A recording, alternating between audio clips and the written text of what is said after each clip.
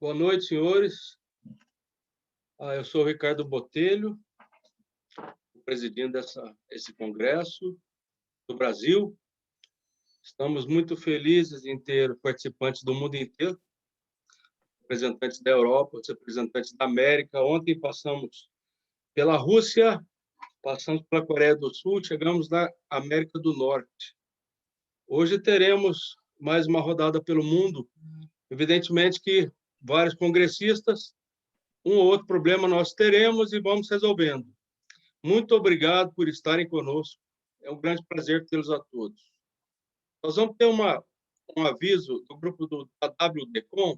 O Pedro vai passar aos senhores sobre os nossos estandes virtuais e, a seguir, o Dr. Oscar Alves assume os trabalhos. Doutor Ricardo, boa tarde a todos. É um grande prazer para nós da WDCom poder participar desse grande congresso, que é o Congresso de Cirurgia Espinhal. E como o senhor comentou, eu vou falar um pouco sobre a plataforma e navegar um pouco no stand, no stand do Congresso, para que a gente possa visualizar as novidades que os nossos apoiadores trouxeram para este Congresso. Eu vou compartilhar minha tela para que nós possamos... Perfeito. Nesse momento, estou na página principal do site, onde todos os senhores passaram para poder participar com a gente aqui no auditório. E mais abaixo, nós temos o botão da feira virtual. Ao clicar nesse botão, temos aqui acesso a todos os nossos stands, estão bem legais todos, e para que você possa conferir, clicar aí, participar de todos, poder acompanhar os produtos, enfim, todas as novidades que cada um deles prepararam com muito carinho para esse congresso, basta clicar, escolher, selecionar algum de preferência para poder participar. Então, por exemplo, eu vou selecionar aqui, a princípio, a Porto. Então, ao clicar no stand da Porto, aparece para mim um vídeo institucional que eles prepararam, bem legal aqui, caso vocês queiram acompanhar. Caso você já queira pular direto para o stand de forma geral, basta clicar no xizinho, que eu cliquei agora há pouco para poder fechar. E aí aqui a gente tem algumas opções que são bem legais. Todos os stands e os patrocinadores prepararam alguns produtos, prepararam alguns materiais, especialmente para esse congresso. E para que vocês possam acompanhar, além dos botões que estão na parte inferior da tela, que você pode acompanhar o site do congressista, os vídeos que ele preparou dos produtos e também os catálogos. Então, só para que a gente possa ser bem breve, eu vou clicar na opção dos catálogos e aí a gente vai ter aqui alguns, né, que foi preparado aí pelo pessoal da Porto para que possa acessar. Caso vocês queiram, depois com mais calma, acessar o stand para poder acompanhar cada um deles, basta clicar no catálogo e aí você vai ter uma relação bem legal desse material de uma forma mais completa. Eu vou passar bem rapidinho por alguns outros, são bastantes, né? Então não dá para a gente navegar em todos, mas vou passar por alguns, pelo da Ossis, vou fechar aqui o vídeo institucional, pelo da Traumec, no Phase, ficou bem legal também.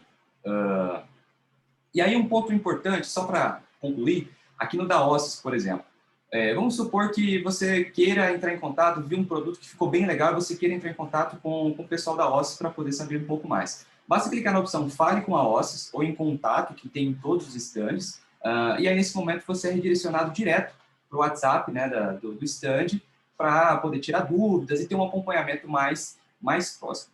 Então, para não me estender mais, eu vou concluir nesse ponto, voltando aqui sim, você entrou aqui no da Porto, caso você queira voltar para acompanhar outros, clicando naquela opção voltar, aqui você tem acesso a todos, tem um botão aqui para falar com o pessoal do Congresso, caso você queira tirar alguma dúvida, futuramente os certificados também vão estar disponíveis, então a plataforma está bem legal, está bem completa, é claro que durante o evento vocês estarão conosco aqui no auditório, mas durante os dias do Congresso e após o término do Congresso, os estandes ficarão disponíveis a todo momento para que vocês possam entrar e conferir aí todo esse material que ficou bem legal. Então eu vou concluir, Dr. Oscar, continuo com o senhor para que a gente possa dar sequência nesse congresso que está muito legal. Obrigado. Good morning, good afternoon, good night, dear colleagues and friends. Welcome to the second day of Espinhal, Congresso Brasileiro de Coluna. As we did yesterday, we start with the ANS course. Today we have a module on cervical spine. I invite you all to raise questions to the professors. You have an item of question and answers that you can raise your question and squeeze the professors. And without any further delay, I'm introducing the second crossfire, which is on compressive cervical disc disease, multi-level scenario. So this is quite often clinical scenario that we have to deal. And we have three different opinions on how to solve this. I call the moderator, Professor Ronaldo Farias. He's the former president of Brazilian Neurosurgical Society. Ronald, please take the lead.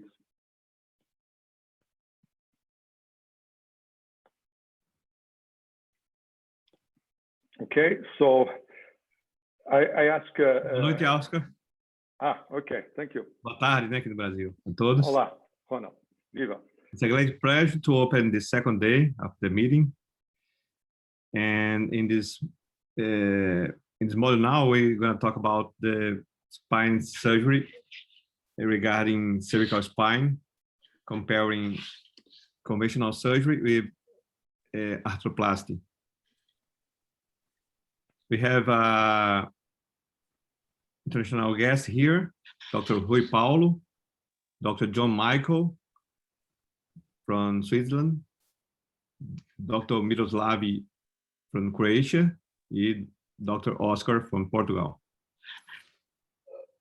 Can I start now? Por favor. É possível que eles estejam com a tradução para o inglês e Ok. talvez tenha algum problema. Se você preferir ficar à vontade, pode falar em português. Ok, então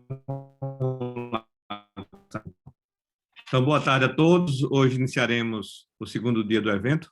Nesse primeiro módulo do dia, nosso tópico será a coluna cervical, comparando cirurgias em múltiplos níveis entre a cirurgia convencional e a cirurgia híbrida e a cirurgia da artroplastia isoladamente.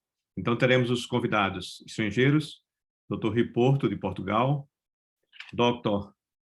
John Michael Duff, from Switzerland, Miroslav Dukic, acho que é assim a pronúncia, da Croácia, e nosso amigo Oscar Alves, de Portugal.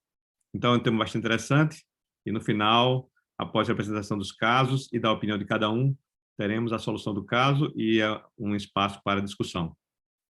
Então, o primeiro convidado é o Dr. Rui Paulo. Ele já está presente, Oscar? Dr. Rui, já está presente aqui?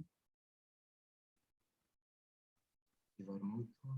Rui Paulo? Okay, boa tarde. Good afternoon. The sound was off. Dr. Ronald, may I? Yeah, sure. You're receiving me. Okay. In first place, I'd like to thank Espinhal for the invitation to present the case. And without further ado, I would start, if you allow me, by bringing you the case itself. So this is a penile arthroplasty.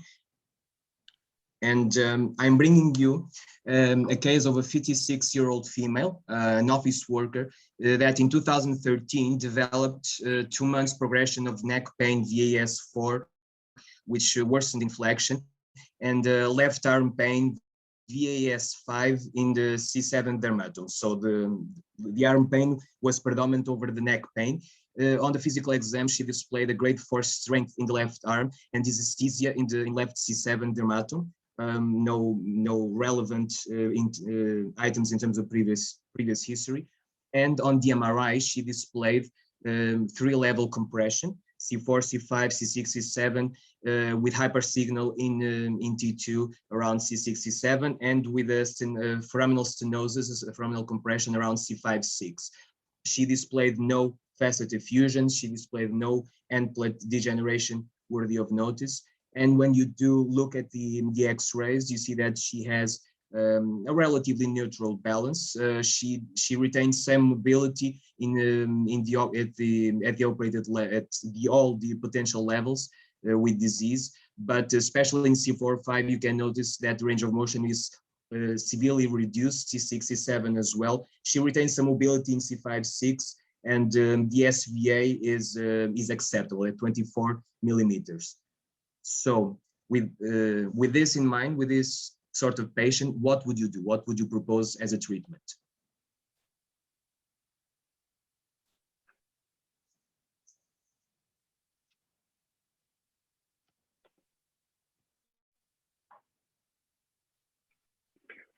Ronald, agora entra o John Duff para defender a fusão. Desculpe, é porque eu estava com o meu telefone no mudo e meu microfone no mudo, mas agora eu estou habilitado, sim. Então, vamos dando sequência ao nosso evento e vamos chamar o Dr. John Michael Duff, da Suíça, e ele vai falar sobre, o tema é fusão sempre, fusion no matter what. Dr. John Michael, are you ready?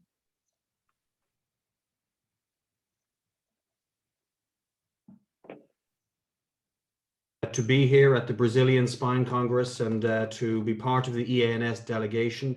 And I'd like to thank the whole team that have been involved, in particular Ricardo Botelho and Oscar Alves, who's the point man for the link between the two societies. So I think there's a lot of work going on here. So interesting case, and I'm going to tell you why I think fusion is the best solution for this particular patient. Please go on. I can't advance my slides. Okay. So the main questions here in this particular debate is, number one, we're not talking about decompression. I think we all agree that this is necessary, but it's how to reconstruct. And I think to answer that question, we have to look at what the natural history of cervical spondylosis is. And then we have to see how much is this an impact in terms of decision-making for the reconstructive options. So if we look at how the spine ages, and this is, I think, a very crucial thing here, and this is a paper that looked at aging characteristics in the spine in over 1,000 asymptomatic patients, and then also in over 1,000 patients with cervical myelopathy.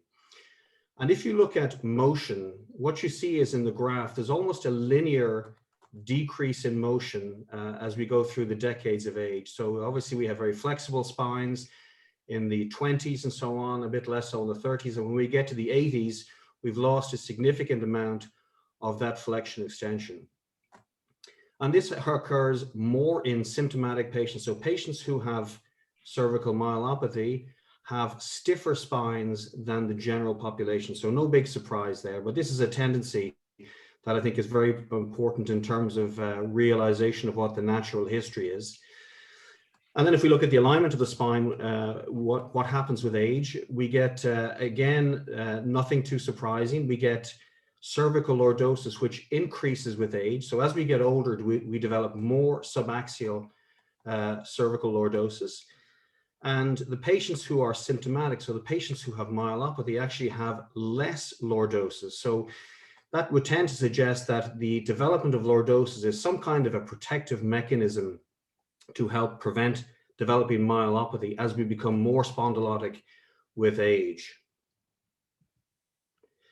So the goals of the reconstruction in any case should be first and foremost a segmental stabilization. We're performing a destabilizing procedure. We're doing a total discectomy and decompression with probably significant bone removal considering the amount of bony disease we have. The idea is not to restore lost motion. Now we can debate about whether maintaining the motion that's already there is of value, but the key is that we're not looking to make a spondylotic 60-year-old segment look like a 20-year-old spine. So we're not looking to increase motion. And in fact, what we're looking to do is we're looking to mimic the natural spondylotic process as much as is feasible. So what fusion does for us is the following. Number one is we get immediate stability. So we get instant within the operating room, we get stability at every segment that we instrument. And the fusion bed promotes joint ankylosis in the segments that are fused. And then we can also have some impact on the alignment of the spine. And specifically in this particular case, if we need to perhaps increase lordosis, we can use lordotic cages, also depending on the level that we operate on. So if we ask ourselves, is fusion the best option? My belief is that it is. And if you look at multi-level spondylosis with neural compression, what we're actually seeing is the advanced stage of an ankylosing disease, which is multisegmental in the subaxial spine. And in any case, the natural history of this is that as we get older, we go on to have progressively less motion in all of the segments. And it's also important to realize that with this isn't a surgery that's been around for a very long time. It is, despite everything and despite all of the new technologies, it is still the gold standard by which the other techniques are measured. So how well does it work? Well, if you look at these two papers here, it works pretty well, actually. If you look at, particularly for 1 and 2 level disease, we have high fusion rates. We can improve these if we use a plate. Now, I don't want to get too much into the use of plates or not, but certainly on this side of the Atlantic, the tendency is to not use a plate for single level disease. Most people would use a plate for 3 level disease, and then the 2 levels is in between, depending on the surgeon and depending on exactly what pathology you have. In any case, this is a surgery that has a high success rate, and this has been proven over and over again in multiple studies, so it works well. Now, we can't ignore the elephant in the room, and that's adjacent segment disease. And this is the famous and much quoted paper from Hillebrand from 1999, looking at adjacent segment disease. So in other words, looking at patients who ultimately became symptomatic, having had a fusion at a level, and they become symptomatic at the adjacent level. And their data showed that about 3% of patients per year over a decade became symptomatic. And this translated over a 10-year period to about 25% all told. So 1/4 of their patients developed some symptoms over 10 years. Now, the thing that is important to point out here is that in the data that they presented, that there was less effect in multi-level disease and more effect in single-level disease. And what that suggests, without having any proof, is that the natural history of the disease is playing an important role here. So this is not just the biomechanical effect of immobilizing one segment, but in fact, there's a significant association with the natural history. If we look at this meta-analysis from 2013, so this has gathered all of the data up to the time, and you can see the studies here in the graph that we're looking at. And if you look at all of these studies now, they looked at adjacent segment degeneration. So in other words, radiologic evidence of adjacent segment degeneration versus patients who had disease, in other words, symptomatic disease. So the incidence of having degeneration was quite high. And over a 9-year period, nearly half of the patients showed radiologic signs of degeneration. But those patients who are symptomatic, it's just over 10%, so 12% over 9 years. Now, this data is quite different to Hillebrand's data, and this is probably more representative of what really happens and what we see in our practice. So it's maybe 10 to 12% of patients over a decade will present with new symptoms at an adjacent level. So in other words, 88 to 90% don't. Now, the big thing here, and the whole debate, is whether or how much of this disease is due to the natural history and how much is due to the change in biomechanics from the first surgery. And if we believe that much or most of this is part of the natural history, then the obvious solution would be fusion and not a motion segment or not a mobile segment solution. On the other hand, if we believe that this is biomechanical and it's due to a lever arm that's causing biomechanical stresses, then the solution would more likely be for an arthroplasty.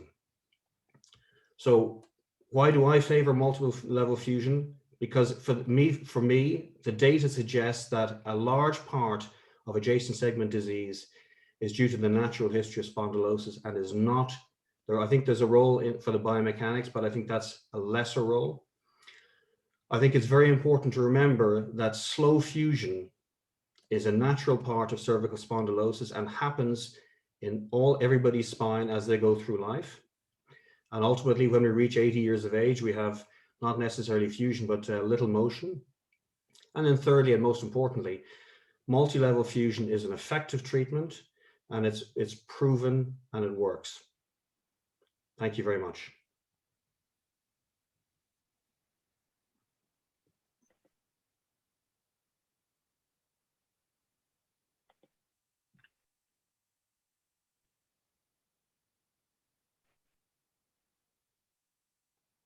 Ronald?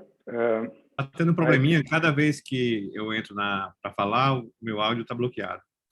É só a comissão para desbloquear meu áudio. I would like to ask to Dr. Oscar to anticipate his presentation because Dr. Miroslav is not here yet. Okay, Ronald, thank you. Can you see my slides? Yes. Yes. Okay, so we had a little problem. Miroslav from Croatia is not here. He was supposed to talk about the hybrid solution, which I think it's a mixture of the qualities and the merits of both techniques, but also the drawbacks of both techniques. So I'm talking about the cervical arthroplasty multi-level solution. I have no disclosures relevant for this presentation. And I noticed that John didn't tell you the whole story. He didn't tell you about hardware failure, pseudoarthrosis, subsidence in multi-level ACDF. And we know that there is a direct correlation between the number of fusion levels and the incidence of these complications. And if you compare one level to two level ACDF, you see that two level fusion amplifies the loss of motion and increases the stiffness of a single level fusion. Also, you have this biomechanical effect of hypermobility in adjacent levels, which is even more important than if you do one level fusion. Another important fact is that you increase enormously intradiscal pressure in adjacent segments, as you can see here in this graph. And the combination of hypermobility in adjacent levels with increase in intradiscal pressure, in my opinion, is a lethal combination that accelerates adjacent disc degeneration. So clearly for me, despite being the gold standard in practice, ACDF is not a physiological surgery. And what happens with aging? John told us a lot about aging. While you age, you increase your SVA. So, and it has been shown that as far as SVA increases, there is an increase in the ratio between the pre-op and post-op intradiscal pressure on adjacent levels. And this is probably the reason why these patients of mine, after a three-level fusion, 4 years later, degenerated in adjacent segments requiring another surgery. Certainly, this is not just the tendency of the patient to degenerate. There is certainly, because it's in short term, an element of influence of the three-level fusion that was done. So when I look at the Hillebrand paper that John cited, I look at it from the other perspective. And certainly, adjacent segment disease is a strong biomechanical effect of multi-level fusion. Another important topic, again, is while you're aging, and John insisted a lot in aging spine, you have a tendency to increase the SVA. And what you see is an hyperextension at C0, C2 level, and hyperflexion at C2, C7 level. So these are kind of compensatory mechanisms that you need later in life. And if you are dealing with multi-level disc disease in young patients, what John wants to do is this kind of operation that you see here. And this quite strikes me because these are patients with a higher life expectancy and multi-level fusion will make them miserable in terms of global functional status. What says the science behind the outcomes across different devices? Level 1 data, you see that ACDF it's not superior to arthroplasty. And the more levels you do, it tends to be clear that arthroplasty tends to be superior than in one level procedure. And this is just one of the papers showing at 5 years results of 2-level arthroplasty. You have much less reoperation rate at the index level, 4% versus 16%, and less at the adjacent level also. Of course, with good clinical outcomes. And I think most of this data will be even better when we have increased the number of patients and long-term follow-up with more with third generation or fourth generation devices, where you can get a more physiological location of the center of rotation that can offload facets and adjacent discs. By adding multi-level arthroplasty, you basically you have the same effect on keeping the range of motion, and you have good improvement also on sagittal alignment. And why sagittal alignment is important? Because it correlates with neck pain, and if you have a sagittal imbalance, this will lead to the progression of disease, facet joint and disc disease degeneration. So to validate arthroplasty, it's very important to understand that this technology will originate a good sagittal balance. This is from a paper that we published in 2020, showing a good balance on the operated level and on global lordosis. And if you split the patients between 2-level and 3-4 level, you don't see any difference. So by doing more levels, you still have the same results. And even some authors claim that adjacent segment alignment, you can have a good effect on lordosis. What happens if you have segmented kyphosis? Some of our patients showed this kyphosis, and all the patients improved with arthroplasty. As you see, significantly improved from kyphosis to lordosis at the segmental level. And this is just a dramatic example of lordotic increase at the 5-6 angle from -13 to +5 degrees.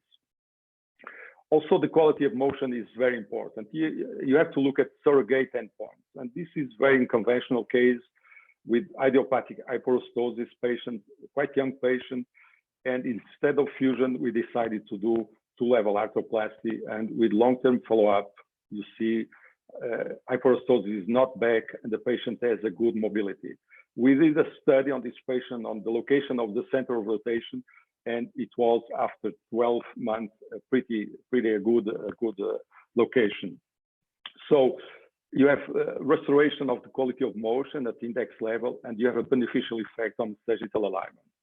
It's also a good operation when ACDF fails, like in this case, operated in 2010, 50 years old, when I reoperated her and offered her arthroplasty with a good results. And if you pay attention, the disc here was quite small disc, but we managed to reformat the disc and have a good long-term result. This is something I see more and more in my practice. Young patients, 47 years old male patient, myelopathic, 4-level disease. I don't dare to offer a fusion to this patient. And this is 4 years post-op, and you see a good movement of the devices with the patient quite happy. Another example, this is in the book chapter that we are about to publish, showing again a 3-level patient with good results. You may argue that sometimes you have collapsed discs and it's hard to insert an arthroplasty. I agree, but nevertheless, you can still reformat the disc level, like in this 49 years old female. I ranking public administration official in Portugal with signs of myelopathy that we did 3-level arthroplasty with good results. And you see how the disc space could be increased with also an implication in regaining the range of motion. So we identified 28 patients with collapsed discs, and you see quite young patients, 39 levels, there was a 5.7 millimeters increase in the disc height and a gain of range of motion to the index level that it's not neglectable of around 3 degrees. How do we assess at the end of an operation if we can insert a mobile disc? It's doing this kind of leverage maneuver with the suction tube. Most of what I'm explaining here can be read on this paper that we published in Journal of Spine Surgery in 2020, if you have interest to read it.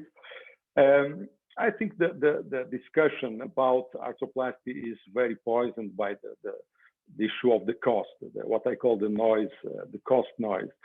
In this survey of 383 AO Spine International members, they acknowledge good clinical results with arthroplasty, but they do not offer because of the costs. But if you look at real world data from a large national insurance database, so I'm not talking about papers or studies produced and paid by the industry, so I'm minimizing this kind of bias, you see that arthroplasty was 12% cheaper, more savings over time. And this is due mainly because almost 0.5% of the incidence of reoperation. Clearly, there are some papers showing that CDA is highly cost-effective procedure into level versus ACDF. Of course, there are some gaps to fill, some problems. When you look at the location of the center of rotation, it's different if you are talking about a C3-4 level or a C6-7 level. And if you're doing multi-levels, you need to have different disc devices with different centers of rotation. The same if you operate a young and older patient, the center of rotation can also change. So you need a kind of custom-made devices, and I'm convinced that this will be the near future. Of course, I'm not a maniac of arthroplasty. I acknowledge contraindications, significant facet joint degeneration in MRI, or important modic changes in the disc, or cord compression, or CT showing large osteophytes, so PLL, ankylosis, facet joint arthropathy, or big kyphotic deformity, or in dynamic cervical radiographs, you don't see any motion, or you see an axis of motion with instability. Of course, these patients should not be offered cervical arthroplasty. Thank you.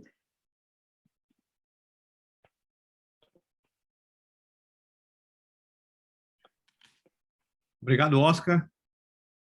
Our next guest, again, Dr. Rui, to show the solution of the case. Please, Dr. Rui. Okay. Just one question. The other colleague is not presenting the No, I was checking out here, but he's not. No, here. wait, you can go ahead, okay? Don't worry. Very well. So,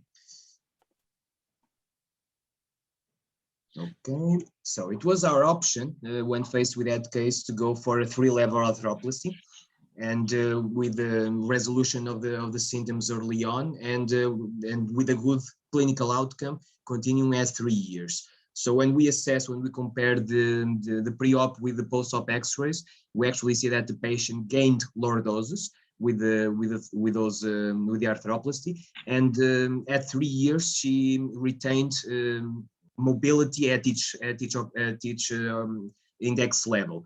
If you do an individual assessment of all the levels, the SVA was reduced, which is a very positive effect for in terms of sagittal balance. It's not that it was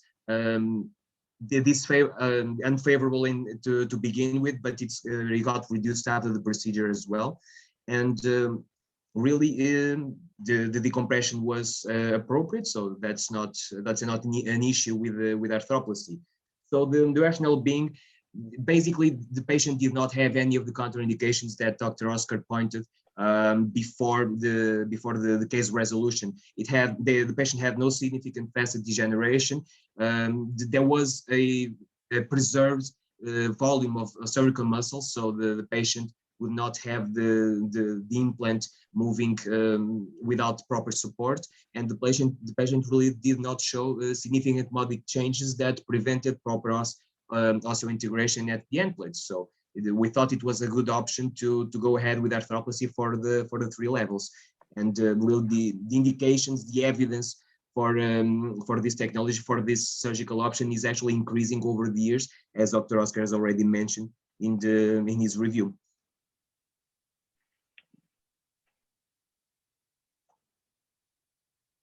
Excellent case, Rui. I'd like to thank everyone here, all the speakers, for the excellent presentation. And I'd like to start the discussion. We've been doing a lot of arthroplasty in Brazil for a long time, but only now our regulatory agents has recently approved the use of cervical discs in private practice. And so now you can use and get the reimbursement. So I expect that from now we can do much more cases. I would like to ask the panelists a question. If you don't need to do a correction on a kyphotic disorder, do you need to use plate anymore nowadays, or you only use multi-level standalone cages or multi-level arthroplasty? What's your tendency now? To use plate, not to plate? Perhaps I can answer that from the fusion perspective. Certainly, as I mentioned, I think certainly if there's alignment correction to be done, I think I think a plate is an important part of maintaining a reduction. So I think the answer would be yes. For a standard 1-level ACDF, outside the trauma situation, I would, in a degen case, I would never do it. But I think, the big debate is really around the 2 levels. And, the fact is that the fusion rates are improved with plates, but the clinical benefit has not been shown. So I think it partly depends on if you have to make any correction, and if you don't have to make any correction, I think it's reasonable to do 2 levels without a plate. But certainly 3 and more, I would routinely use a plate.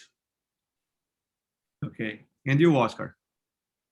Well, as you understood from my lecture, in most of cases I don't do. I tend to offer arthroplasty to the patients, and this is based on our experience. Even in levels with mild segmental kyphosis, we can revert this. But certainly, if I'm prone to do a cage in 1 level, 2 level, 3 level, we can do it with the cages that have the embedded screws. And this is, I think, it's a suitable operation, unless you have major deformity that you need to correct, or in the trauma backgrounds, I would use a plate. Another question for the speakers.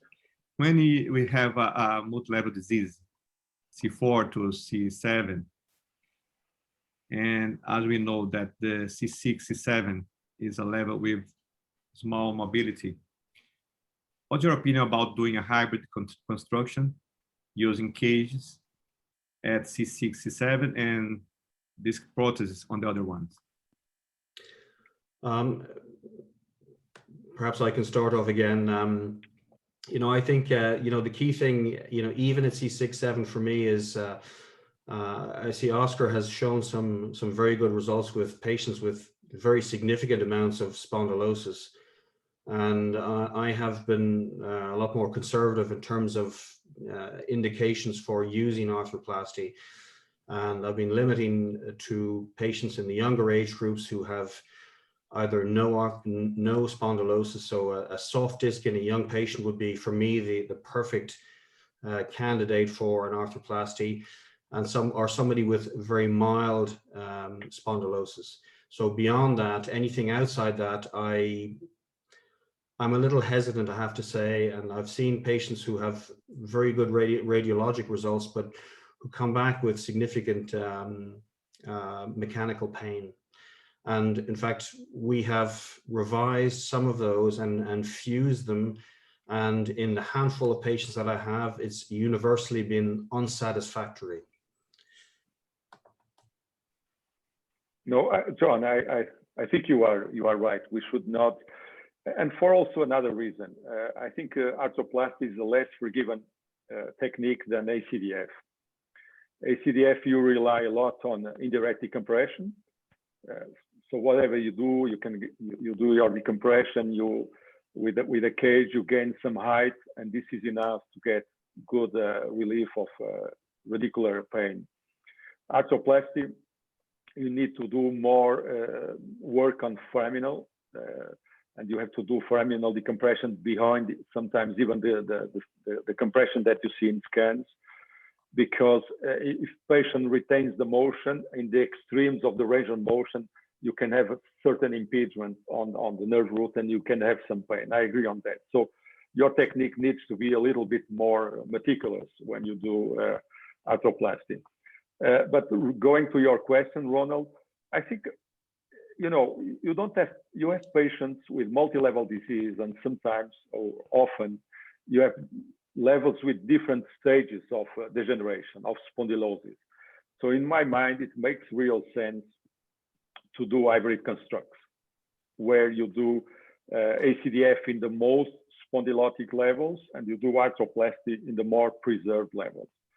And if you have to choose between one or the other, you will offer ACDF on the less mobile segments. As you said, C6-7 traditionally is less mobile even in healthy adults than a 5-6 level. On the other hand, if you have excess of motion in one of the levels, I would not offer arthroplasty. I would do an ACDF. So for me, hybrid surgery makes sense. And it's something that I do often. Oscar, I'd like to open question. Ronald. Go on, please. I'm sorry. Ricardo would like to do a question. Yeah, we have a lot of questions from at the chat, from Peru and from. Do you have access to the chat? There are several questions. One question from anyone would consider to operate only one level in this patient, only the most compressed level, is the question that I sent to you. Yeah, Ricardo, it's really a good question.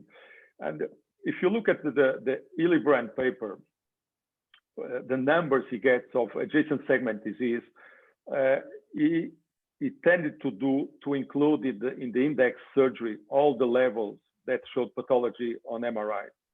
That's why I think it's a very important paper, contrary to what John said.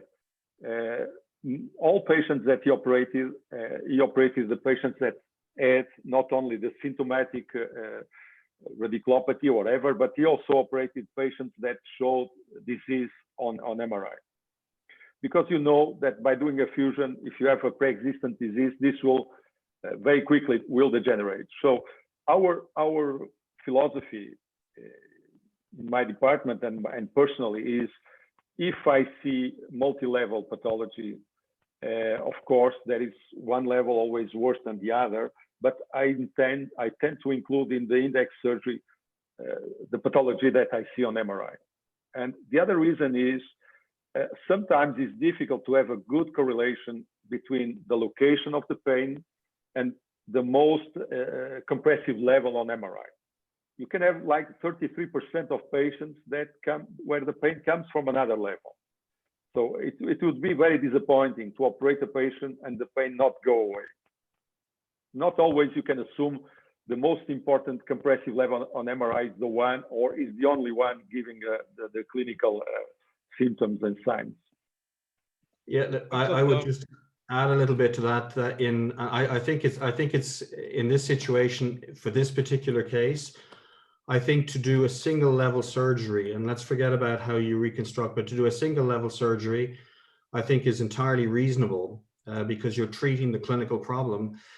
And, you know, if you look at it from the other side, if you get into a scenario where we're operating on images then it becomes a little bit murky sometimes, you know. So I think if somebody said to me, look, I'm only going to do, it's a C7 radiculopathy, I'm only going to do a C6-7, either arthroplasty or fusion, I think that's perfectly reasonable in this case. No, John, I agree. But if you look carefully, the case that we presented, it was beyond just a little degeneration of the disc. So, Oscar, we have some questions from the audience. One is very Yes. tough from our friend Fernando Dantas. He's asking to you, in 2017, the Spine Journal published a paper showing that the best results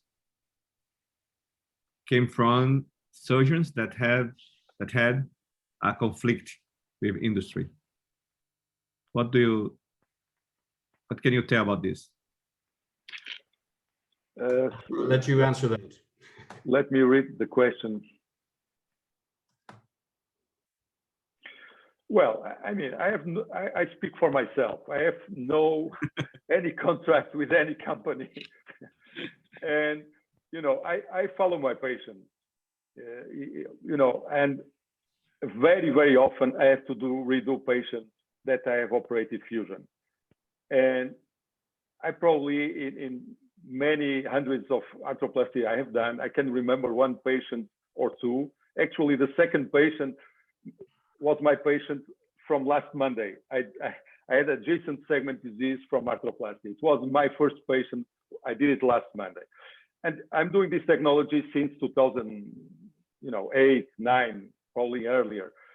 And I don't have any reason to believe that arthroplasty patients that I operate don't come to me, and all the fusions I operate, they come to me for reoperation.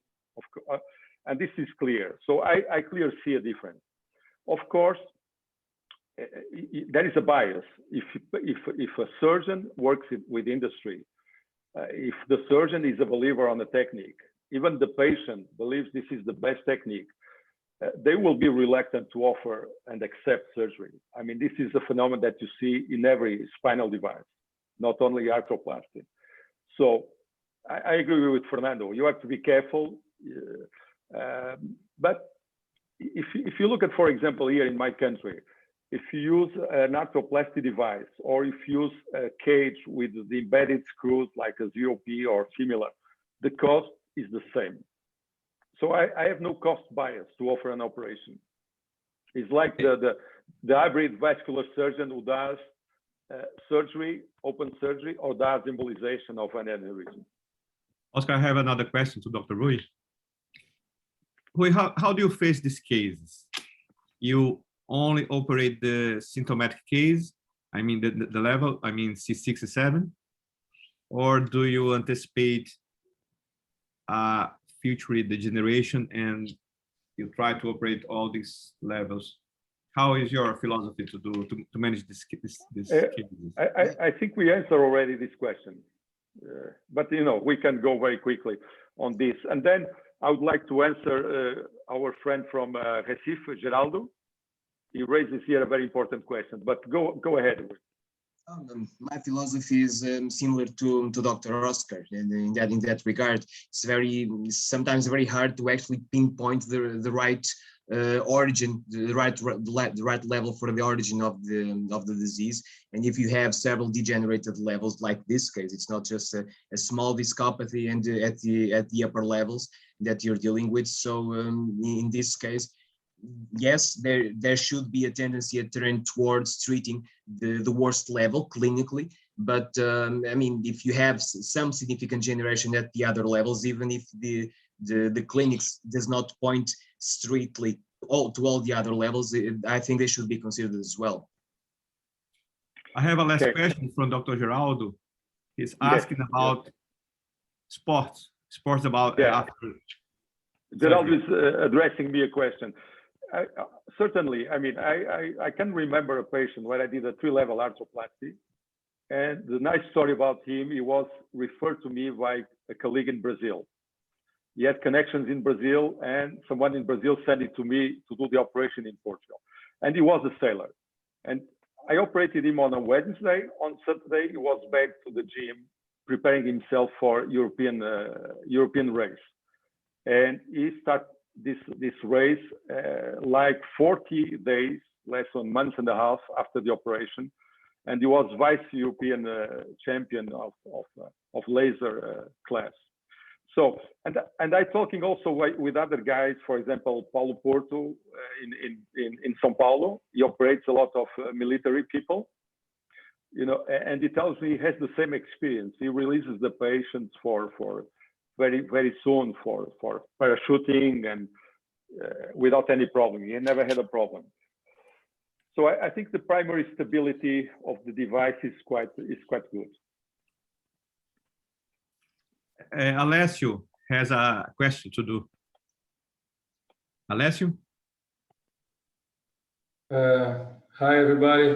My question is especially directed to Dr. Oscar regarding the thing that you will put sometimes a new disc in an old spine, and although you have put as contradiction severely facet degeneration, many of these patients with 50 or 60 years old will have some facet spondylosis.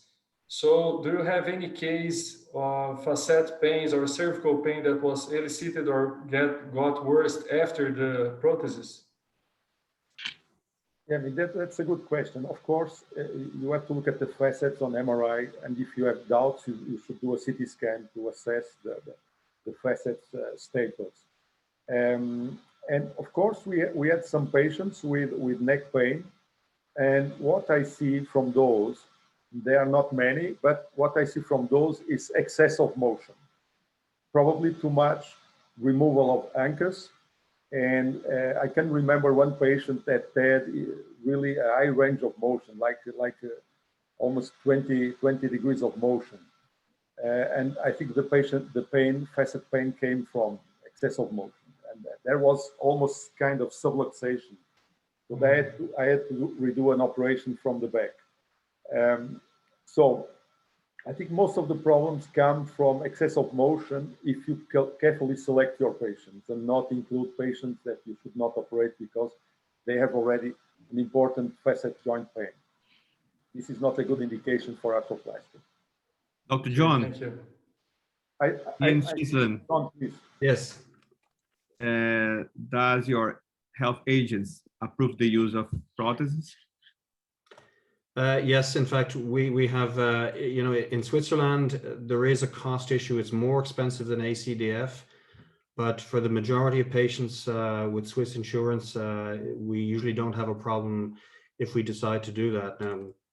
You've heard my side. I'm conservative. I don't do a large amount of arthroplasty.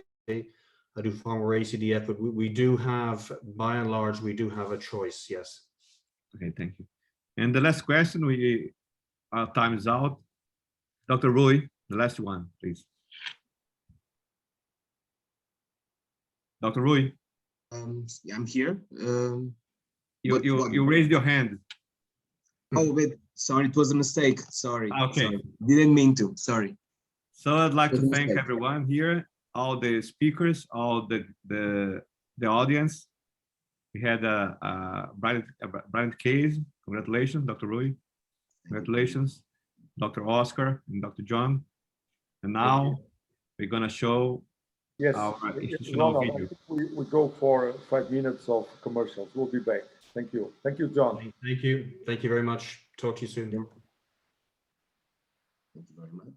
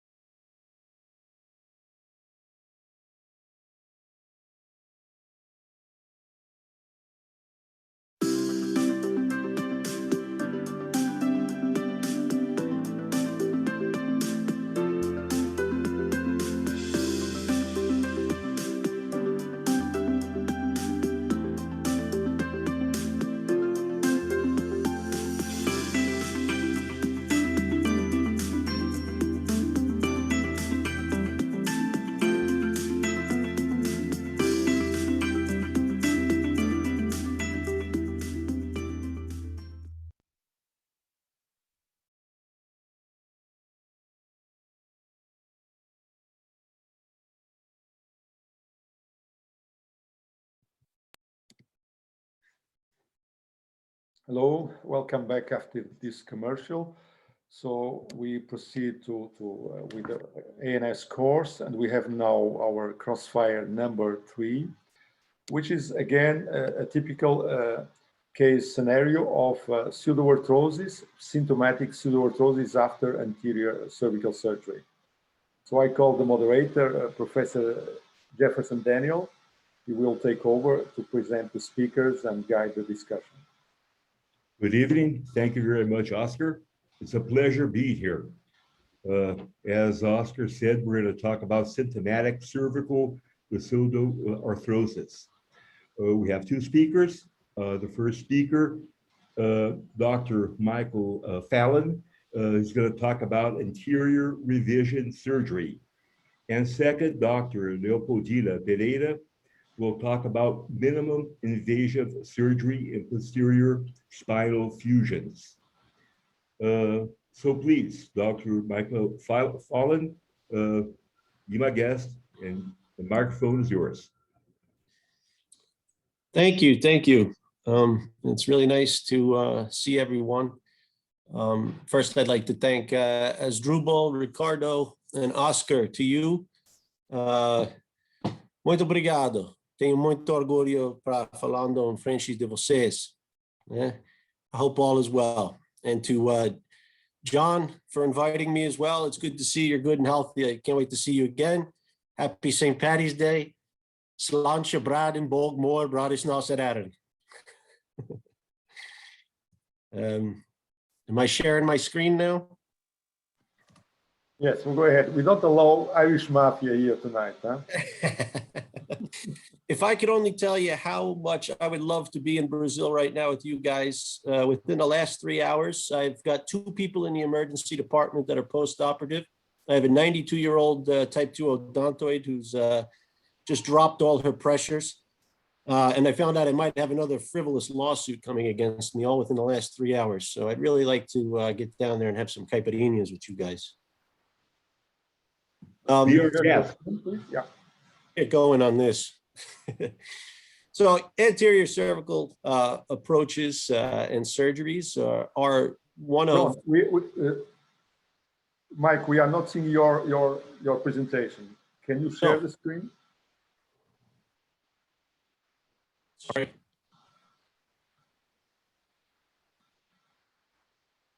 On the bottom, share screen. I'm sure the Irish know how to do it. I got it. Exactly. Is it good? All right. Yeah, just the screen mode. Perfect. Yeah, perfect. Go ahead, please. Okay.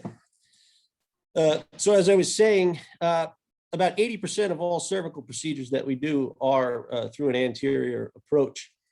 There's so much documented data about the commonness of the procedure, mostly due to the fact that it can address almost all types of surgical pathology, from the most common single level acute disc herniations with radiculopathy to multi-level myelopathy to tumors and infections and deformity. Not only that, but looking at the trends from the same paper, at least in the United States, anterior approaches are actually diverging in terms of the amount of procedures being performed at a given rate versus the posterior approach over time. So it's not only increasing in number, it's also diverging from posterior approaches. And that number is close to more than 1 million procedures in the United States every 2 to 3 years. If you think about that, it's so common with regards to American and worldwide performance, and the success rates are so high for so many different diagnoses that you can't even get publications put forth unless you have some kind of complication that you want to show. Everybody's experience in this room probably is that it's the most successful procedure that they have. It's the most consistent, and they know how to deal with it. When we look at pseudoarthrosis rates in ACDF as it is, there are 2 to 3 different meta-analysis that are in the literature looking across a wide variety of diagnoses from different centers in different publications with well documented outcomes. And the pseudoarthrosis rates continue to be all over the place. They can be as little as 0% and as high as 30%. And there is a big distinction that is brought up between these meta-analyses, and we don't need to get into it, but really does change with the beginning of plate fixation. The issue that they do bring up, though, when looking at procedures performed post-plate fixation, is that the definition of pseudoarthrosis is very poorly defined. None of these are comparing apples to oranges. While we do have a clear diagnosis of saying that there's a lack of fusion or a failure of fusion from an index procedure, what that entails needs to be translated to what is clinically relevant, because studies have shown that 30 to 70% of pseudoarthrosis does not have any clinically apparent consequences to the patient. So basically, we need to look at what is a good definition, both radiographically and clinically, when talking about surgical patients who are ready for surgery for pseudoarthrosis. And then those patients need to be weeded out, and better studies need to be performed when we start to talk about what are the patient factors that contribute to pseudoarthrosis. Is it their comorbidities, lack of nutrition, infection? Is it the surgical factors of the procedures themselves, from single level to multi-level procedures? And then what technological factors can we look to that have improved the outcomes in this patient population? Patient risk factors for pseudoarthrosis, they don't really give us much information more than the common consequences of patients with these comorbidities as it is. We all expect altered outcomes when it comes to diabetes and smoking and steroid use, malnutrition, et cetera. There's a paper that just came out recently in the Spine Journal this January, which, while dealing with thoracic and lumbar pseudoarthrosis, they do bring up the fact that 10% of patients who underwent surgeries for pseudoarthrosis and painful pseudoarthrosis had culture positive infections, which were subsequently treated by obtaining the cultures themselves and antibiotic regimens.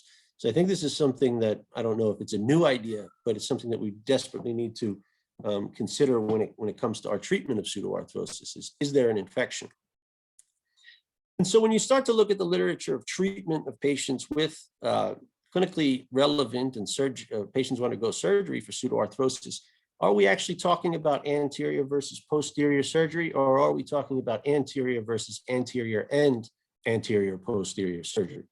Because if we're going to say that we're again comparing outcomes, we all know that we're going to have better fusion rates with circumferential fusion.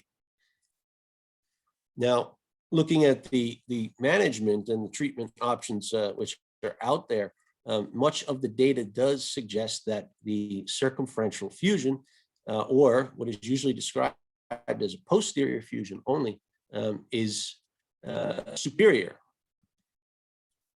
When they break down based upon the studies that actually present the outcomes, the fusions in the posterior group are superior at about a rate of 75% to 95%. But the meta-analysis data does not show any significant differences when it comes to the clinically relevant patient outcomes. Now, this is probably somewhat of a problem that comes about with patient outcomes reporting and our ability to obtain this. But again, it comes down to what are the specifics about failure or not. And so I love showing this picture over and over and over again, is that when we talk about research, I always remind everyone, make sure that we're comparing apples to oranges, and every now and then there's a few bananas. So there's considerations for which approach is going to be better are no different than any other treatment that we have for why we choose the anterior or the posterior approach.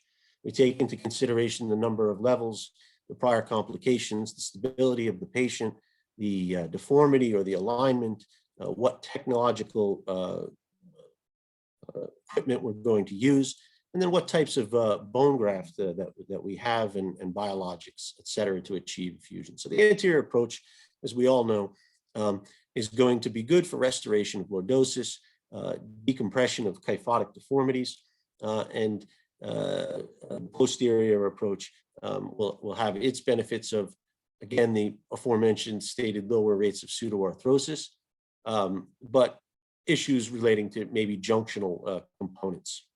There's also the questions of what are the adjacent segment consequences. Combined anterior posterior approach, as before, again, lowest rates of pseudoarthrosis, cage subsidence, hardware complications, but it is going to carry with it the treatment consequences of the longer procedures, prolonged intubation, longer hospital stays, and overall more cost. So I have a few case examples. I mean, obviously, we all know that when we have kyphotic deformity, when we have loss of lordosis, the best approach of anterior versus posterior is going to be chosen to be an anterior approach. It's good restoration of overall alignment. We can get good plate fixation and address different fusion levels, et cetera. But here's a patient who returns with dysphagia. I think the alignment is fine. The grafts may have subsided a little bit, but there's fractured hardware, both the proximal and distal segments. What's the reason for that? And how are you going to fix that? So if you're going to revise this, you're going to have an anterior approach. You have to go in and get the failed instrumentation, remove it secondary to the dysphagia for obvious concerns of esophageal erosion, et cetera. And I think now you have to get cultures. You need to know if there is a infection brewing in that patient. Now, when we talk about fixation and alignment, this is a patient with ankylosing spondylitis.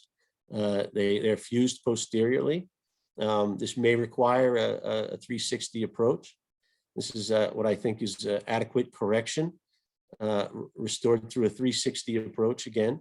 With cages at 2 levels via ACDF and osteotomy in the front, plate fixation, posterior fixation. 3 months out, the patient fails. Is this pseudoarthrosis or is this a loss of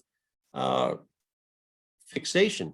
Was this patient not properly immobilized to begin with? How do we define this? And the patient went back and had a restoration of the lordosis with extension of the fusion itself. The fusion takes and does well. So is that pseudoarthrosis or is that a lack of fixation? So the question would be in the beginning of that procedure, is anterior and posterior still better, or are there considerations we need to put into that? So again, the argument would be for fresher tissue planes to avoid scar, et cetera, but we can't address the kyphosis and the deformity. And therefore, that's a big problem when it comes to addressing, I think, almost all pseudoarthrosis. Here's another example that I like to bring up with a patient who went to a 2-level ACDF. I think there's adequate alignment, fixation, et cetera. Everything looks fine. Patient makes it out to 1 year. And we see that there's a radiographic pseudoarthrosis, complaints of dysphagia. This patient is, I revised with what we say would be the clinically relevant treatments or what's recommended in the literature of a posterior approach at a single level. But I have to take that screw out in the front anyway, get cultures, and address that problem. My question is, this patient was then hit by a train 7 years later, and instead of doing any kinds of attempts of doing an ACDF, I went back and did a disc replacement at a distant level. I wish I had the MRI to show you the herniation further away, but I hope I've now avoided pseudoarthrosis in this. So that's a quick plug for disc arthroplasty.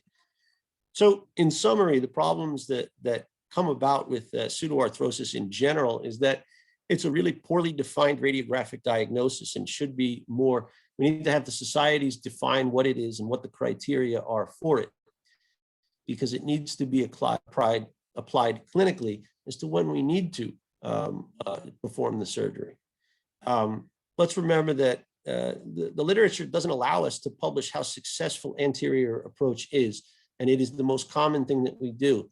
So that when we put together meta-analysis, we're not comparing it against our greatest and our best case series of ACDF. We're really comparing it against those publications which have most of the failures. That's the only time that those papers get published nowadays. So that's, that's why we keep increasing the number of ACDFs performed. Our complications are extremely low. And so we need to better define what the symptomatic or the risk factors are for the patients that we're talking about. Thank you.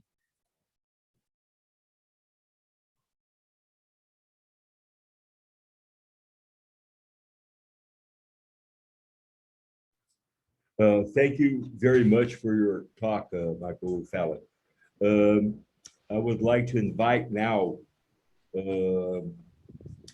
Dr. Leopoldina Pereira to talk about minimal invasive surgery and posterior spine fusions. Please, Leopoldina. Muito obrigada.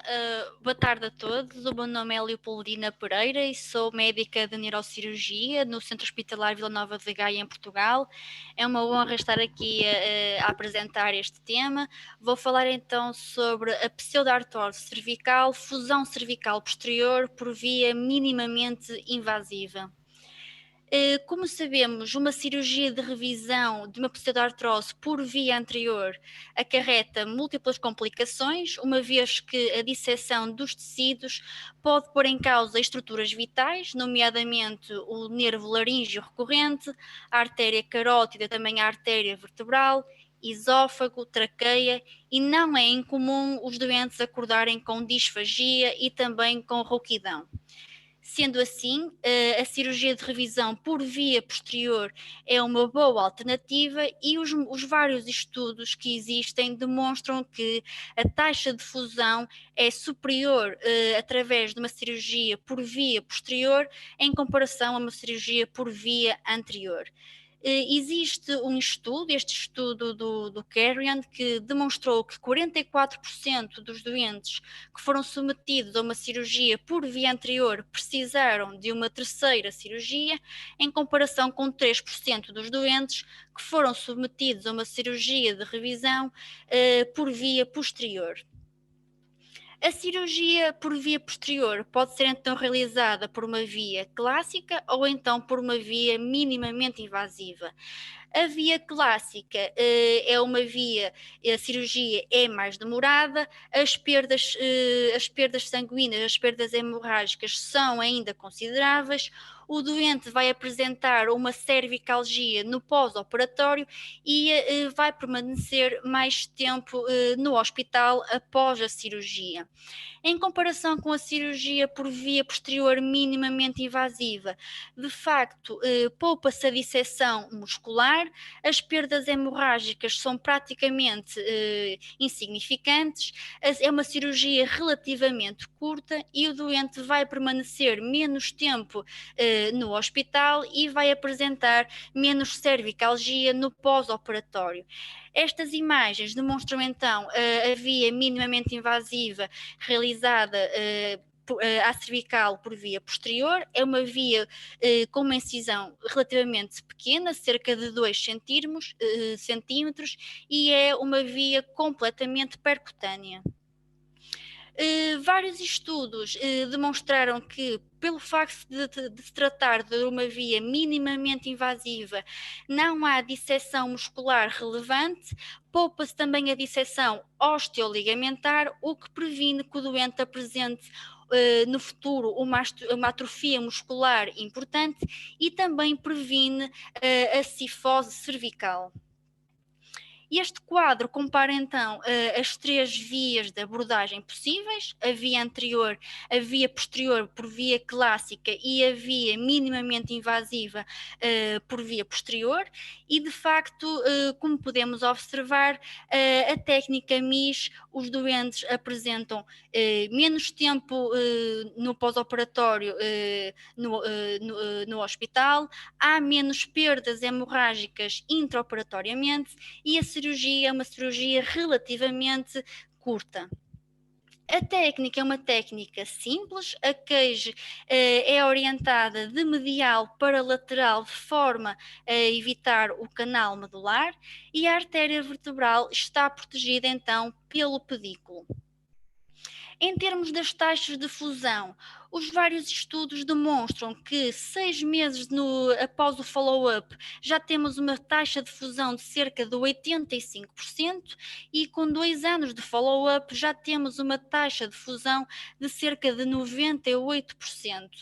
Em relação aos movimentos de translação, há uma redução significativa aos 6 meses de cerca de 98% e a 1 mês e 2 meses de follow-up há uma diminuição na translação quase completa de cerca de 100%.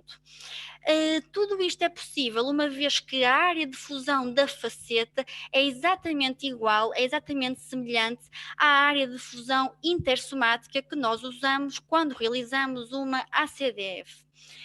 Este gráfico compara então a estabilidade biomecânica entre as queixos posteriores e a ACDF e, como podemos ver, elas são relativamente comparáveis e até parece haver uma redução no lateral bending e também na rotação axial usando as queixos posteriores em comparação com a ACDF com placa.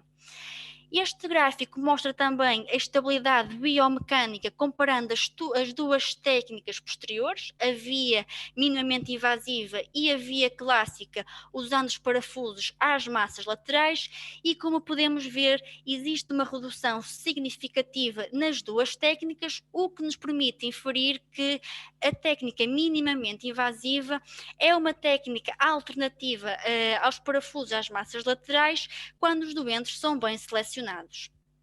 No que diz respeito à doença do segmento adjacente, este estudo, com cerca de 51 doentes, demonstrou que estas queixas interfacetárias não aumentam a progressão da doença do disco adjacente em comparação com as outras técnicas por via anterior e por via posterior.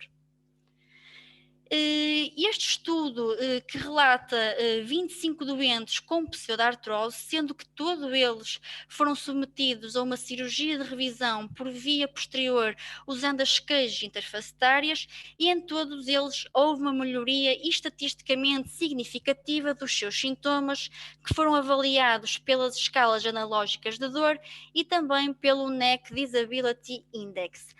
Os 17 doentes que tiveram um follow-up de 1 ano demonstraram então fusão quer no TAC, quer também nos raios-x dinâmicos. Outro estudo com cerca de 19 doentes, todos eles com pseudoartrose cervical e todos foram submetidos então à fusão interfacetária por via posterior, todos melhoraram os seus sintomas e também houve fusão nos exames de imagem que foram adquiridos. Para além disso, este estudo demonstra que as queixas interfacetárias não têm um impacto negativo na lordose cervical segmentar e também na lordose global. Aliás, houveram alguns doentes que melhoraram a sua lordose, mas que essa melhoria não foi estatisticamente significativa. Apresento-vos agora um caso do nosso serviço. Trata-se de uma doente de 58 anos, apresentava uma cervicalgia e também uma radiculopatia, C6, C7 bilateral, cuja ressonância demonstrava então uma compressão foraminal ao nível de C6 e C7. Ela foi submetida a uma ACDF C5, C6, C6, C7, teve uma melhoria significativa na sua radiculopatia, mas manteve uma dor cervical persistente e até se foi agravando de dia para dia e surgiram também uma dor a nível dos ombros e também a nível dos braços. Apresentava um VAS de dor 9 em 10. Nós realizamos então exames de imagem e no raio-x cervical de perfil observamos que não havia fusão em C5, C6 e ao realizar os dinâmicos e ao medir o movimento entre os processos espinhosos, observamos que havia um movimento superior a 1 milímetro em C5, C6, o que nos indica que, dada a clínica e os exames imagiológicos, estávamos perante um caso de pseudoartrose. A doente foi então submetida a fixação posterior com as queixas interfacetárias em C5, C6, no nível da pseudoartrose, e também em C2, C3, onde havia compressão foraminal bilateral. 6 meses após o follow-up, como podemos observar, já há alguma fusão interfacetária e a doente apresentou de facto uma melhoria significativa na escala analógica de dor. Assim, em jeito de conclusão, a cirurgia de fusão cervical posterior por via minimamente invasiva é uma técnica alternativa e as taxas de fusão são relativamente altas e não há perda da lordose segmentar cervical nem da lordose global. De facto, o pós-operatório é mais favorável para o doente do que uma técnica standard por via posterior. Contudo, de facto, não é uma técnica que pode ser aplicada em todos os doentes e existem algumas limitações, nomeadamente em doentes que apresentam já uma cifose cervical importante e também quando o doente vai apresentar uma compressão predominantemente por via anterior. Obrigada. Jefferson, I think we have like 5-6 minutes for discussion. Thank you. Okay, thanks a lot. Okay, I'd like to thank both of the speakers. Very nice talks. You abided by your time, and congratulate you both. I'd like to ask my moderating partner, John Duff, would you like to address some questions to the speakers or considerations, state some considerations about the subject? John? Yes, thank you very much, Jefferson. Mike, good to see you and that you're in fine health and an excellent talk. But I have a question for you. As you know, we have increasingly recognized pseudoarthrosis in the lumbar spine associated with low-grade infection. And do you think we can extrapolate that to the cervical spine? And the second half of the question is, are you routinely sending the implants for sonication and culture when you explant them? I think answer to the first question is we have to. I think you have to eliminate that, and you have to be responsible about. Again, the hardest thing to determine, I think, for a surgeon is their experience versus the literature. And again, I think all of us will acknowledge that we really don't have many complications, at least that are our own, that we see of our own coming back that have problems with ACDFs other than adjacent segment maybe. And so when the problem does occur, I think you have to figure out why. And that is partially why I would argue that not only do you have to do at least a portion of the anterior approach, but yes, I would send cultures and at least part of the implant for evaluation. But we all know that's in the majority of those cases, even we still don't get an answer. It's nice if we do, but we don't. Yeah. Okay. And thank you for that, Mike. That's very useful to know. I think it it makes sense that there is some correlation with the pathophysiology that we see in the lumbar spine. Dr. Pereira, I could follow your slides, but not much of the discussion. But if I can ask you a question in English, it seems to me that this technique, I've seen this and I've been tempted to try it, but I haven't actually done it. But it seems that this intuitively is a kyphosing procedure. Can you comment on that? You're doing some distraction of the facet joints, and then but then you also talked about maintaining lordosis. So can you comment on that, please? Sim, aqui de facto, pronto, ao usar os espaçadores. Desculpa, tens que falar em inglês. John Can you speak in English, Leopoldina? Yes, I can try.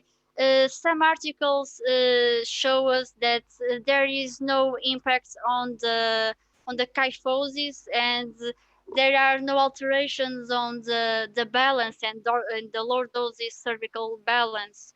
And in our experience, we don't have cases of kyphosis. But John, I can add something to you. So the first generation of these implants were like bullet shaped. Now they are parallel. Okay, the surfaces are parallel. And the other aspect, if you compare, for example, with lumbar interspinous process devices, those are unequivocally kyphotic implants. Mm-hmm. But here on the facets, the lever arm related to the center of rotation of the segment is much shorter than an interspinous process device, okay? You are almost near the center of rotation of the functional unit. So that's the reason why you don't have the expected kyphosis that you would think or you would imagine that is possible. That's at least the biomechanical explanation, and it goes along with our experience. Okay, thank you very much. Interesting talk. Thank you.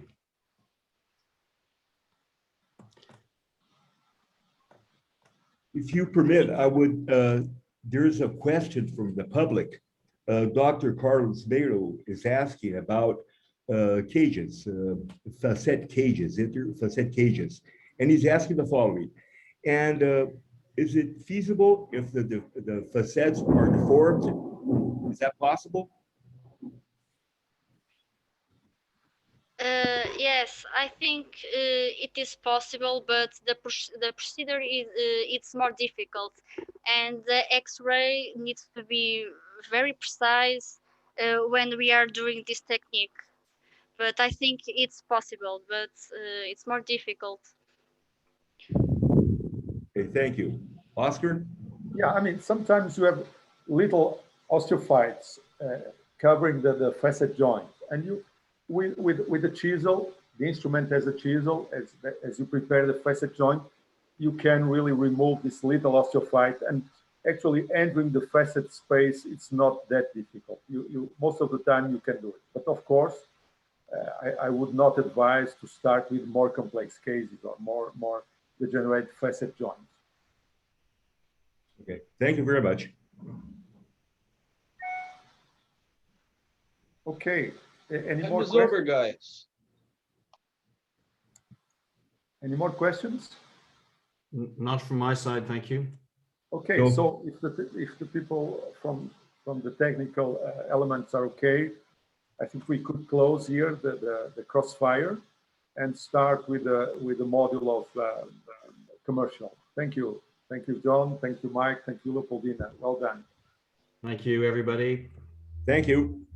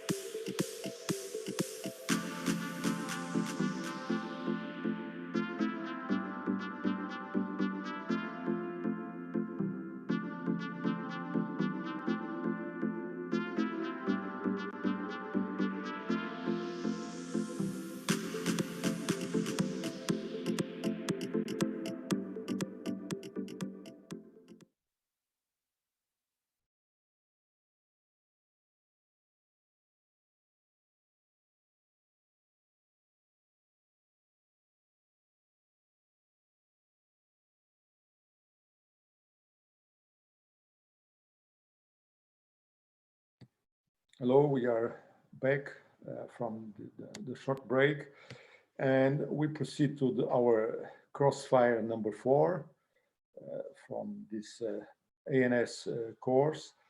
And it will be our last presentation for the night, but there will be plenty of good topics to follow. And once again, I thank all the audience and invite you all to raise questions in the question and answers. And our last crossfire will be on traumatic central cord syndrome. When to operate, not to operate, and I call Marcel Duva to be the moderator, and we have two distinguished speakers from Portugal, Alvaro Lima, and Jamel Kitumba from Angola, is actually a current fellow in Portugal. Please, Marcelo, take the lead. Thank you, Dr. Oscar, and good night, everybody. So we'd like to thank you the invitation, and I'd like to call Dr. Álvaro Miguel Soares Lima from Portugal to talk about conservative treatment is recommended. Please. Hello, everybody. Dr. Álvaro. Hello, everybody. I think you are listening to me. Are you listening to me? Yes, but it's very low. It's low. Doctor, I recommend you to not use your earpods. If you can take off your earpods and speak directly to the computer, it will be better. Because the sound of the computer is not working.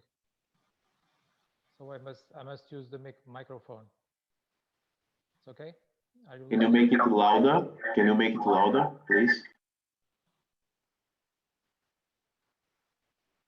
I'm sorry, I don't think so. Perhaps if you want to start with the okay. I think Alvaro, no problem. You can or either take your earphones or switch everything. So I think we can start with Jamel Kitumba, and Jamel can give us the flavor of surgery for this kind of problem. Jamel, please go ahead. Okay. Hi, everyone. Thank you, Dr. Oscar. And I want to thank the organization for the invitation to participate in such prestigious event. I am very glad to be here. I have no disclosure for this presentation. I'm to talk briefly about traumatic central cord injury and what is the place of early decompression and fusion in this condition. So this is a form of incomplete spinal cord injury that was first described in 1954. And it is mainly characterized by this disproportionate motor deficit that is more pronounced in the upper extremities and may be associated with a wide spectrum of sensory and autonomic dysfunction. And patients may complain also of massive dysesthesia in distal upper extremities. This is by far the most common form of incomplete spinal cord injury, and it happens more frequently in older men that suffer from low energy trauma. And it may occur in the presence of fractured dislocations, acute traumatic disc herniations, congenital narrowed canal, but the most frequent traumatic mechanism is this of the hyperextension in a previous spondylotic spine, in which the spinal cord may be compressed against bone spurs, disc herniations, OPLL in the front and in the back, and may be compressed against the buckling or this bulging of the ligamentum flavum. So no one can rest assured if you perform a standard radiographic examination on these patients and find no radiographic abnormality, because the reduced range of motion of this spondylotic spine may be easily overcome by the disruption of the anterior tension band. So if you have an anterior longitudinal ligament disruption, you will have a really unstable lesion, which will prolong or aggravate secondary injury mechanisms. But historically, patients with central cord syndrome fared acceptably with conservative treatment, with almost 90% experienced good rates of motor recovery with rehabilitation. And added the fact that surgical experience was very limited. For example, patients were treated by or through a posterior transdural approach to remove anterior compressive lesions with very poor results. So many believe that operation on contused spinal cord could be very hazardous for these patients. Luckily, in present day, surgical experience of cervical spine is very different. It's very different. So conservative treatment seems unreasonable in biological grounds because we know that ongoing compression will impair perfusion, will aggravate ischemia, which leads to neuronal death. So theoretically, if you decompress, you will enhance blood flow, reduce compression over neural tissue, and prevent or reduce secondary injury, which is why surgical and medical support does exist. When we look to preclinical data, we find plenty of evidence to support the compression. If you see this meta-analysis published by Bachelor in 2013, they found that the compression had an effect size of 35% in neurobehavioral improvement. This is quite significant. And they even stated that there was a time-dependent relationship between the compression and neurological recovery. In this systematic review, which the authors included like 4 studies that focus on the comparison of surgery versus conservative treatment, they found surgical treatment to be superior to conservative in regard to functional outcomes. So there is plenty of evidence growing that supports surgery over conservative treatment nowadays. There is no doubt that this patient should be operated. But now you're asking when is the ideal time to offer surgery to these patients? And it was not an easy task to choose the timing to define early versus late surgery. There was even some reports that said that surgery done in the first 2 weeks were considered early. Nowadays, we kind of believe that the sooner that we can offer surgery to these patients, the better. And it is defined now, the 24-hour cutoff to define early surgery. There are even some recent reports that are using ultra early timed results, like 8 to 12 hours after injury, with some interesting results.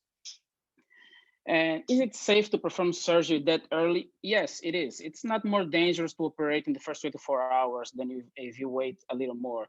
In this report, the authors found that early surgery did not increase neither morbidity nor mortality when compared to late surgery groups. And it's not just safe to operate in the first 24 hours, it is also effective to operate early. With shorter ICU stay, with greater recovery of functional independence measures, the mean improvement in Asia motor scores at rehabilitation for the early surgery group is greater than the late surgery patients. This is a study that many of you might be familiar with. This is a large multi-center prospective cohort that was published in 2013, I believe, that enrolled like 313 patients and compared early versus the late compression for traumatic cervical spine cord injury. And they found that there was at least more than 2 times the odds that early surgery patients will have a more than 2-point increase or improvement in ASIA impairment scale. So they found that the compression prior to 24 hours after spinal cord injury may be safe and may improve neurological outcome as defined to this 2-grade ASIA improvement at 6 months of follow-up. So this is echoed throughout the literature. It is clear that the early surgery will result in greater ASIA score improvement compared with the later group. There is no difference in safety profile when we compare these 2 groups, and early surgery might reduce length of stay. And they, in this systematic review that is very recent, even suggested that it could be less expensive if you operate in the first 24 hours. And this was confirmed in this very recent paper published last year, that to operate in the first 24 hours will reduce length of stay, as you can see here, and will reduce total hospital charges in a significant way, statistically and administratively, as you can see. I think that this accumulated evidence and plus other factors have resulted in this paradigm shift from a time that you saw that surgery was almost contraindicated in central cord syndrome patients to this day when you find a more than 4-fold increment in central cord syndrome patients being treated surgically. But unfortunately, there is a difference between what we see as safety and what is clinical benefits, and what are the practical conditions that we have to put all of this on practice. For example, here in Europe, there is like 20 to 50% of spinal cord injury patients that get to a dedicated center and are found eligible to early decompression. So I say this here in Europe, and where I come from, it is a dream to offer timely intervention to these patients. So there must be a combined effort, not just from us, but from higher organizations to try and improve the standard of care for these patients. As final considerations concluding, I think there is in the literature, like Dr. Michael said, we must be very careful for the fruit salad. So these patients are very diverse. The pathophysiological mechanism and presentation of these patients are heterogeneous, which make very hard the task to make stable comparisons between these groups. We find that hyperextension is the principal mechanism of injury, and these patients almost every time have unstable lesions. So the early surgery is a safe, effective, and less expensive option for traumatic central core syndrome. Thank you very much. Thank you, Dr. Jamel. So, Dr. Alvaro, are you okay?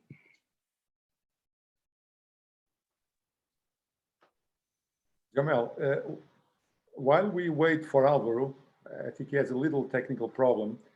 I have here a question from Dr. Miguel Angel Luna. I'm not sure where he's from, but he asks a question where it's related with low and medium income countries, where fixation is not available. Like I imagine your country, Angola, it's not ready available, and you need some approval from insurance companies, from the payers. Would you do a laminectomy in the first hour and then wait for an approval and do a second surgery with instrumentation? What's your feeling about this? Yes, I think that first of all, thanks for the question. It's a very interesting question. There is great logistic problems or limitations on our countries. And I think that if there is confirmed compression, ongoing compression in imaging, it is acceptable that you do it, that you do the compress, that you allow this spinal cord to have space, and when you have the opportunity to stabilize. I agree with this option. Of course, even the diagnosis is difficult in these patients in these settings. I'm talking about for example, a central hospital in Luanda, where I come from, that you have difficult to have access to a CT scan, for example. You have an X-ray and you can't see anything important in an X-ray. Like you don't see compressive lesions, you don't see disalignment, you don't see anything. But this patient has a important deficit, motor deficit, that is predominant in the upper extremities. So, Dr. Miguel Luna is from República Dominicana, and I thank him for his question. And Jamel, what do you think about the ultra early surgery? You know, all these papers coming from Michael Fellings from Canada, where the rescue, it's really quick. They respond very rapidly. There are no barriers for operation. There are ICU beds available, etc., etc. And I think most of these papers, they do not apply to all countries in the world. So what do you think about the so-called ultra early surgery? It's unfortunately, I might say, we in these times, the reality is very unfavorable for this practice. Like I said, it's as soon as we can operate these patients, the better. But these patients get to the hospital very late. Even we say Canada, but when we come here to Europe, we find here this limitation. These patients come late to the hospital. If they come in the night, they can't do an MRI. They must do in the morning. They have difficult for transportations. They go to a secondary hospital and then they are transferred. There are many limitations to to put on practice this ultra early time to results to operate these patients. Very difficult, but of course, I think everybody must make an effort because it is proven that it's not more dangerous. There is no risk to operate that early. If there are logistic conditions, administrative conditions, there are neurological staff present, specialized staff present, and 24 hours, I say, yes, this patient should be operated ultra early. So for you, what's the threshold for operation? What you define as the optimal time? There is, yeah, there is a very interesting question, because I think 24 hours was like an arbitrary time to result that was defined. It could be 23 hours, could be 25 hours. And if it is 25, can we say is already late? I don't know. But I think the most important message is that these patients should be operated as soon as possible. I think if we have a timeline, timing to define early, or the ideal time should be as soon as possible. So this kind of values all the specific characteristics of different centers. So if you, in your center, you don't have the opportunity, the conditions to perform surgery 24 hours, you might do it at 48. But if the 48 is the earlier time you can offer surgery, do offer it at 48. Don't wait like 1 week or 2 weeks. Joel, do you provide any conservative treatment in patients without fracture, just a central cord syndrome without fracture or dislocation? Because we know that both groups will be the same at the time. They will improve spontaneous. What do you know about this? Yes, there is, and we've seen this. These patients that don't have significant spinal cord compression will improve significantly, and not in a long time. They will recover fast if we wait and see some of them. But we have this aging of the population where we find many patients with already important or significant spinal cord compression with great degenerative spine disease. And these are the patients that have whiplash, we can say that, a hyperextension mechanism of trauma. They had already indication to be operated if they didn't fall. But they did fall, they suffered an accident, now they have this enteral cord syndrome, and they must be operated early. And this is the group that is compared, and they should be operated early. Posso fazer uma questão com vocês? Presidente, claro. pode. Eu falo em português e vocês estão ouvindo em inglês, certo? Em português eu estou a ouvir, mas posso responder? Ok. Aqui no Brasil, tem duas síndromes epidêmicas. Uma delas é a fratura do odontoide no idoso. A segunda é a síndrome centromedular. No idoso, em pacientes com 83 anos, a gente coloca... Ele é hospitalizado e muito rapidamente ele faz delírio ou febre. Então, existe uma tendência aqui no Brasil de operar o mais rápido possível. Eu queria colocar isso para vocês.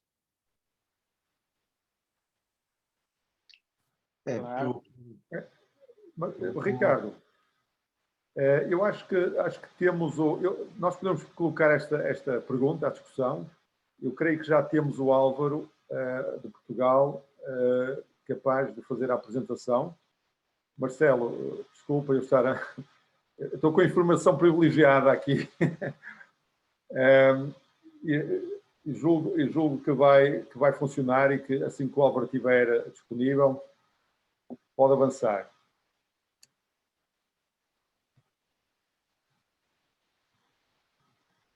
Mas, Ricardo, voltando um bocadinho aí à tua questão, eu acho que é assim, hoje em dia, e há estudos na Suécia que mostram que se dedicaram a estudar a epidemiologia desta patologia e a cirurgia, e a tendência hoje, de facto, é para fazer a cirurgia precoce nestes doentes, até porque o doente idoso tolera muito mal um aloveste ou uma imobilização. E hoje, dependendo do tipo de fratura, mas quer a via anterior, quer a via posterior, são vias com relativa baixa morbilidade e que podem ser feitas com muita segurança. Julgo que valendo o risco da cirurgia com o risco do aloveste e a progressão da doença, hoje eu inclino mais para fazer cirurgia precoce também na fratura do odontoide no idoso. Acho que os suecos têm isso muito bem estudado, até a tese de doutoramento do Robinson, e julgo que há uma evidência forte nesse sentido. Ok. Eu acho que a síndrome centromedular, os estudos eles são muito pobres, né? O nível de evidência deles são muito baixos, né? Então você vê a última meta-análise de 2019 avaliou só estudos de corte retrospectivo, né? A gente não tem nenhum estudo de melhor nível de evidência. Agora, o problema é quando você não tem fratura associada, porque esses doentes eles vão melhorar. E aí tem uma coisa interessante, porque tem um trabalho que mostra, Ricardo, que quando você opera esse paciente precoce, ele fica mais tempo no hospital. Parece ser até uma coisa meio antagônica, né? Mas ele fala muito bem isso, e pacientes que você opera numa fase tardia, quando você compensa situações clínicas, ele tem um melhor desfecho. Então, existem algumas recomendações. Uma das recomendações é quando esse paciente chega num platô de recuperação que ele não recupera mais. Aí esse paciente tem indicação de cirurgia, ou quando ele piora, né? E o problema é saber qual é esse platô, né? Quanto tempo você espera do platô, né? Ele não melhora, e aí quando você indica. Mas eu acho que a tendência talvez até seja uma alta mais precoce, com medidas de prevenção, se esse paciente tem uma recuperação no paciente idoso, mas é uma discussão isso, né? Contanto que a recomendação da última meta-análise do Spinal Group é de ser o paciente, junto com a equipe médica, definir o melhor tratamento, porque não tem nenhuma, objetivamente, um guideline sobre isso. Muito bem, Marcelo. Boa dica. Eu julgo que já temos o Álvaro em posição de aparecer. Are you listening to me? Yes, Álvaro. Okay. Well done. The sound is okay? Perfect. I'm so sorry for this delay and for the. No worries. Go ahead. So I thank you. I thank you very much for this invitation, and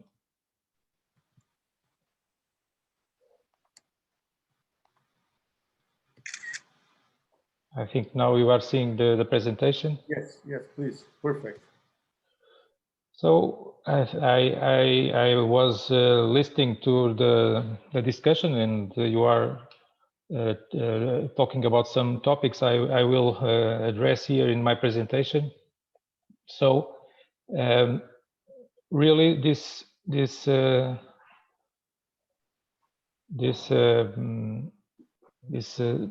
problem, the central cord syndrome, is a problem that the treatment is still very controversial. But we need to study more about this, because this syndrome is the most common incomplete spinal cord subtype, and he's a hyperextension injury and has essentially a bimodal distribution, with some patients elderly and after low energy injuries, and some patients under the age of 30 following high impact cervical trauma. Clinical picture is usually an incomplete spinal cord injury with ASIA C or D, with typically more impairment of the upper extremities than the lower extremities, with bladder dysfunction, usually with the ordinary retention, and varying degrees of sensory loss below the level of the lesion. As you can see in the picture, it's not really a central cord lesion. It's more a lesion of the spinal tracts that the lateral cortical spinal tracts that are more lateral in the spinal cord. So we have two kinds of clinical settings. The low energy injuries, usually with mild symptoms, and sometimes they show in the ambulatory care, so not in the hospital, in the emergency departments, and also frequently underdiagnosed with delayed diagnosis with the MRI. Usually, as the patients have a cervical stenosis with osteophytes, acute or chronic herniated discs, and the ossified posterior longitudinal ligament. The other patients are high impact trauma patients that come to the emergency department, polytrauma patients with fractures, with or without dislocation, acute disc herniations, and these patients with more severe neurological deficits. But speaking about conservative treatment, we need to remember that polytrauma high impact patients, usually with the spinal cord, 80% of these patients have also other injuries and multiple injuries. So we must be very cautious with the signs of shock, and they should not be attributed to neurogenic shock until an internal hemorrhage has been excluded. So internal hemorrhage at the chest or intra-abdominal, the pelvic fractures or long bone fractures must be treated with priority to prevent the risks of hypoperfusion or secondary neurological injury. It's also very important to remember that the neurological examination in these patients is very difficult. And for the decision of treatment, the distinction between complete and incomplete spinal cord injury is very important. So we must be with attention to neurological signs that we can test and try to see in unconscious patients, like abdominal breathing, absent abdominal skin reflexes, priapism, the anal skin reflex, and also to see to look for asymmetrical motor response to painful stimulus.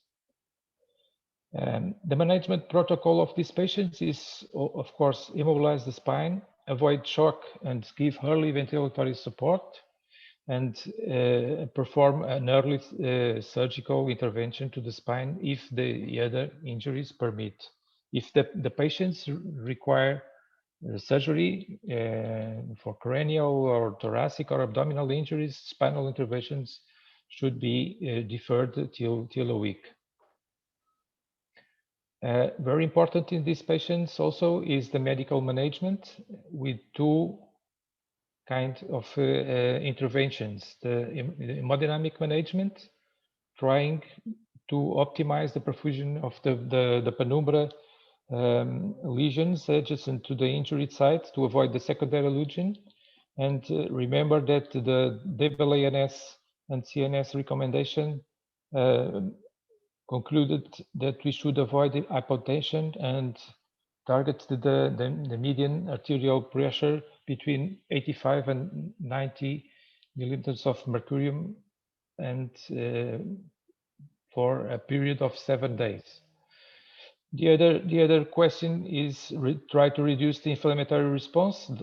By now, the best way of doing this we have is methylprednisolone, in spite of all the controversy it has, and we should use it to try to interrupt the inflammatory cascade that causes also secondary injury in the spinal cord injury. As you know, as you remember, in 2013, the Congress of Neurosurgery issued a level 1 recommendation against the use of methylprednisolone. But in the 2016, our spine concluded that methylprednisolone should be or can be used in a trauma patient before the 8 hours of injury in a 24-hour period, infusion of methylprednisolone. But this kind of treatment is only an option, as you know. So in patients with fracture dislocation, instability, hemorrhage, or cord compression, surgical treatment, I think it's consensual, and everyone agrees that they should be treated surgically as soon as possible. Early surgery is being proposed, and as you know, the paper of Fellings that conclude the stasis protocol concluded that patients with AGC had a better outcome but this is only a level 3 evidence. In HAD patients, they concluded that for the needed of high quality randomized trials to essentially to assess the hand and upper extremity function that was not very clear in this paper, in this study. And I think we have other problems because I think we can do and perform early surgery in very good conditions and very particular conditions that we cannot have in every center, or maybe we don't have in every center. It's very important that these patients go to central trauma centers as soon as possible.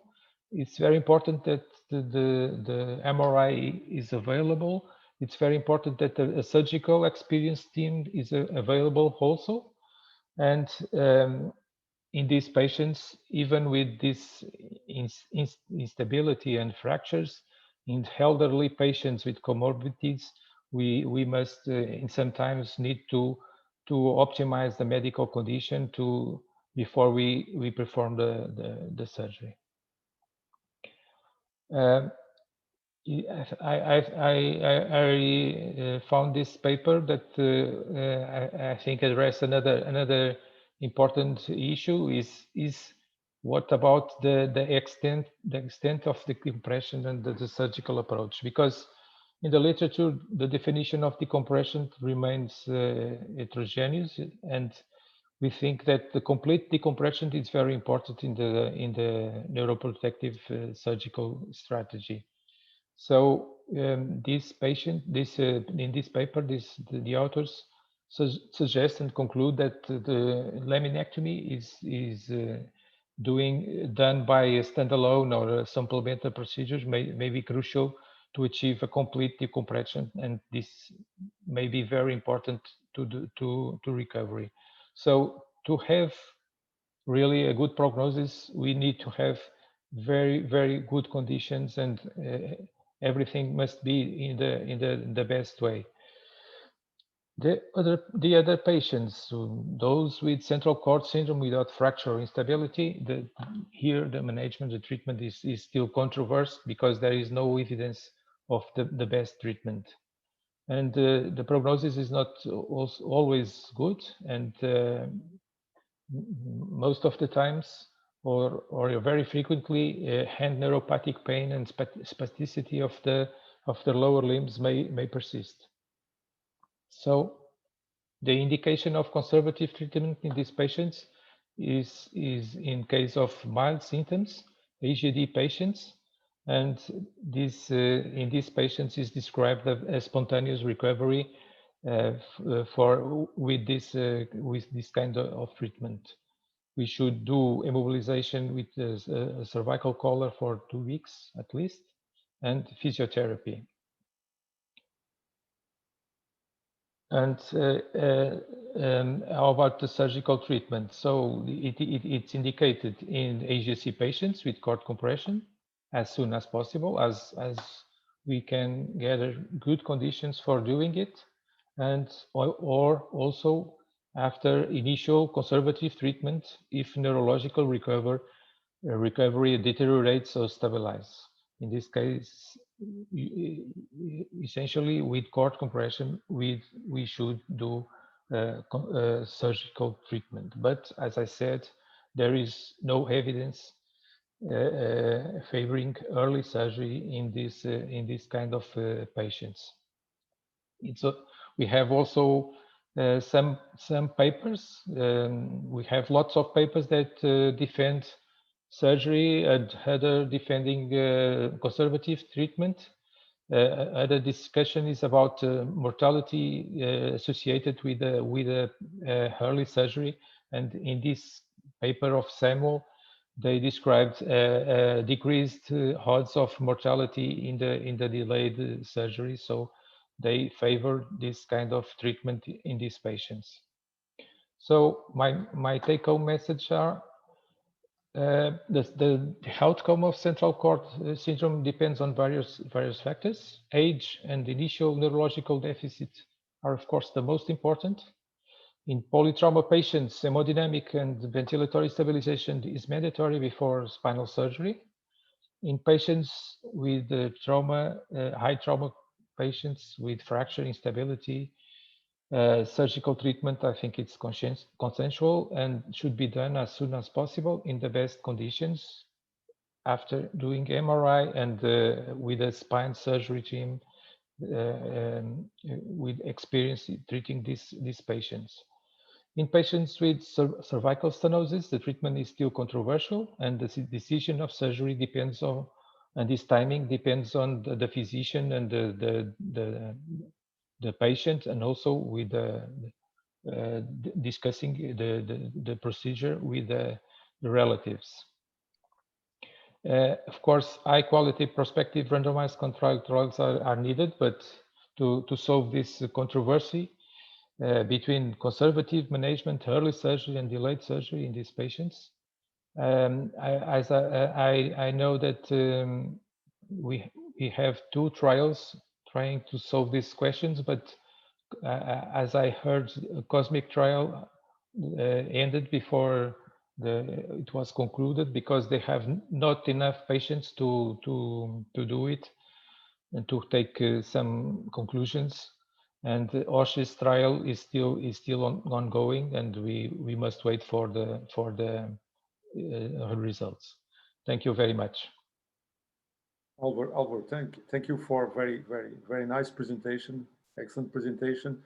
And I think for the youngest people in the audience, you really went to the point that you have to see the patient as a whole. You know, look at the respiratory, look at hemodynamics, and have the good resources, the good OR, the good ICU to operate the patient. I think this was really a good.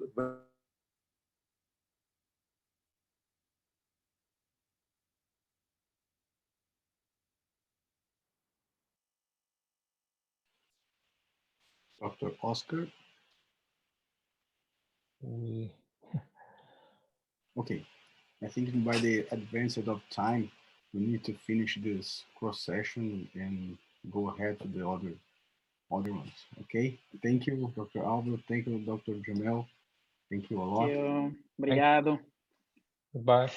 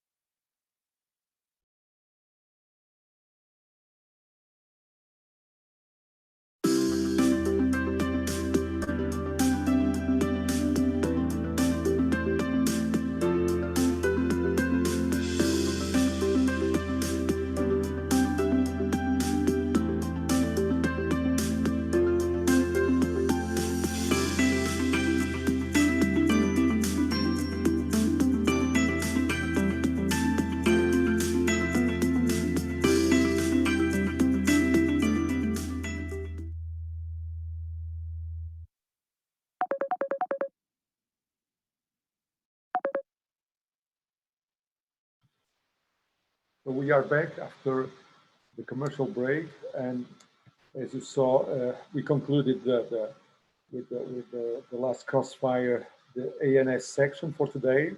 We are back tomorrow again at 5 p.m. Brazilian time, 8 p.m. Portugal, and 9 Central Europe. So we proceed to the new module with the techniques and technologies. Moderators are Professor Elton Defino, Roger Brock, and I ask the speakers to be so kind and be very keeping time. Sometimes less is best. Thank you, and see you tomorrow. Thank you, Oscar. So come back to the scientific program. I'd like to invite Dr. Leandro Medes, that will talk about the simplified ALI.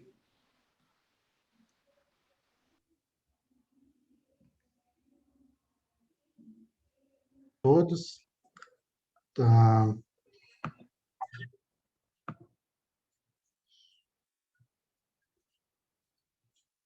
It's okay, Leandro. Go ahead. Okay. Is everything?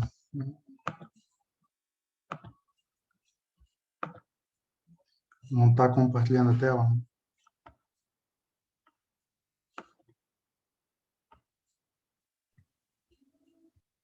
Dr. Leandro, você pode clicar na opção do Share Screen para poder compartilhar sua tela, ok?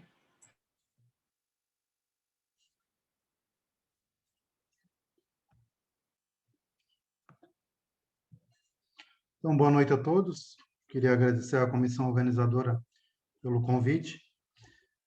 Fui solicitado, então, para apresentar uma série de casos clínicos, utilizando especificamente o Cage Independence Miss. Aqui está a amostra dos dois tipos de fixação, né? Uma com parafuso e a outra ancorada.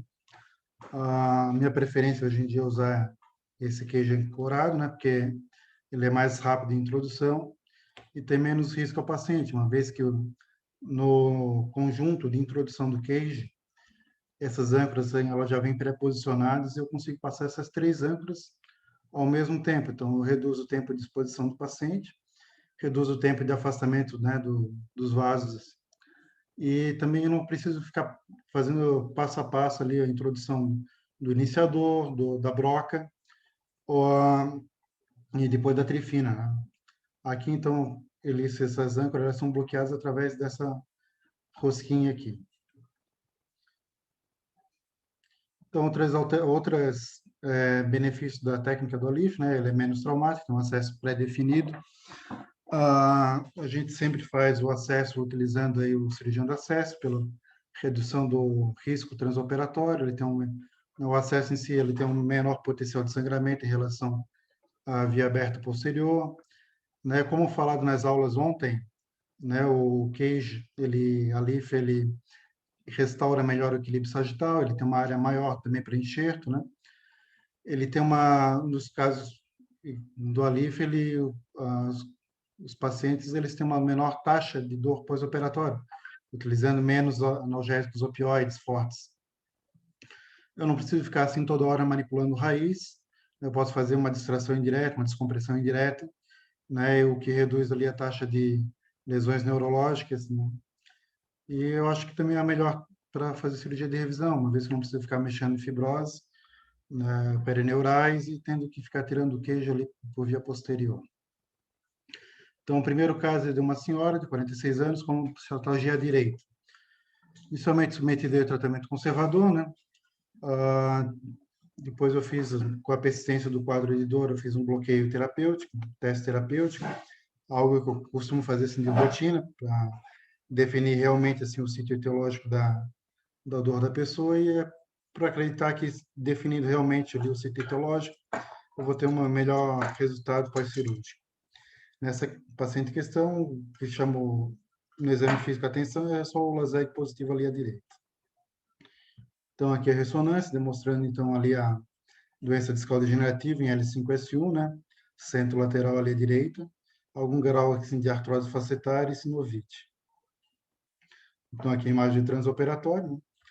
Então, foi colocado um cage de 13 milímetros com 15 graus de lordose. Bem centrado, porque a gente pode ver que essas âncoras, né, elas não atrapalham em nada o corredor ali do parafuso pedicular, né, podendo ser colocado facilmente. Então, em relação ao resultado, essa paciente ela teve uma redução da dor, né, axial, ficando com uma dor ali residual, diz ela, de 2 pontos, em 10 da escala visual analógica, tem uma resolução completa do quadro da ciatalgia. Sendo o caso, é um caso de uma pessoa que ela tinha apenas uma dor axial, um senhor de 51 anos, submetido a tratamento conservador, né? Depois eu fiz um bloqueio facetário e havia solicitado, após o bloqueio facetário, uma risotomia facetária, que foi negada pelo plano de saúde. Conversando com o paciente, nesses casos de dor axial, a gente nunca sabe direito se ele vai evoluir bem ou mal após a cirurgia.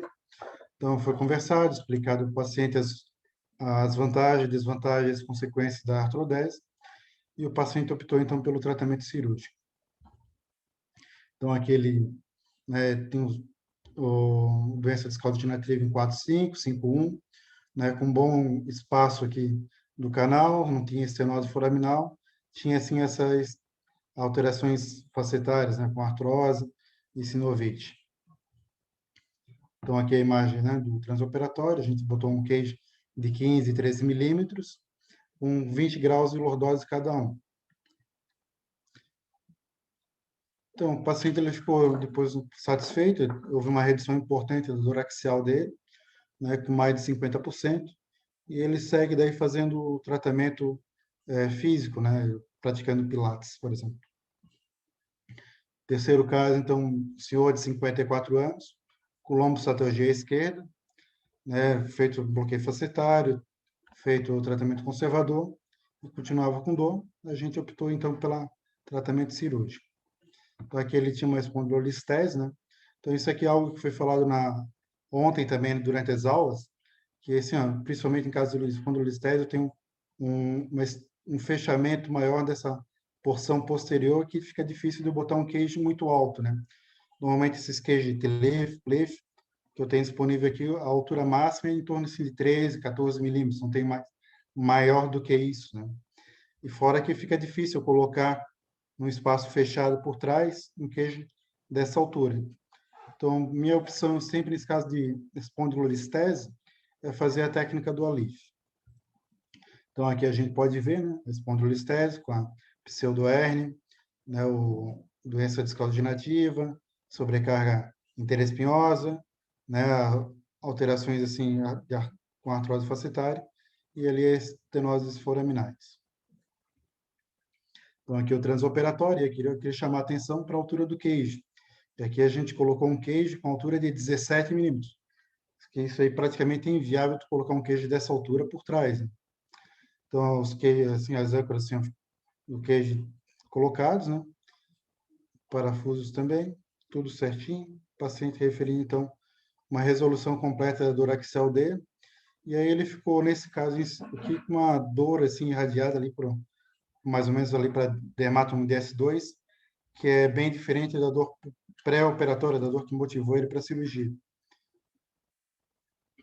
O outro caso também é um caso semelhante, né? Um senhor de 50 anos com lombocetalgia esquerda. Nesse caso, ele tinha uma parestesia ali para L5, né, do lado esquerdo. Então, aqui a gente vê pela radiografia na síndrome de Bastrup, a redução do espaço discal, a formação softária, não tendo, assim, uma alteração no eixo coronal. Então, tinha aqui a hérnia centrolateral, né, esquerda. Aí eu queria chamar a atenção para essa imagem aqui, onde a gente vê a estenose nessa porção aqui, né? Então, assim, ó, se olhar a imagem prévia com essa aqui do pós-operatório, né, dessa ressonância, tu vê que houve um aumento desse espaço, né, transformando ele praticamente num espaço normal, né? Então, assim, ó, voltar lá, vê que mudou bastante, só pela distração através do queijo. Nesse caso aqui em si, eu fiz um acesso posterior para tirar aquele fragmento extruso que tinha. E aí ele teve uma resolução completa também da dor axial e da ciática, né? Quinto caso, senhor de 54 anos, com lombocitologia à esquerda.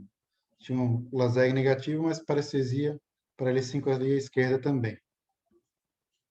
Então, ele tinha uma espondilolistese degenerativa, aqui é o nível de L4, L5, uma doença escaldegenerativa aqui em L5S1, uma artrose facetária importante ali, ó, principalmente em L4, L5, né, que causava ali, ajudava na estenose foraminal. Então, aqui eu utilizei o sistema do prévio do parafuso. Então, de uma forma geral, esses queijos eles são seguros, eles são rápidos de colocar, eles reduzem passos das cirurgias convencionais ali, onde o queijo é introduzido com parafuso. E tem o paciente, assim, eles têm, como tem menos dor pós-operatória, eu consigo dar uma alta precoce para eles, né? Então, seria isso, e agradecer pelo convite. Obrigado. Obrigado, Leandro, pela apresentação.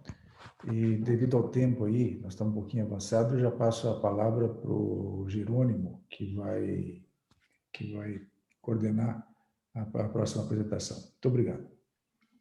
Obrigado, Dr. Elton. So I'm going to introduce our next speaker, Dr. Joaquin Hurtel. He's the director of the Department of Neurosurgery in Hamburg, Germany. So, Dr. Hurtel, are you here? Can you start your presentation, please?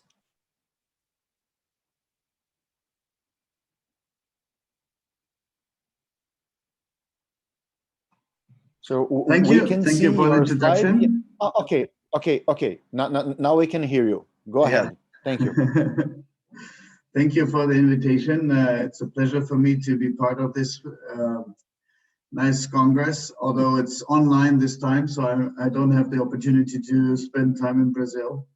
It's my topic today is about the percutaneous versus open placement of pedicle screws in the lumbar spine, results after 10 years. I received support by Ulrich Medical Company in Germany, and I hold patents with Karl Strauss Company. So this is where I'm from. It's not Hamburg, so not the big city, it's Homburg with an O, a very small city in the southwest of Germany, just at the border to France, between Frankfurt and Luxembourg. This is our department, and we do about 300 MIS procedures per year. So the department is, the city is quite small, but actually the Caspar used to work here, and the first microdiscectomy is considered to be have occurred here. So what is the definition of MIS? This is always a difficult explanation and difficult discussion. So any procedure that is done under reduction of blood loss, reduction of surgical trauma, and reduction of tissue manipulation is less invasive, and minimally invasive spine surgery is used in a wide range of meanings. So some use it for endoscopy, some use it for percutaneous placement, some use it for microscopy. So it's not really a very clear defined term. So in our hands, we switch from the open PLIF in many cases now to an endoscopic TLIF, and I will explain our technique to you in the next slides.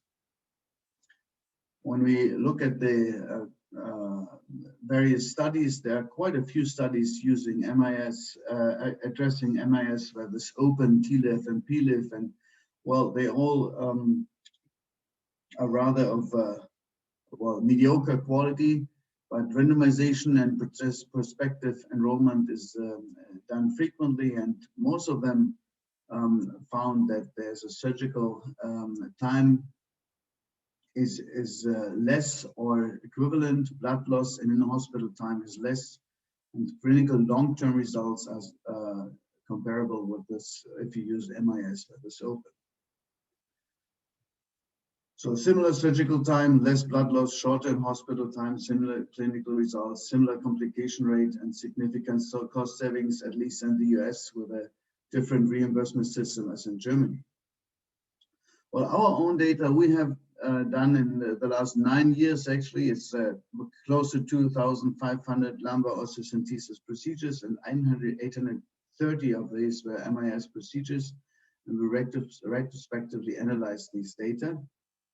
I just want to give you a case example of our MIS technique. So it's a male, 79 years old, and mild spondylolisthesis L4-5. Here, this is the image, the CAT scan and sagittal image, and you see the high-grade stenosis at L4-5. We use a percutaneous system. This is a system by Ulrich company, for example. So the first step is to put in the K-wires. We use a single median skin incision. Then we do separate incision just for the K-wires. And we continue with the decompression. Actually, for the decompression, ideally, we use the endoscopic tube-based system. We use a diamond burr to an endoscopic decompression. After the endoscopic decompression, I will just forward a little bit for time reasons. So this is an ipsilateral decompression. When we do an over-the-top contralateral decompression, and at the end of the decompression,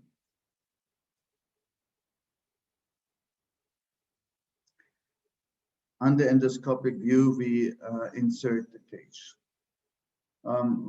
In most of the cases, we have used a Medtronic cage, T-lift cage. It should be a T-lift cage, and ideally it's rather straight-shaped and small in diameter, not in height, but in diameter, because it's not that easy to put this into the endoscopic sheath.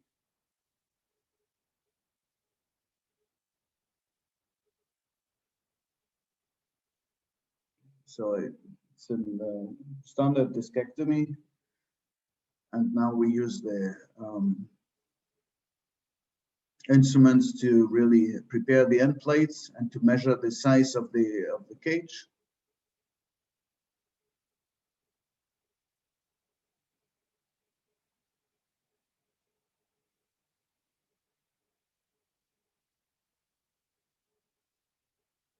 So for orientation, this is cranial, this is caudal, this is medial, this is lateral. But I think it's quite obvious.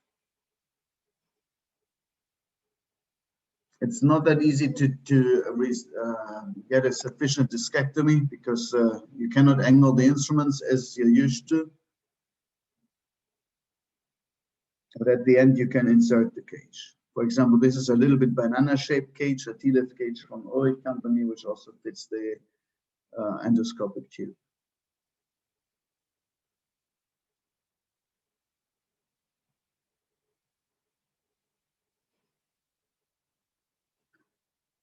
So here an example, then it's X-ray controlled, inserted the cage. And then after the decompression and implantation of the cage, the procedure is completed with insertion of the screws, one side first and then the other side, to use a single median skin incision.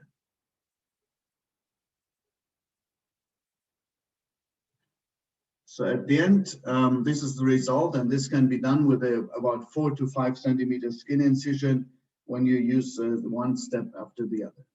So all our cases, we had about 42% earlier with earlier lumbar spine surgery. So a lot of revision cases in the series. Mean age was 66 years. Body mass index is 27. So about average for 66 years. About 2/3 is single level, 23% 2 level, and 8% is more than 2 levels. Mean surgical time in the whole population was close to 195 minutes. Mean blood loss 700 cc's. So what is our technique again?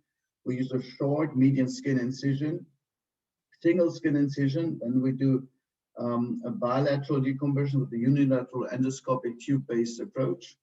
Then there's a T-lift single cage implantation, followed by ipsilateral percutaneous screw placement. You have to bring in the rod and then change to the other side, finish with the contralateral screw placement through the same median skin incision. Actually, there are 3 separate incisions in many of these cases of the fascia, because it's just easier to have a straight approach through the fascia with this one single medial skin incision.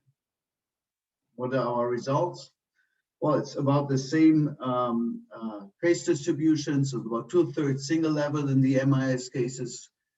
2 levels is 25%, and more than 2 levels, 7%. Mean surgical time was a little bit less, 25 minutes less than with the open procedures. That was a little bit surprising to me because the decompression with the MIS endoscopic technique is a little bit more time consuming, but obviously we catch up with this with the screw implantation, and mean blood loss was significant less compared with the open procedure, so it's almost 490 cc's in average.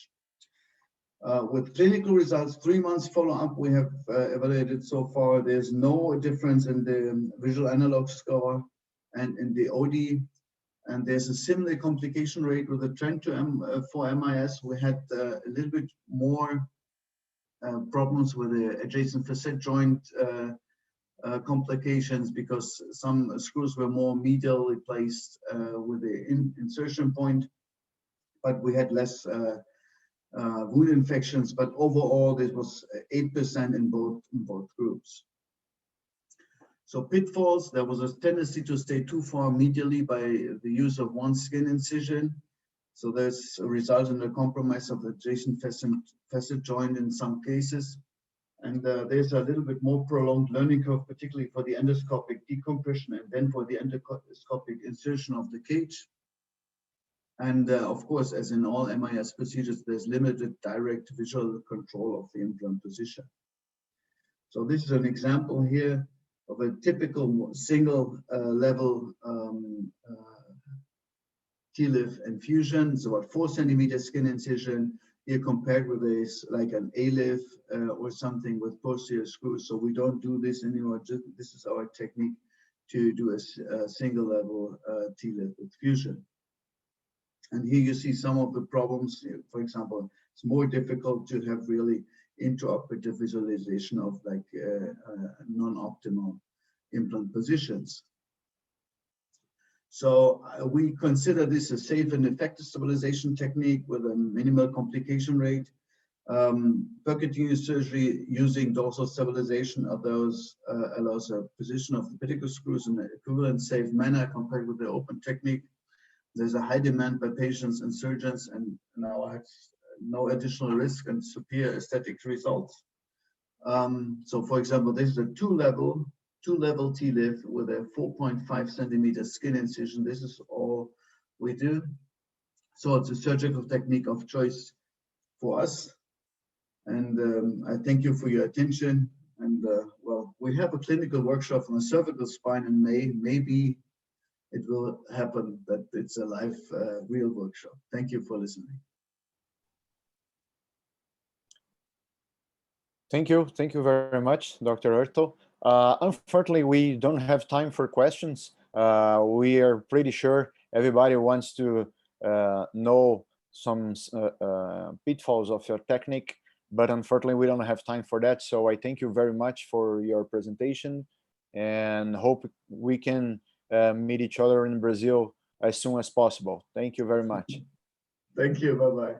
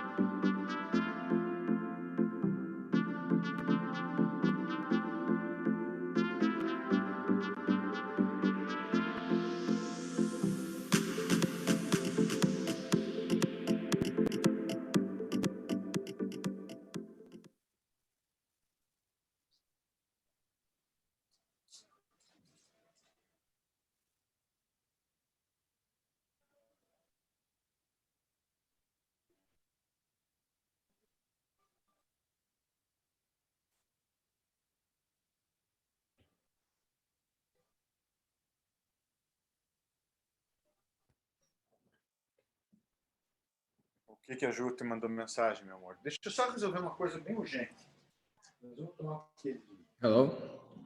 Well, I want to welcome all participants to the WNS CNS spine section.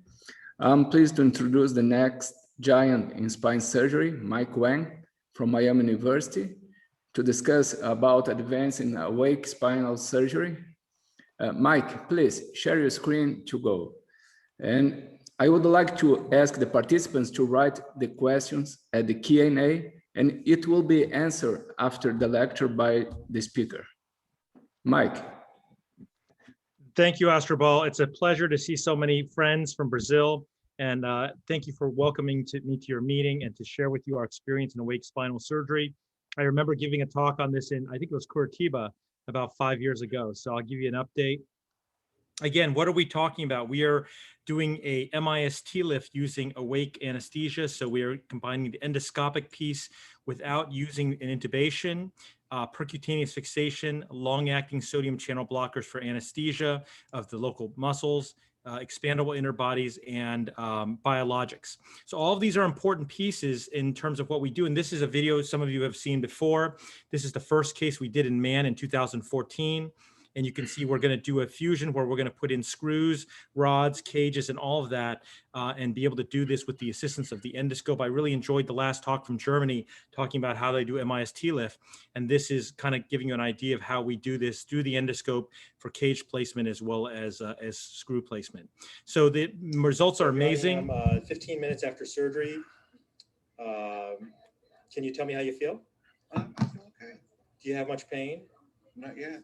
Okay, any pain in your legs or back? Nope. So those are pretty amazing results. And I can tell you that when I compare that to my own MIST lifts, this is what it looks like. I've published on this numerous times. The results in terms of blood loss, the anesthetic complications, the speed of recovery is truly quite different. And we've done this over 300 times. We did several cases this week alone, and you can see we're mostly doing indicated surgeries like spondylolisthesis. And the results, of course, when you fix those problems is that they're excellent, right? Now, let me give you 4 good reasons why you might want to adopt this practice.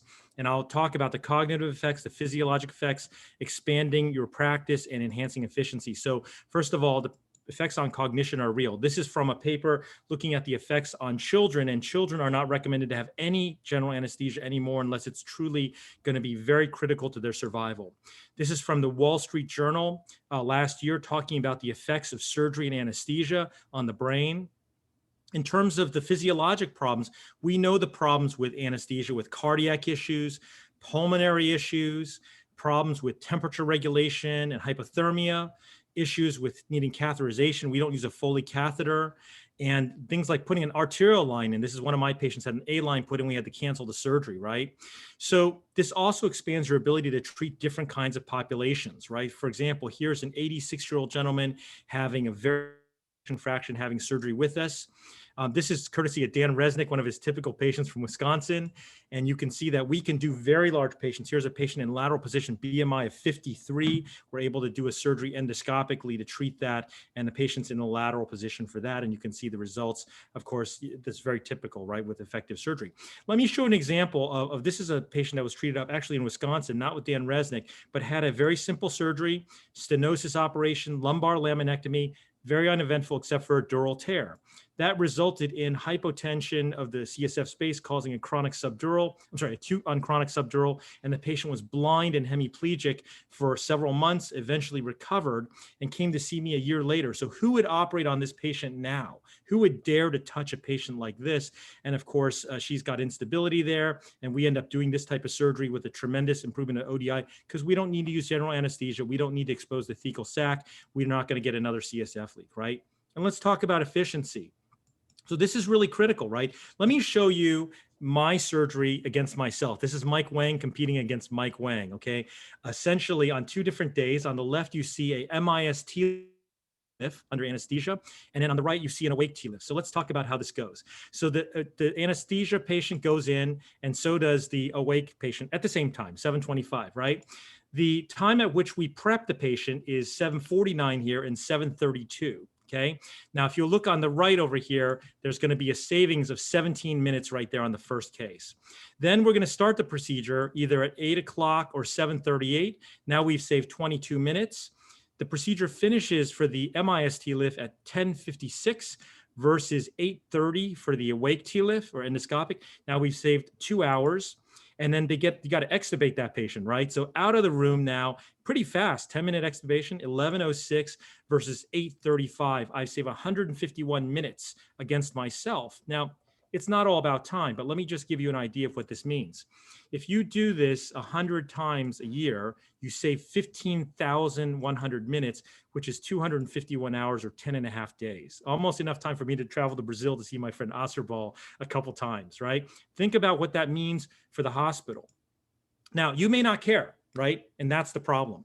So this is something called Baumol's cost disease. It's a well-known phenomenon in economics. What it means is that people get more efficient, industries get more efficient, except for two industries, colleges or universities and healthcare. You'll notice that the rising cost of medical care and college tuition and fees is different from every other field that is out there. And here's a simple way to look at it. This is the cost of computing power of an iPad 2. I know you can't really talk about it in that way, but I'm just going to show you what that means. If you take the computing power of an iPad 2 and you go to Target and get an iPad 2, it costs about $200, okay?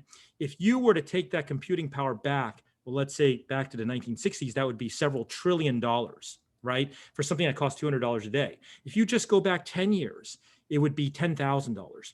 Now you see why everybody hates doctors, because we are saying, well, it's all about safety, so I'm not going to enhance my efficiency. But the problem is we are a true outlier in this regard, right? So where does this really matter? Well, coronavirus hit, right? So here's an interesting thing. Mayo Clinic sweeping pay cuts, furloughs, right? People are getting laid off, hiring freezes for the first time maybe in history. Healthcare workers. You would think that the healthcare workers are the ones who are losing their jobs, right? Now, let me show you these slides from the former president of America, okay? Talking about reopening America. Now, this was what was released to all of America on national TV. The phased approach to reopening. I know Brazil's going through a terrible pandemic right now, but here's phase one. Phase one talks about elective surgery. I've never heard of the president of the United States ever talk or mention elective surgery ever, and it probably will never happen again in my lifetime. But here it says you can resume elective surgery if clinically appropriate on an outpatient basis. Well, guess what? For the spine surgeons that can do outpatient surgery, we're still doing surgery. And I've done 473 surgeries since the peak of the pandemic because of this capability. So let me show you what I mean by this. There's so many issues. Patients are afraid to come to the hospital. The economy's collapsed in a protracted recession. This is going to make the push for single payer. You think you got private patients with insurance? People are losing their jobs. Insurance companies can now have carte blanche to deny all of this, that is approval, and there's economic pressure on you from your hospital and health system, and some of these effects are going to stick around after the pandemic. So this is when doing MIS surgery really matters. Forget about what you call MIS. Will the patient need to stay in-house? How long? Will you need an ICU bed? Are you going to have to go to rehab? These are where the rubber really meets the road as to, is it truly MIS? So let me show you an example. This is in April of the pandemic, the peak of the pandemic in America. This is a lady who had seen me in February and said, you know, I'm okay with the shots, but I'm really suffering. I get a call through the message center that I have a patient who's suicidal. So I call this lady back. She's actually British. She says, Dr. Wang, I'm going to kill myself. I will kill myself because I cannot walk even to the bathroom anymore. And she's a young lady. So I go to the hospital CEO. I said, we got to do a fusion. He says, we don't do spine surgery now. It's coronavirus here. I'm like, no, wait a minute. We're going to do this without general anesthesia as an outpatient infuser. And sure enough, that's what we do. Patient leaves the same day, 40 minutes of surgery, no general anesthesia, no intubation, no risk to the anesthesiologist with the intubation. All of that changes. It's a completely different type of procedure, right? Now, I'm not saying that this is the only way to do things. As Ed Benzel, one of Dan Resnick's mentors, said, a fool with a tool is still a fool. So just because you have the technique doesn't change necessarily indications. but it does give you the capability to do the same kind of job with a lot less destruction. But these MIS tools are very fancy and tricky. And if you can't see everything there, well, they're nerve roots, they're vessels. And so you got to know what you're doing. So don't hurt the wrong structures, even MIS. So I want to thank Asdrubal again for inviting me. I hope I made up about 1 minute at a time, and I welcome you to listen to our neurosurgery podcast.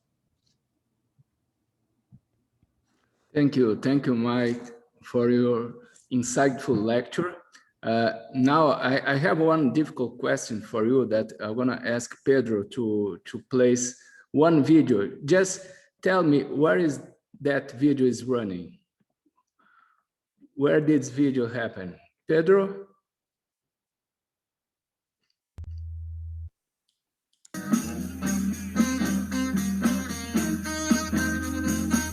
You see? Of course, that's Dan Resnick at the spine section, right? The spine summit. So it's great, well-known and costly band. Mike Jagger is Dan Resnick, and that will be our speaker in the next session. So I want everybody to look this and see how much is great the Spine Summit that we're gonna have in July. So I hope we have a good faculty that will be like give a lectures, discuss case, and play music. Probably next year we're gonna have this in Brazil. Okay, I'm gonna find some talents here. So then you need to teach us how to play. You pay the airfare. I'll bring the whole band. Sure. Now we have another music fan that is Fernando. Okay, Fernando is gonna be moderating your section. So, Dantas, go ahead. Obrigado, Asdrubal. Obrigado, Ricardo, pelo convite. Vamos continuar o congresso, que está excelente. Já tivemos uma discussão a respeito da artroplastia cervical na palestra de hoje e vamos continuar com as controvérsias. Então, temos palestrante da América do Sul, que é o Vinícius Benítez, de São Paulo, o Massimo Bolzano, da Itália, da Europa, e um representante dos Estados Unidos, que é o Daniel Resnick. Vai falar sobre controvérsia da artroplastia lombar. Já tivemos uma boa discussão mais cedo e agora vamos partir para a coluna lombar. Vinícius, você vai começar. Obrigado a todos. Vinícius Benítez é o primeiro palestrante. Eu estou moderando junto com o Geraldo de Sá Carneiro, que é lá de Recife, que também está junto comigo nessa moderação. Vinícius, por favor. Bem, Fernando, já coloquei a apresentação aqui. Está aparecendo já para vocês? Tá. Pode começar. So I'd like to thank all the colleagues, the international spinal surgeons that are in the Congress. I will speak in Portuguese. So, então, por que começou a ideia de artroplastia lombar? De onde veio essa ideia? A ideia é muito simples. A fusão ela promove um aumento do braço de alavanca na coluna. E esse aumento do braço de alavanca gera maior desgaste dos níveis adjacentes. Então, só por isso já tem-se a ideia de colocar alguma coisa móvel e manter a mobilidade da coluna. E o objetivo da prótese ela é basicamente fazer as mesmas funções que um disco normal faz. No caso, é preservar o movimento, aumentar e melhorar a tensão de movimento. Isso é muito importante porque essa tensão de movimento durante o movimento, a tensão que é gerada no disco durante o movimento, ela preserva a articulação. Então, isso tem que ser mantido, né? Quando você pega e coloca alguma coisa que não tem essa tensão para segurar o movimento, as articulações vão ficar sob tensão, né? As facetas articulares. E distribuição de carga, que é outra função básica da coluna. As classificações, elas são várias, e aqui a gente pode colocar uma classificação em relação a como são as próteses, né? Em relação ao mecanismo de fixação, por quilhas, por garras ou então âncoras, o design do implante, né? Se ela é bola-soquete, metal-metal ou um core de polietileno, que pode acontecer também, pode ter prótese dessa natureza. Em relação à liberdade de movimento, se ela é mais restrita, né? Ou se ela é irrestrita o movimento, então ela é mais móvel quando ela é restrita. Quando as próteses que têm maior restrição, elas são fixas em um platô só. E as semiconstritas que são intermediárias entre esse movimento amplo e aquelas que são de maior restrição. As articulações das próteses, elas podem ser com articulação ou sem articulação. As próteses articuladas, elas têm uma desvantagem grande, que é ter duas ou três peças na prótese pode favorecer a migração dessa prótese. E elas, à medida que tenham articulação, elas não absorvem o impacto. Já as próteses que não têm articulação, elas são peça única e elas são de característica viscoelástica ou elastomérica. E isso favorece a absorção de impacto e favorece aquela característica que eu falei no começo, que é fundamental, que é a resistência durante a flexo-extensão, né? Uma resistência progressiva. Essa resistência, para a gente entender melhor, é igual quando a gente aperta uma borracha. No início, quando a gente começa a apertar a borracha, é mais fácil, é mais mole, e à medida que a gente vai chegando na parte final, vai ficando cada vez mais resistente. Isso favorece a proteção da articulação. As indicações, isso é ponto fundamental da cirurgia de prótese de disco. Então, o que a gente utiliza basicamente é isso, são pacientes que tenham doença discogênica, doença discal, por mais de 6 meses de tratamento conservador, né, sem resposta. Aqueles pacientes que tenham dor lombar com ou sem irradiação são enquadrados dentro dessa indicação. Na literatura, a gente não tem um limite de idade, então tem artigos que mostram vários tipos de range of age, né? Mas, basicamente, a gente utiliza como base de 18 a 60 anos. Na minha prática clínica, eu até tendo a operar pacientes no máximo 55 anos. Obviamente que o mais importante não é a idade, o mais importante é a condição da faceta das articulações. E em relação ao número de próteses, né, por paciente, não há limites aqui no Brasil e o FDA ele aprova para 1 ou 2 segmentos. Sobre as características individuais, né, do próprio paciente, a gente tem esse quadro aqui, que ele fala também um pouco de outcome. Então, ele mostra como que o paciente pode se desenvolver à medida que ele tenha determinadas características. Então, em relação aos resultados posteriores, a gente tem basicamente alguns tipos de pacientes. Pacientes que são prime, aqueles pacientes que têm a maior possibilidade de estarem satisfeitos após a cirurgia, que são pacientes com single level, então a indicação de um nível apenas, e que não tenham a artrose de facetas, não tenham degeneração de nível adjacente e tenham os elementos posteriores intactos. Então, esse é o paciente ideal, né? Pacientes que são de boa indicação, pode ser 1 ou 2 níveis, e que tenham exatamente sem alteração de facetas e com mínimo, no máximo, mínima alteração de nível adjacente e em relação à estabilidade do segmento posterior, por exemplo, pós-laminectomia ou pós-endoscopia, são possibilidades. E o borderline é quando já começa a acrescentar algum fator aí de pior em relação a esse prognóstico, como pacientes que já têm um pouco de alteração de facetas, né, osteoarticulares ali, de artrose, que isso pode significar dor, principalmente dor axial no futuro, tá?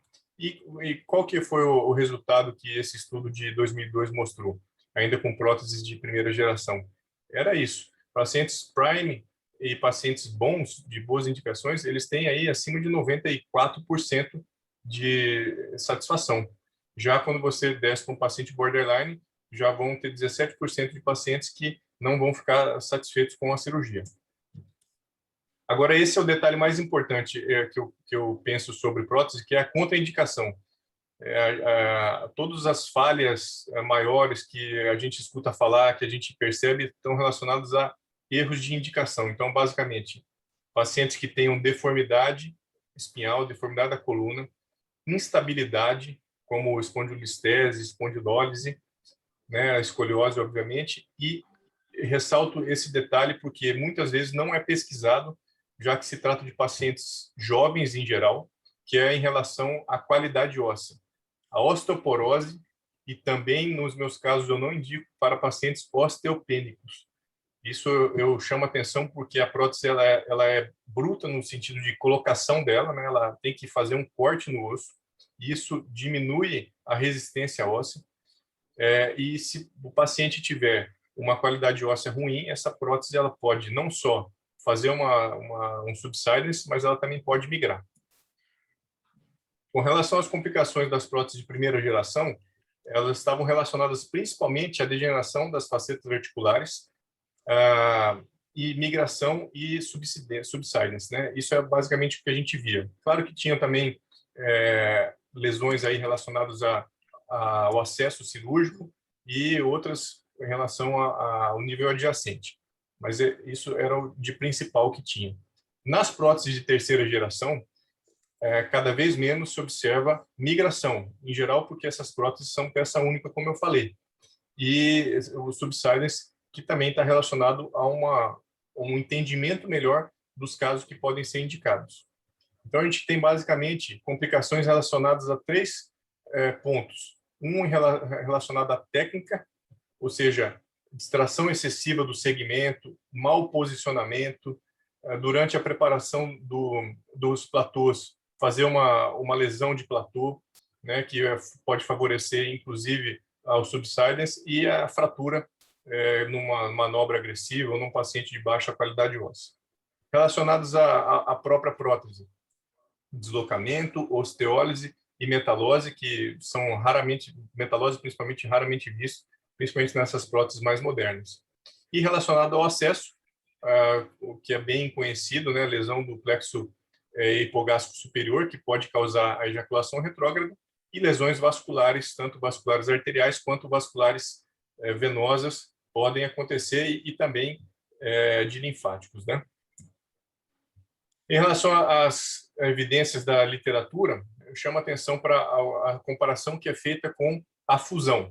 Então, artroplastia versus fusão. Esse estudo de 2015, com follow-up de 2 anos, a meta-análise dele mostrou o seguinte, que os eventos adversos vão ocorrer praticamente que o dobro em pacientes com fusão do que quando comparados com artroplastia. E em relação à reoperação, não é o dobro, mas é significativo também. São 7,4% nos casos de fusão e 4,3% nos casos de artroplastia. Esse estudo de 2018 da OSPI, que saiu na OSPI, no Global Spine Journal, ele é uma meta-análise de 5 anos, comparando um nível de prótese com um nível de fusão. E ele mostra exatamente o seguinte, que os pacientes submetidos à artroplastia, eles tiveram uma melhor evolução no OSESF, né, Disability Index. Então, são pacientes que se mostram mais satisfeitos e com menos risco de reoperação quando comparados com os pacientes que sofreram artrodese. Tá? Isso é interessante. E a conclusão desse trabalho é de que a artroplastia ela é uma alternativa efetiva em relação à fusão na artrodese para pacientes que possuam doença degenerativa discal.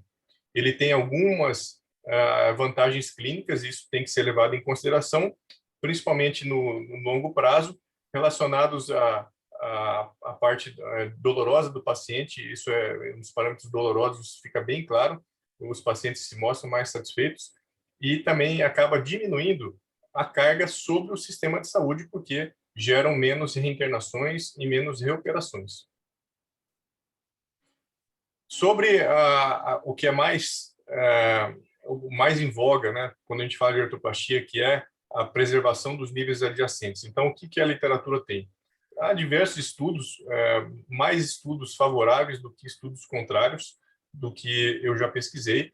Esse estudo eu chamo a atenção porque ele é um estudo de longo prazo, tem 5 anos de evolução, né?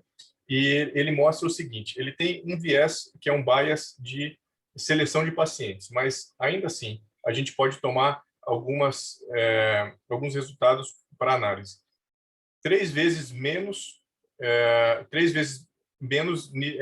degeneração de nível adjacente nos pacientes com artroplastia. Então, foi 9% de observação durante esses 5 anos, contra 28% nos pacientes de artrodese. Então, isso é importante a gente ressaltar. E esses pacientes, Então, eles tiveram o tratamento cirúrgico, evoluíram para tratamento cirúrgico 2 vezes mais, né, no nível adjacente, pacientes com fusão do que pacientes com artroplastia.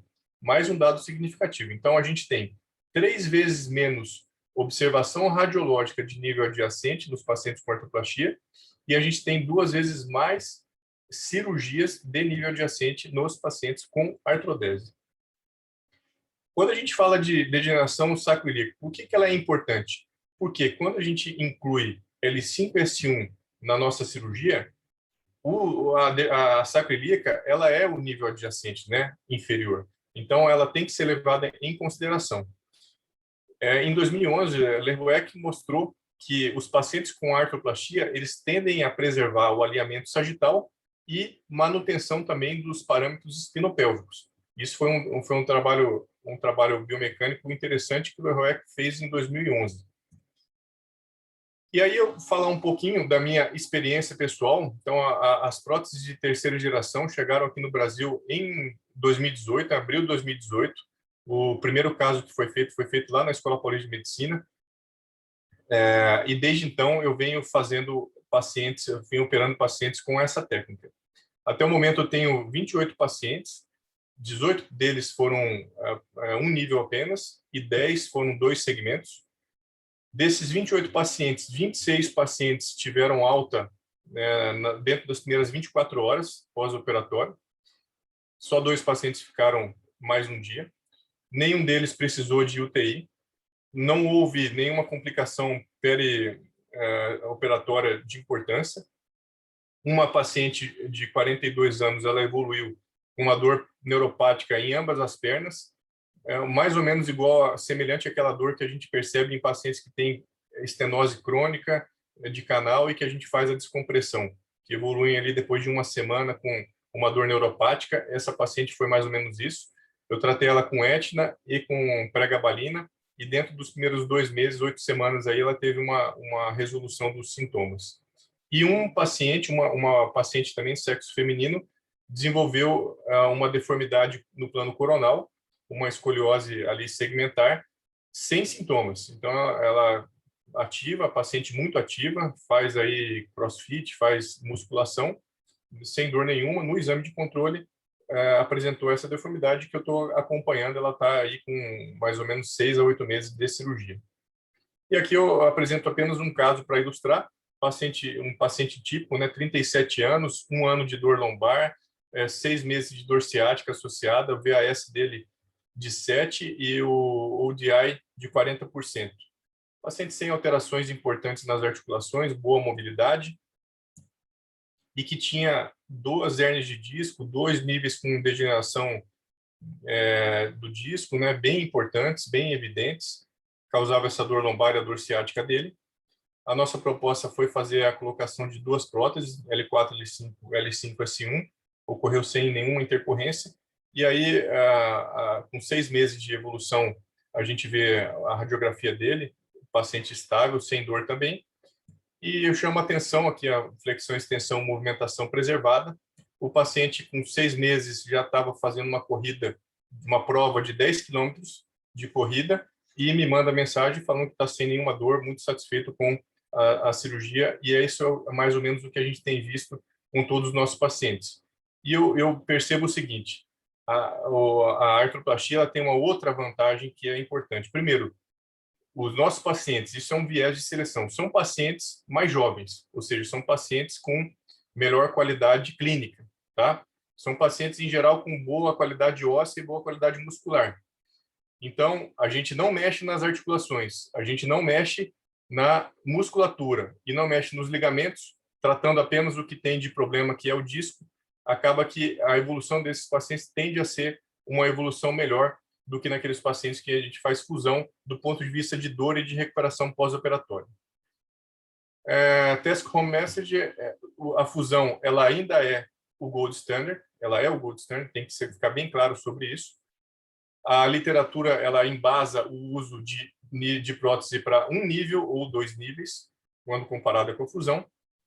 Os estudos mais modernos com essas próteses, eles mostram, no mínimo, não inferioridade, são basicamente estudos de não inferioridade, em relação aos parâmetros clínicos e complicações. E eu considero que é uma técnica segura, quando comparada com a fusão.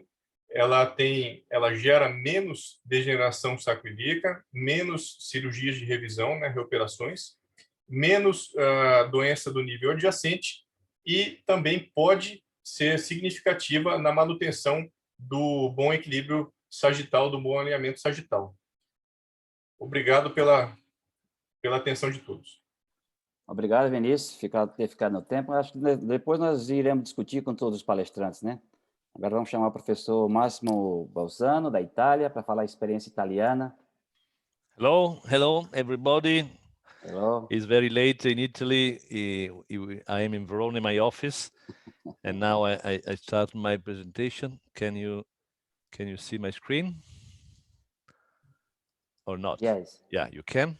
So yes. So thank you for inviting me. Thank you, my friends Brazilian. I love Brazil, and I hope to come very soon to visit Brazil again. So my experience is I started many years ago with a lumbar arthroplasty. This is my disclosures, and usually we are in front of a great dilemma when you have to offer surgery to our patients, and we have to offer in the lumbar spine fusion is the gold standard, but in some cases we can offer a total disc replacement. Why? Because I think the motion preservation must be utilized in the lumbar spine, because the results in cervical spine are on the eyes of everybody. For lumbar spine is something different.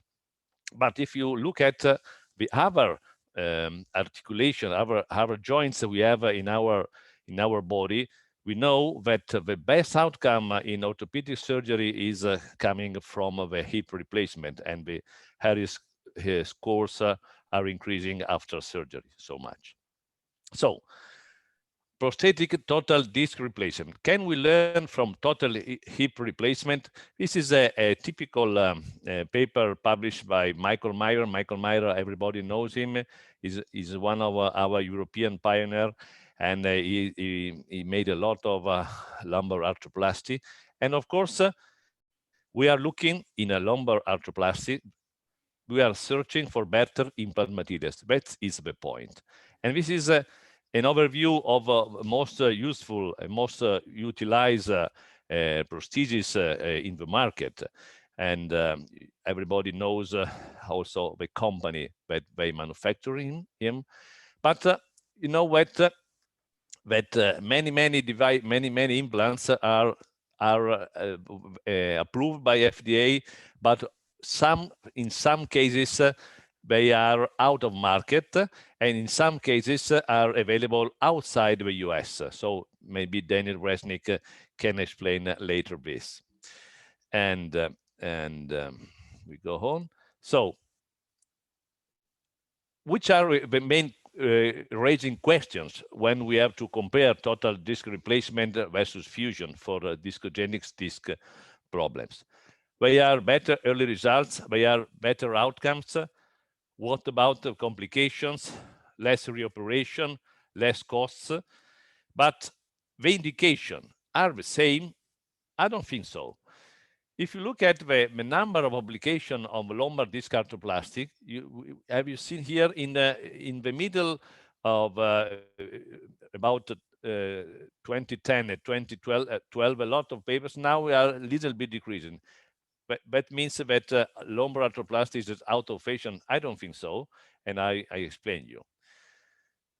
Looking at the comparison of lumbar total disc replacement with surgical spinal fusion, as Vinicius said before, this is randomized trial of 5 years outcomes, and total disc replacement is at least the same level of fusion, if not better. And another randomized study of 5 years comparing different types of total disc replacement, and the active L was a little bit better as an outcome comparing to the Charité and the ProDisc. But what are, for me, the best indication for total disc replacement?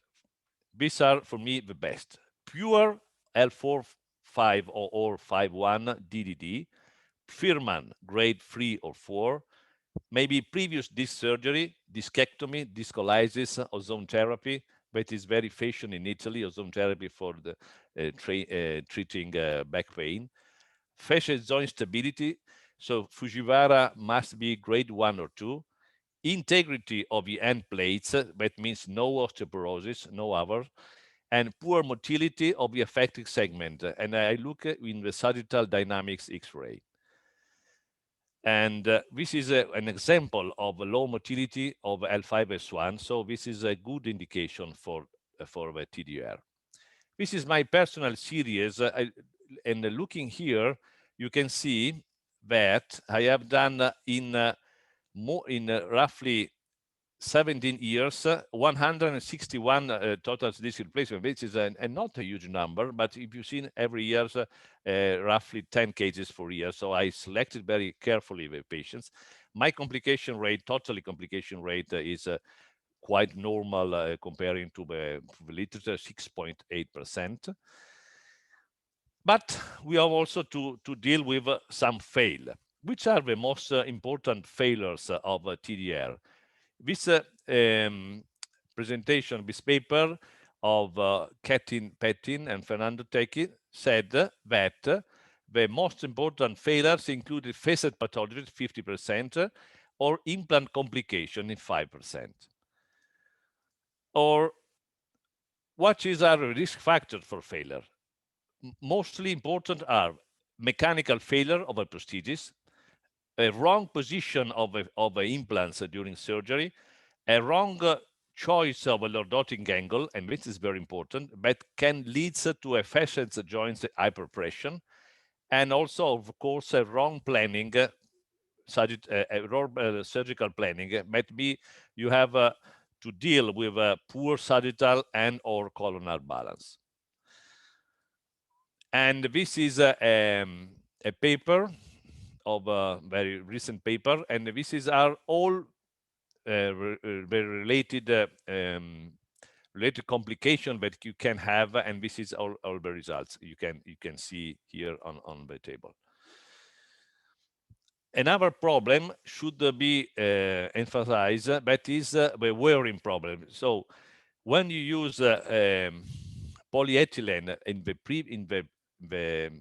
beginning of of a era of lumbar arthroplasty, the core was in polyethylene, and this kind of core can lead to wear particle, and this is one of important problem of failure of these implants.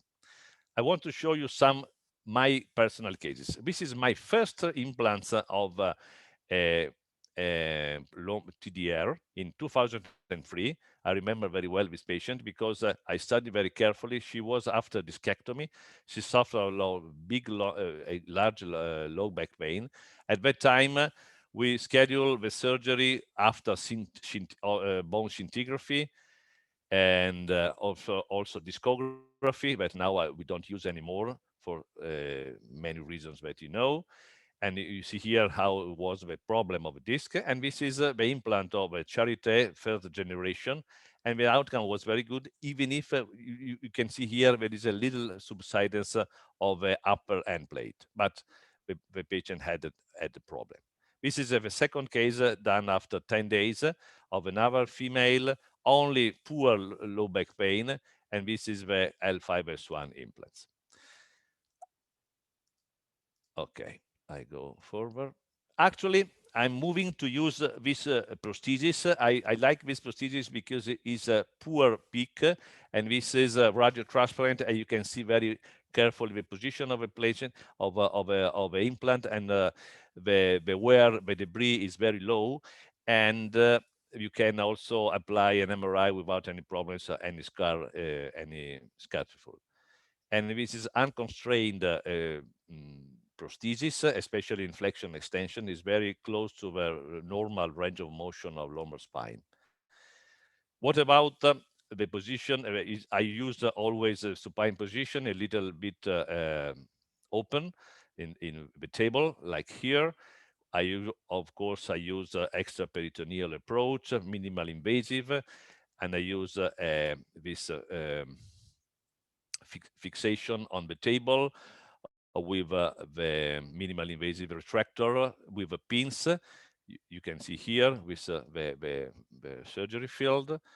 And I show you very, very soon some cases. This is a male of 38 years old, very active in sports. She suffered a low back pain, bilateral leg pain, progressively worsened in the last 3 years, ODI 45%.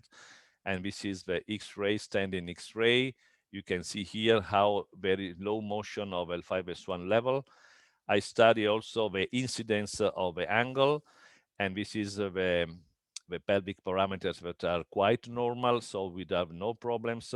And the MRI shows a Firman of L5S1, Firman grade 3, and the fascial joints are in a good position because they can be classified as Fujiwara grade B. And this is during surgery. These are repeat inserted, and this is the prosthesis. You can see how I open the space, and I have chosen for this patient the angle of lordosis for 16 degrees. And finally, if you look at before and after surgery, you can see that how I have increased of 5 degrees roughly the lumbar lordosis, and also I have increased the foraminal 8. And this is the patients after 6 months in very good conditions. I show you a second case, another male of 35 years old. And for these patients, we have done this kind of surgery again. But in these cases, we have done a double prosthesis 4-5-5-1. I go very quickly to the results. You can see here the MRI in Firman grade 3, all the L4-5 and 5-1, and the Fujiwara classification, grade 2 for the level 4-5, and grade 1 for the level 5-1. And this is the T1 MRI in sagittal, and this is the result of the surgery. You can see here how a good restoring of lordosis. The parameters, the sagittal parameters are quite good, and the patient recovery very soon to his normal activity. So I go to my conclusions. In my concept of a lumbar disc arthroplasty, the indication must be very, very selective. I like to treat pure disc disease without fascial joints arthropathy. I love to use TDR for young people, usually less than 50 years, active and motivated patients. For me, this is a valid alternative with fusion. I use a minimal invasive SS. The implant choice and its proper position influences the outcome, especially for heterotopic ossification. And the best solution for my side, that you have an immediate postoperative mobilization. You don't need a postoperative brace. You can go early to work and sporting activities. As Vinicius said, we have a low rate of ideation segment syndrome. With a minimal invasive approach, we have a low risk of vascular lesion.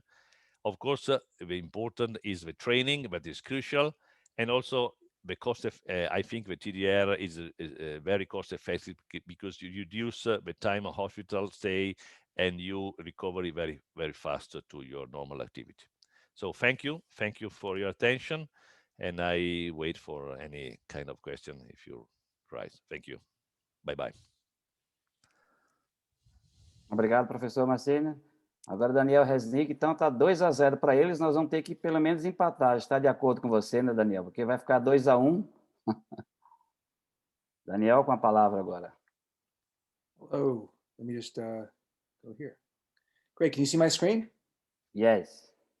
Well, thank you very much for the invitation to talk. I wish I was there because after this session, it would be great to go to the bar and have 7 to 9 caipirinhas and really solve the problem once and for all. But I'm going to give you just a relatively brief presentation on lumbar disc arthroplasty. And when Asdrubal called me, I said, you know, I don't do this operation. Why are you calling me to talk about this? He says, I want you to talk about this. So I'll give you my thoughts really based upon a career in evidence-based medicine. These are my disclosures and have nothing to do with this particular topic. So why was arthroplasty invented? And we've heard it's to treat axial low back pain and to avoid adjacent segment disease. So I guess the first thing to ask is, well, does it treat axial low back pain and does it avoid adjacent segment disease? So let's take a look at that. And we use fusion as the other presenters have mentioned, which is the gold standard, gold standard comparator for this patient population. This is the original Charité study. And as you can see, the disc arthroplasty group did a little bit better, did about the same. It was a non-inferiority study as the lumbar fusion group, which is great, but it's not so great because the results kind of suck. If you look at the results of this study, in the investigational group, at long-term outcomes, 72% of patients were still using narcotic pain medication, and in the fusion group was 85%. So yeah, it's better than 85, but it still is pretty not good. In the long term, it doesn't seem to work quite as well as lumbar fusion. And again, this is the original Charité study. I'll show you the Maverick study. I'll show you several other studies going forward, and it's the same sort of thing. Early on, patients with the lumbar disc arthroplasty tend to do well, but then after a couple of years, the results are the same. And again, they're really not that great results, where you're only having 50 to 60% of patients meeting clinical success measures as defined in these studies. And these studies are very highly select patient populations of folks who signed up for the study in order to get the artificial disc. There's the authors of this study. If you look at the authors of the study, every single author is either has a financial stake in the operation or is an employee of the company that makes the device. So these are very subject to bias. So when you have these biased studies showing non-inferiority, it means that they're really trying hard to show non-inferiority, and they're not really showing that the device is any better. And the comparator is not that great either. I'm not saying that lumbar fusion is the answer in this patient population. I'm saying that surgery is not necessarily a great option for a lot of these patients. When you get further out, the results get worse. The results flip-flop once you get past 5 years in terms of the fusion group doing better than the arthroplasty group in the Charité study, and with very long-term follow-up, turned out that patients whose devices fused due to heterotopic ossification actually have better results than those devices that are still functioning. So what's going on here? You can look at different devices. Here's the Maverick device, and if you look at the results on the right, the authors say that the device is doing better than lumbar fusion. I would say that those results are exactly the same. And if you try to convince me that those results are different, there's lies, damn lies, and statistics, and that's getting towards the third or fourth category there. There's no difference. And you can't believe the hype. Device doesn't matter. There have been multiple randomized controlled studies. Dr. Balsano showed one looking at randomized studies comparing different devices, and by and large, every single study shows that every device is non-inferior to the other devices. The fact that every study is a non-inferiority study really should trigger a alarm in your head that no one's saying that these things are better. They're saying that they're just about as good as whatever they're comparing to. And when you read these studies, you can't trust the author's interpretation. You can't look at that last line in the abstract or the last line in the conclusion. You actually have to look at the numbers and be critical when you look at these numbers, because there's a huge risk of bias in these studies. So in terms of treating low back pain, it seems to work probably about as well as lumbar fusion, which isn't all that great. Now, does arthroplasty prevent adjacent segment disease? Well, the first question is, does fusion cause adjacent segment disease? Is fusion the reason why patients develop degeneration at or above or below where they have the fusion? Well, there's unequivocal laboratory evidence that if you fuse a level, that there are increased stresses at the adjacent levels. I'm not so sure about the SI joint argument. I've not seen a lot of, I've not looked for evidence for that, to be honest with you, but we know that in the spine, that if you fuse a level, the levels above, particularly above and below, will see increased stress. However, this doesn't seem to translate so neatly to the clinical situation.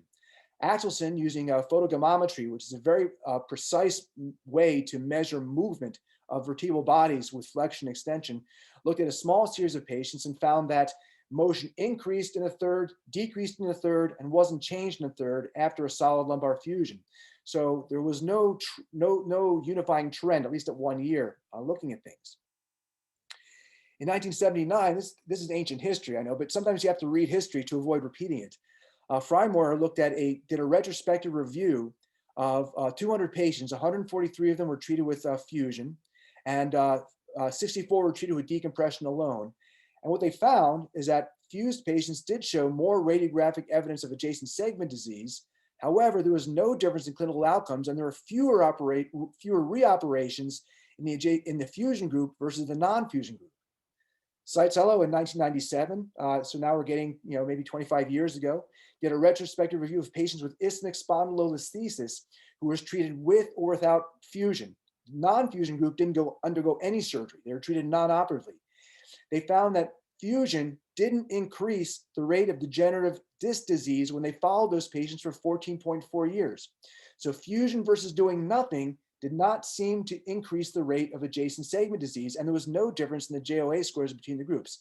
Now, the groups were different. The patients who were operated on had more severe disease, blah, blah, blah, blah, blah. But the fact is that even in the patients with milder disease who were treated non-operatively, they had the same incidence of adjacent segment disease when followed for long term.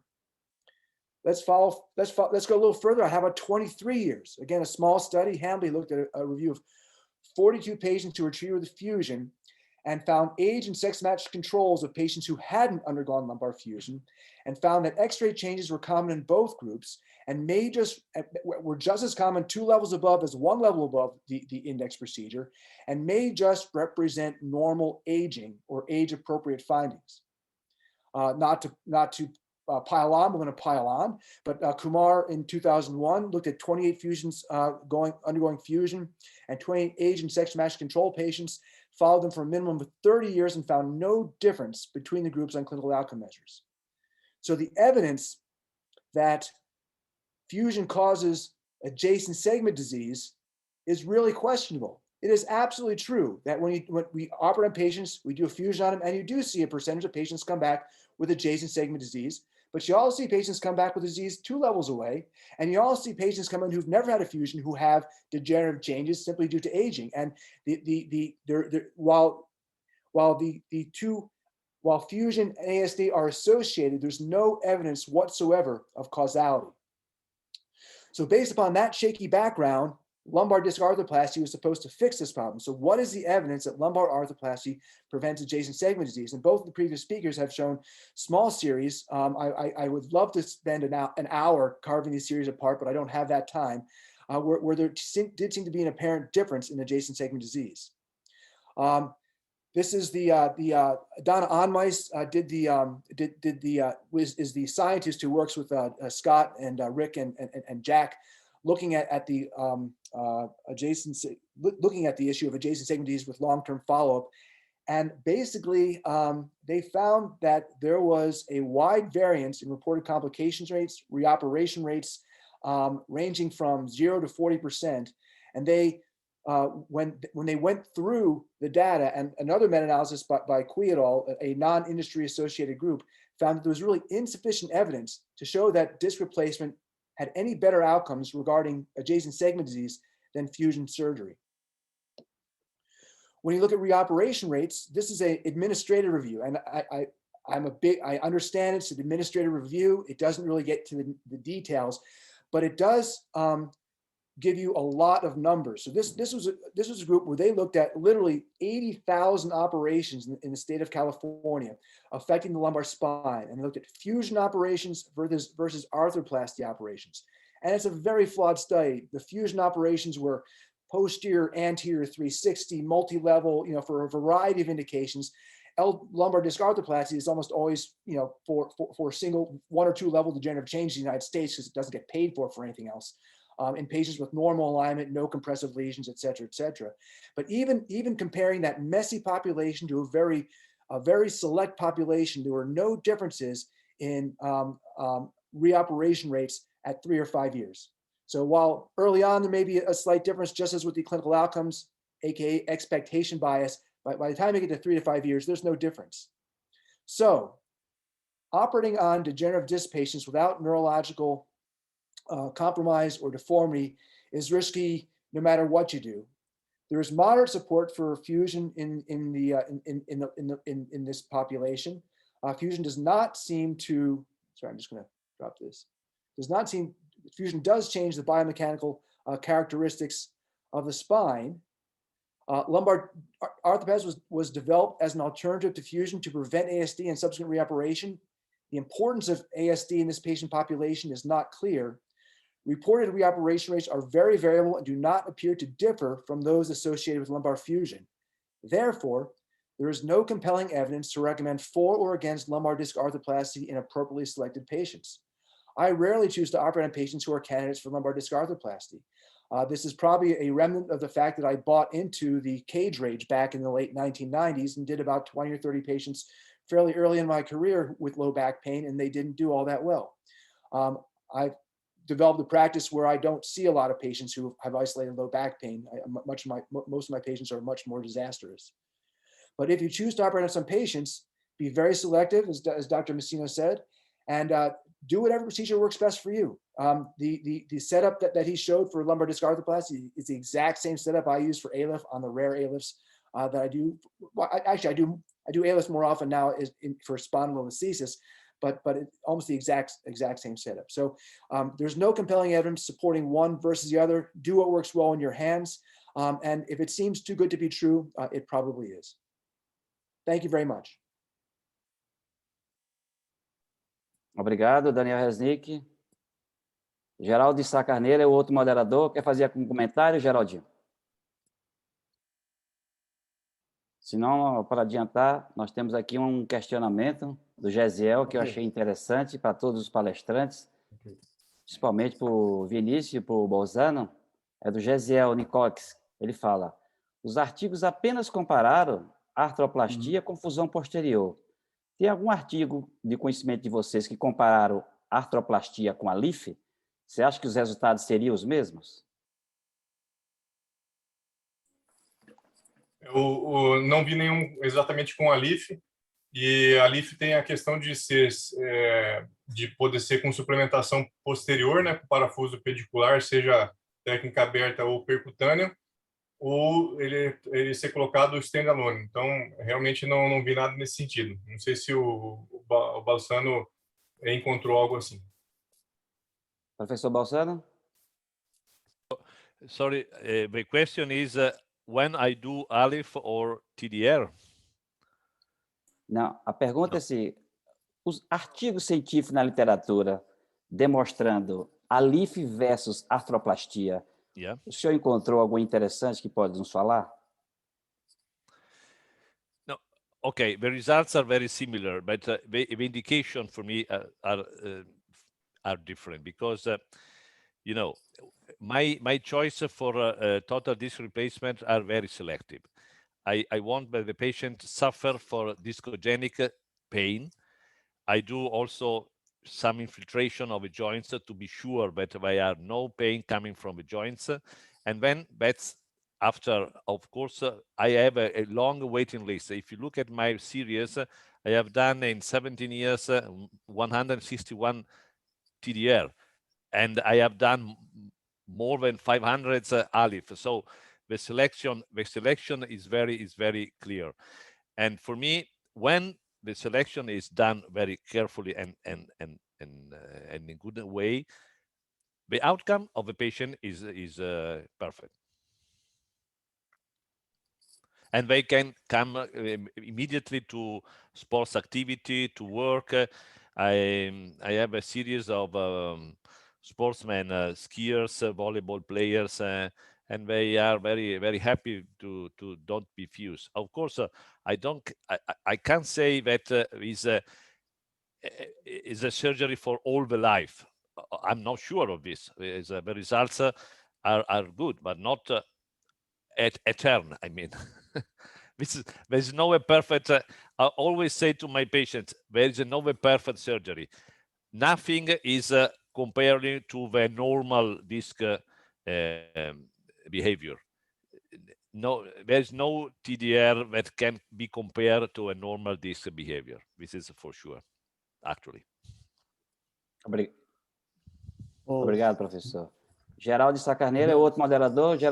Pode fazer algum comentário? Boa noite a todos. Ricardo Botelho, muito obrigado. Parabéns. Eu quero parabenizar os speakers. Essa é uma pergunta que eu iria fazer, exatamente essa pergunta, que não vi comparação com a LIF. A história da artroplastia aqui no Brasil, eu, Fernando Dantas, entre outros, doutor Cláudio Pedra, somos dos pioneiros aqui no Brasil. Então, começamos em 2002. Então, veja, em 2005, nós fomos a um curso de complicações de acesso em Estrasburgo, e o índice de complicação com a artroplastia era grande, o que me fez voltar. Nessa época, eu já fazia LIF. Eu não me recordo, eu teria que fazer um levantamento de revisão de cirurgia para os pacientes de ALIF, a não ser que tenha outra doença. É claro que a artrodese via posterior com TILIF, a gente tem revisão com estenose adjacente. Uma pergunta, eu tinha várias perguntas para fazer, que foram respondidas, como a preservação da faceta, o estudo maior, provando que o nível adjacente seja protegido. Eu, por exemplo, tenho um caso de artroplastia que foi 2 níveis acima, o paciente apresentou uma degeneração. Eu pergunto se isso não seria uma evolução natural. Então, eu gostaria de saber sobre a preservação da faceta, né, desse nível. E a outra coisa, para os que fazem a artroplastia, se vocês consideram a retrolistese de L5, por exemplo, ou L4, como um fator de contraindicação da artroplastia. Obrigado. Professor Massini, pode começar? I think, yeah, I agree. Retrolisthesis is a sign of small instability, but you can very carefully seen in the dynamic X-ray if there is a abnormal movements of segments. I have done many cases of TDR in retrolisthesis, and you can give to this patient stability because the prosthesis is mobile, but also have the goal to get stability to the segment affected. That's my opinion. Yeah. Vinícius? Já estamos atrasados, só um comentáriozinho, depois o professor Daniel Reznick pode finalizar o módulo. Vinícius? Com relação ao que o Geraldo falou, uma coisa que eu chamo a atenção para os dias atuais e que é de extrema importância é o cirurgião de acesso. Então, aqui no Brasil, todo mundo conhece um médico que faz acesso para cerca de 70% dos cirurgiões do Brasil, que é o Dr. Aécio, e isso mudou bastante a evolução das cirurgias via anterior aqui no Brasil, né? O índice de complicações dele é muito baixo, é completamente fora da literatura, muito mais abaixo do que a gente vê na literatura em termos de complicações vasculares e de complicações também do plexo hipogástrico superior. Então, isso dá uma segurança muito grande. Isso é uma grande diferença em relação ao que era feito, como o Dr. Geraldo bem disse, lá na época de 2002, 2003. Além disso, as próteses também evoluíram e isso é algo que é bastante seguro. Então, a gente tem 2 pontos muito importantes que são relacionados com complicações. Primeiro, relacionado à prótese, segundo, relacionada ao acesso. Então, eu penso que atualmente a gente tem condições melhores de, obviamente, em pacientes extremamente selecionados, utilizar a artroplastia como uma técnica de escolha. A gente ficaria aqui a noite toda, mas não tem tempo para isso. Agradecer a todos os palestrantes. Obrigado e vamos dar continuidade ao nosso congresso. Obrigado Parabéns a todos. A todos. Obrigado pela oportunidade. Obrigado, professor Massino, Daniel, Obrigado. Vinícius. Bye, bye. Bye.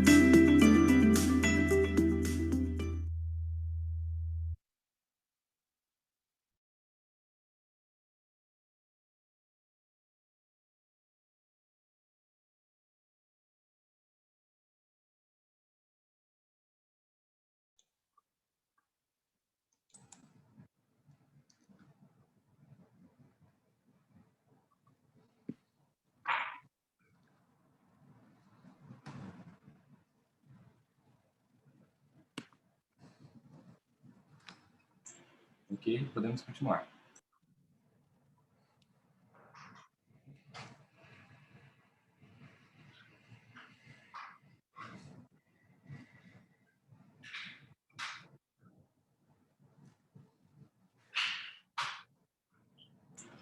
Dr. Marcos, podemos continuar.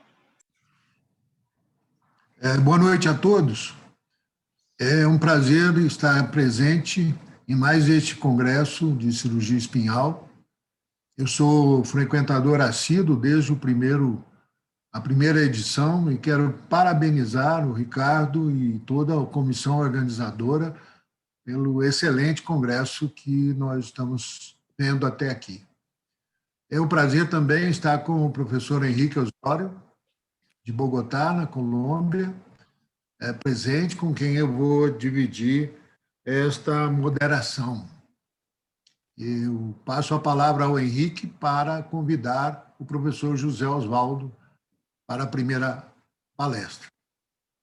Obrigado, Marcos. En primer lugar, es un grande placer participar en este gran congreso que organiza todos los años Ricardo Botelho, con gran éxito. Y parabéns para Ricardo y toda la comisión organizadora de este congreso que ha estado espectacular. Entonces, Marcos, por favor, inicie você la presentación del primer palestrante. Professor José Osvaldo é amigo de todos nós, assíduo também nesse congresso. É também o meu professor na área de dor. Um foco localizado nele para aprender muito sobre dor. E este bloco promete ser muito interessante. Professor, por favor, inicie sua apresentação. Obrigado. Um momentinho só. Bom, eu também quero agradecer a oportunidade que o Dr. Ricardo me deu de estar novamente participando de mais um Congresso Brasileiro de Cirurgia Espinhal. Eu também sou assíduo frequentador, desde o primeiro que aconteceu há 21 anos, né? E nós vamos falar hoje sobre dor referida. Vamos falar um pouquinho sobre a fisiopatologia, de modo resumido.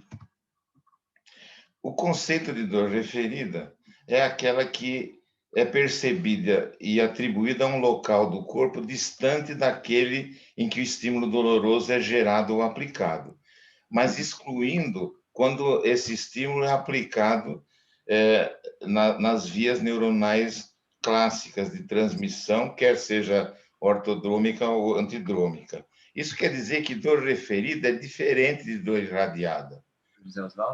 A dor referida, ela é uma dor que não cursa pelos trajetos clássicos da transmissão nervosa. Zé Oswaldo, Oi. por favor, a sua tela não está aparecendo para todos. Então, espera um pouquinho só. Vocês estão vendo aí, não? Boa noite. Espera um pouquinho. Não, ainda não se vê.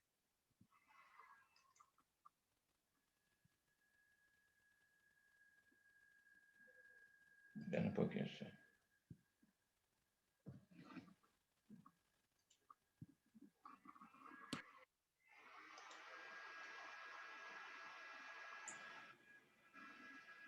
Então, o senhor pode clicar na opção compartilhar a tela para a gente poder continuar.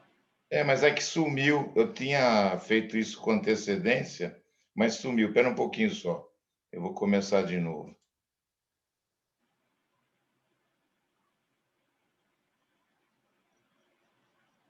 Caso o senhor prefira, podemos continuar com o Dr. Alexandre e eu faço o teste com o senhor na sequência. Tudo bem? E agora? Perfeito. Deu certo. Excelente. Agora está bem. Ótimo, obrigado.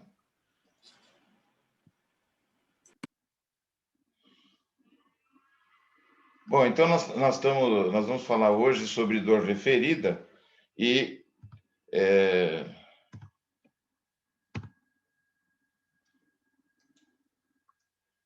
ele não está obedecendo o meu comando. E o conceito atual de dor referida é aquela que é percebida e atribuída a um local do corpo distante daquele em que o estímulo doloroso é gerado ou aplicado. Mas a dor referida não é igual à dor irradiada. Enquanto a dor irradiada ela percorre vias estabelecidas de transmissão antidrômica e ortodrômica, a dor referida tem uma fisiopatologia um pouco diferente. Um campo que nós usamos para estudar as dores referidas são as dores viscerais do aparelho digestório, porque os órgãos eles têm um número reduzido de receptores e dolorosos, uma aferência bilateral, uma inervação multissegmentar, e elas são profundas e mal localizadas, e elas geralmente são axiais ou com sede na linha média. O estímulo doloroso trafega junto com vias autonômicas, então é comum sintomas neurovegetativos, como náuseas, vômitos, sudorese e palidez. Nós temos as vísceras ocas, que elas só respondem à dor com estímulo de estiramento e tensão. Elas não respondem, a mucosa delas não respondem ao estímulo químico, uma vez que se respondessem, a gente viveria continuamente com dor, porque no interior dessas vísceras existe uma guerra química da digestão. Quanto às vísceras parenquimatosas, o parênquima não acusa dor. A dor das vísceras parenquimatosas ela é sentida através das cápsulas do peritônio seroso. E o peritônio parietal ele é tão sensível quanto as cápsulas, né? E o peritônio parietal tem uma capacidade de discriminação e localização maior. Muitas vezes, a dor pode ser referida para o abdômen. Por exemplo, é o que acontece quando a gente vê crianças com otite que reclamam de desconforto abdominal. E não reclamam quase de dor no ouvido ou na região cefálica. Esse é um tipo de dor referida para o abdômen. Também pode haver dor referida do abdômen para o abdômen. É o que acontece quando a gente vê tumores de sigmoide que pode causar dor na fossa ilíaca direita. Quer dizer, a dor é de um lado do abdômen, mas o paciente se queixa de dor no próprio abdômen, mas do outro lado. Nós temos também, é muito comum em oncologia, nós termos pacientes com câncer de pâncreas que reclamam de dores toracolombares e procuram até especialistas ortopédicos, neurocirurgiões de coluna e até fisiatras ou mesmo procuram fisioterapeuta. E o paciente tem, às vezes, câncer de pâncreas. Muitas mulheres sentem, durante a menstruação, cólica na região lombar, ao invés da região pélvica. A endometriose já também é muito famosa por ter dores referidas também. Outras dores referidas do abdômen para outras regiões, a gente pode citar as metástases hepáticas, né? E o abscesso subfrênico, que muitas vezes cursam com dores no ombro. A dor referida mais comum de todas é a dor miofascial. E ela acontece, por exemplo, no caso da dor abdominal, ela acontece tanto de músculos abdominais dando dores em outros locais à distância, ou músculos fora do abdômen dando dores no abdômen. Então, isso é muito comum. E em câncer, por exemplo, quando nós temos mais de um tipo de dor, o segundo tipo de dor geralmente é a dor miofascial, em cerca de 70% dos casos. Na região torácica, nós também temos vísceras que podem dar dor referida, então você pode ter quadros de derrame pleural, hemotórax ou pneumotórax com dores nos membros superiores, no abdômen, nas costas, na região cervical e até na face. Então, é bastante difícil o diagnóstico quando o paciente tem dor referida. Agora, a dor visceral que mais conhecida, que dá dor referida, é o coração. A dor do infarto do miocárdio é de longe a mais conhecida. Não é a mais comum, a mais comum é a dor miofascial, mas a dor mais conhecida é a do infarto, porque é importante que o médico consiga distinguir, porque e conhecer essa dor faz com que você possa eventualmente salvar vidas. Por isso que há uma preocupação no ensino e na divulgação desse tipo de dor referida. A fisiopatologia da dor referida, ela ainda não está completamente esclarecida, mas ela vem ganhando conhecimentos nos últimos anos que vão completando grandes lacunas a respeito da dor referida. Antigamente, a conceituação antiga dava ideia que era um tipo de confusão, porque tantos estímulos na periferia, na pele, ou então num órgão interno, teriam a mesma região, na mesma região da substância cinzenta, os neurônios de segunda ordem. Daí você teria um tipo de confusão, porque a representação, o número de células das vísceras são muito pequenas, então esse número pequeno seria insuficiente para transmitir a dor, então você teria um mau funcionamento. Agora, é importante que dor referida não é dor neuropática e também não é dor nociplástica, porque nós não temos lesões ou doença detectáveis acometendo o sistema nervoso e nem as alterações funcionais são irreversíveis. Quando a fonte de dor cessa, a dor referida também cessa. Existe alguns conhecimentos recentes que dão conta da sinapse tri- e tetrapartites. O que quer dizer isso? As sinapses passaram agora a ser representadas por mais de uma célula, por mais de duas células. Antigamente se achava que tinha só o neurônio que chegava na sinapse e o neurônio que recebia aquela comunicação. Hoje em dia nós sabemos que existem as sinapses tri e até tetrapartites e algumas até com mais células participando. E também possibilitou entender as influências gliais na transmissão da informação.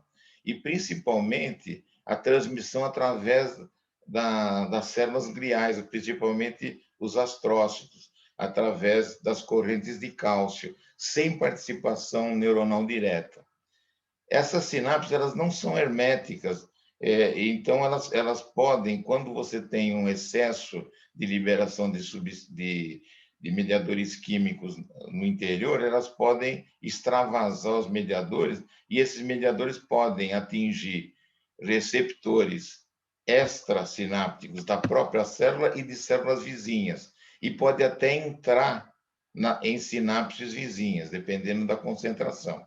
Então, a descoberta de receptores extrasinápticos e a possibilidade de sensibilização dos neurônios vizinhos pode clarear um pouco o que acontece na região posterior da substância cinzenta, em que você pode ter, sem a participação direta de neurônios internunciais, também a sensibilização dos neurônios. Isso faz muita diferença quando a gente vai falar sobre dor referida. Então, aqui nós vemos um neurônio pseudonipolar, né, esquematicamente, e você sabe que na extremidade distal nós temos o receptor doloroso. Na extremidade proximal, nós temos a entrada desse axônio na medula e a conexão com uma sinapse com o neurônio de segunda ordem da via dolorosa. Mas antes de chegar a fazer essa sinapse, esse neurônio ele se dicotomiza em ramos ascendentes e descendentes. Cada neurônio pseudonipolar que entra na medula transmitindo dor, ele faz uma lateralização, uma bifurcação ou uma trifurcação. Você tem o neurônio principal, que é somatotópico, e os outros ramos ascendentes e descendentes, que vão juntos com todos os neurônios que estão entrando, formar o trato de Lissauer. Agora, se você pega a região posterior da substância cinzenta, nós vamos ver que nós temos 3 tipos de neurônios de segunda ordem dolorosos. Todos eles estão ligados às vias dolorosas, mas existem 2 tipos que são exclusivamente dolorosos no sentido de recepção. Eles só recebem sinapses de fibras finas, a delta e fibra C, e que trazem, que transmitem sinais da periferia a partir de estímulos dolorosos. Já existe um terceiro tipo de neurônio, que é o neurônio chamado WDR, que em inglês é a sigla Wide Dynamic Range Neuron. Que esse tipo de neurônio, ele recebe também sinapses de fibras grossas, que transmitem estímulos não dolorosos. Normalmente, essas sinapses estão inabilitadas, elas estão silenciadas. Se o neurônio WDR está em repouso, essas fibras, essas sinapses não estão funcionando. O neurônio não está reconhecendo as sinapses. Quando o WDR ele fica sensibilizado, ele reconhece sinapses que vêm das fibras ascendentes ou descendentes do trato de Lissauer, quer dizer que é fora da distribuição, porque aqui, relacionado com a principal sinapse, ou com as principais sinapses, existe uma relação com a área que é inervada, enquanto que quando você tem a conexão desses ramos ascendentes ou descendentes com outros neurônios, essas sinapses que estão inabilitadas quando eles estão em repouso, elas estão trazendo informações de fora da distribuição. Quando o WDR é sensibilizado, ele reconhece essa sinapse e você tem a dor referida, porque com o reconhecimento da sinapse e do estímulo que chega, essa dor que é de outra distribuição é reconhecida pelo sistema como se fosse igual à sinapse principal. Do mesmo modo, sinapses que vêm de fibras grossas que trazem estimulação não dolorosa, quando elas são habilitadas, elas vão ser reconhecidas e vão dar margem à alodinia. Então, você tem, a partir de estímulo não doloroso, sensação dolorosa. Então, hoje em dia, a gente reconhece as dores referidas como manifestações particulares, especiais de dores por aumento de nocepção. Então, dor referida é um tipo de aumento de nocepção que você tem durante o aparecimento dessas dores. Você tem disfunções reversíveis do sistema em que não há lesão ou doença detectável. Muito obrigado pela atenção.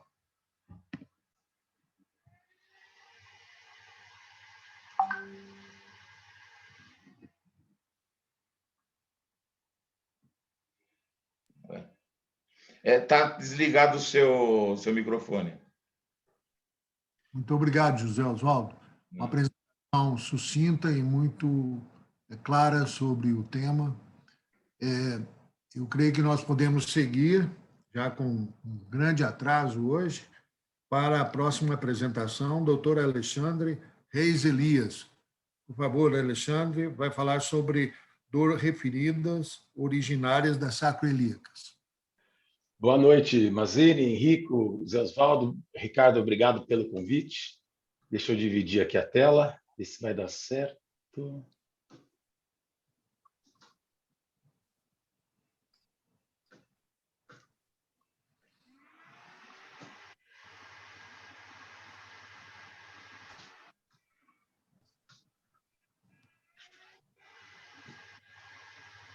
Peraí.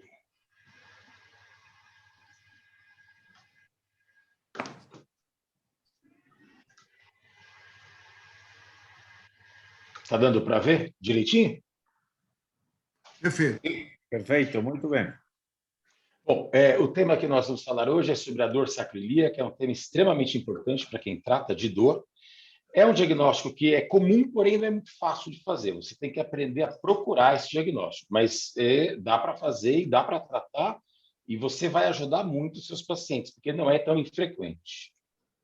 Existe uma prevalência de dor sacroiliaca em termos de... tem estudos que falam que 1/5 dos casos que procuram a gente do consultório, sem histórico de cirurgia, sem outros comemorativos, que seriam dor sacroiliaca. Na gravidez, isso também é muito prevalente, você tem em torno de 20% das grávidas queixando-se de dor sacroiliaca, e o grande carro-chefe é pós-cirurgia de artrodese. Esses indivíduos passam a desenvolver, eles falam assim, doutor, eu estou com uma nova dor. E tem estudos que mostram que até 40% dos casos pode ser uma dor sacroiliaca. A articulação sacroiliaca ela é extremamente complexa, ela tem vários ligamentos, um complexo ligamentar posterior extremamente forte, e não há cápsula posterior nessa articulação. Na borda anterior da articulação, você tem uma articulação real, propriamente dita, onde há uma cápsula anterior. Essa cápsula anterior, ela tem o lado sacral, que é côncavo, e tem o lado do ilíaco, que é convexo. E ambas superfícies, mais a sacral até, são irregulares, para desenvolver o mecanismo de trava na hora que é submetido a alguma força. A sacroiliaca é o ponto de maior fricção do corpo humano. É a única articulação onde ela recebe a linha gravitacional, ela corre paralela à linha gravitacional. Ou seja, ela tem que ser muito estável mesmo. A sacroiliaca tem pouquíssimo movimento, a gente vai ver, mas nem por causa disso ela não causa dor. A articulação sacroiliaca ela se assemelha muito a um arco romano, onde eu tenho uma pedra-chave que é colocada no centro e que exerce uma força nas pedras laterais, e essas pedras laterais também exercem uma força nessa pedra-chave. E isso gera essa estabilidade desse arco romano. O sacro seria a nossa pedra-chave, as pedras laterais seriam os ilíacos e as colunas seriam os nossos membros inferiores. Somado a isso, você tem uma estabilidade grande, obviamente, e óbvio que junto com aquele ligamento forte, uma musculatura adequada. Como é que essa articulação sacroiliaca funciona? Ela é um grande amortecedor, ela recebe a força, ela trava a sua articulação e distribui a força, e você consegue se movimentar normalmente. E como é que ela é lesada? Qualquer pequena subluxação gera uma hipertensão do forte ligamento posterior, isso estimula terminações nervosas, acarretando a dor sacroiliaca. A inervação posterior ela é muito rica, ela é muito ampla. Basicamente, do ponto de vista resumido, S1 e S2 está envolvido em 100% dos casos, onde aquela articulação, aquela área ligamentar está inervada, e S3 em 88% dos casos. Então, se nós olharmos aqui um resumo, para você fazer uma risotomia, você tem que ir atrás do forame de S1, S2 e S3, pelo menos. Obviamente tem uma variação, por isso que tende um pouquinho mais para cima, um pouquinho mais para baixo. E a inervação anterior? A inervação anterior, há um tempo atrás, tinha uma dúvida se existia ou não, mas não tem mais. Ela existe. As raízes de L4 e L5 são responsáveis, principalmente L5, 80% dos casos. Como é que ocorre isso? A raiz de L5 e L4, elas emitem emissárias posteriores a essa raiz, em cima da articulação sacroiliaca, onde ela mergulha dentro da articulação. Como essa raiz de L5 está em cima da articulação sacroiliaca, em cima daquela cápsula articular, qualquer inflamação dessa cápsula pode inflamar essa raiz. E é o motivo pelo qual você tem pseudociáticas relacionadas à dor sacroiliaca. É uma inflamação da cápsula que provoca a inflamação da raiz nervosa que está anterior. A etiologia da dor sacroiliaca, você tem traumáticas e não traumáticas. As traumáticas são baseadas num princípio simples. O sacro e o ilíaco, eles não têm grandes movimentações entre eles. Porém, há pequenas movimentações em translações, em rotação e sagital, que quando eu estabilizo o ilíaco e rodo o sacro para frente, eu tenho a nutação. Quando é o inverso, eu tenho a contranutação. Nós estamos falando de 2, 3 graus para lá e para cá. Qualquer trauma que exagere esse movimento, por menor que seja, eu vou andar 5 graus, mas se eu só andava 2, isso gera uma instabilidade local e gera uma dor local. E esse é o mecanismo de trauma, é o mecanismo de dor de um trauma muito conhecido. O indivíduo está no trânsito, apertando o breque do seu carro, está parado e recebe uma colisão traseira. O pé direito, o membro inferior direito e o ilíaco direito estão estabilizados pelo breque. Quando eu recebo a colisão, o sacro vai para frente e volta, ou no movimento de nutação exagerada ou de translação. E isso lesa a articulação sacroiliaca e ocasiona uma dor muito importante. Essa é uma história muito característica desses pacientes. Você tem também qualquer outro tipo de trauma, queda, você segurar coisas muito pesadas muito tempo, qualquer torção, traumas de parto, qualquer coisa que estabilize a coluna e mexa o ilíaco ou vice-versa, vai causar uma dor traumática da sacroiliaca. As causas atraumáticas, o carro-chefe é a artrodese lombar. Se você tem uma artrodese que vai até L5 ou até S1, você provoca uma sobrecarga grande na articulação sacroiliaca. A artrodese de L5 e S1 provoca uma sobrecarga de 52%. L4 e S1, 168%. Se você estender os níveis, vai piorando cada vez mais. A coisa é tão importante que até, não vai dar tempo de dizer, mas até você muda a incidência pélvica à medida que você tem essa dor sacroiliaca após a artrodese. Porque o ilíaco vem para trás com o quadril para diminuir o sacral slope. E o sacro vai para frente, porque a coluna está indo para frente. Então, isso gera uma dor sacroiliaca enorme, aumenta a incidência pélvica. Outros casos, outros fatores são os fatores biomecânicos. Então, você tem discrepância do tamanho da perna, alteração do andar, você tem alterações, doenças reumatológicas que são muito comuns, a gente troca muito caso com os reumatologistas e a própria gravidez. O diagnóstico ele é por uma história médica, a história que nós vimos na etiologia. Você tem o exame clínico, você tem o exame físico, você tem exames de imagem que são muito pobres na dor sacroiliaca, e o gold standard para você detectar a dor sacroiliaca é você fazer um teste de infiltração. Características da dor sacroiliaca: é uma dor glútea, você muitas vezes tem esse sinal de fortim positivo, a pessoa põe o dedo, você põe o dedo lá, aperta, ela tem muita dor, e você tem uma dor glútea que, em geral, vai posterolateral na coxa, pode descer para a perna toda, simulando uma dor radicular, e o que é muito característico, você tem uma dor na região da virilha. Isso, até prova em contrário, é uma dor sacroiliaca. Óbvio que tem outras coisas, você pode ter um problema coxofemoral e outros tipos de dor, mas com relação à coluna ou sacroiliaca, isso é um sinal de dor sacroiliaca. Como é que eu tento diferenciar a dor sacroiliaca de dor lombar, facetária, discogênica? O que me chama atenção? Em geral, são unilaterais e abaixo da coluna. E se você tiver ainda dor, você pode, se você ainda tiver dúvida, você faz o sinal de fortim. Se ele for positivo, ele te ajuda, porém nem tanto, porque várias outras dores também têm pontos dolorosos à palpação. Mas você abre mão do quê? Dos testes provocativos de dor sacroiliaca. O que é isso? É uma série de testes que eu estabilizo a coluna lombar e movimento o ilíaco. Se aquilo causar a dor que o paciente sente, isso é um sinal positivo. É muito discutido na literatura, mas o que é mais aceito é que 3 desses sinais positivos falam a favor de dar dor sacroiliaca. Os exames de imagem ajudam a gente muito pouco, eles veem normalmente alterações degenerativas, e essas são iguais para doentes sintomáticos e assintomáticos. E o carro-chefe, o grande teste, é você fazer a infiltração sacroiliaca. Essa infiltração pode ser feita na zona ligamentar, deve ser feita na ligamentar e na articular. O ideal é fazer ao mesmo tempo, isso é uma técnica das 2 agulhas, que é o que eu faço. Normalmente, você vê na zona articular, chama de velo, contraste subindo, e na zona ligamentar, você vê o contraste retido no complexo ligamentar. Muitas vezes, você só consegue fazer essa parte, a articular você não consegue. Só que 80% dos casos já são positivos só com a parte ligamentar. Quando você não consegue, você pode tentar de novo ou fazer por tomografia, porque às vezes não é fácil chegar a agulha lá na frente. Então, você pode optar pela tomografia para fazer, para repetir, caso a parte ligamentar tenha sido negativa. O diagnóstico, então, ele é baseado no conjunto de coisas: histórico médico daquelas etiologias, o tipo de dor, o exame físico e, principalmente, o teste sacroiliaco, de infiltração sacroiliaca. Que tratamentos que eu posso fazer? Que tratamentos que eu posso oferecer para esse paciente?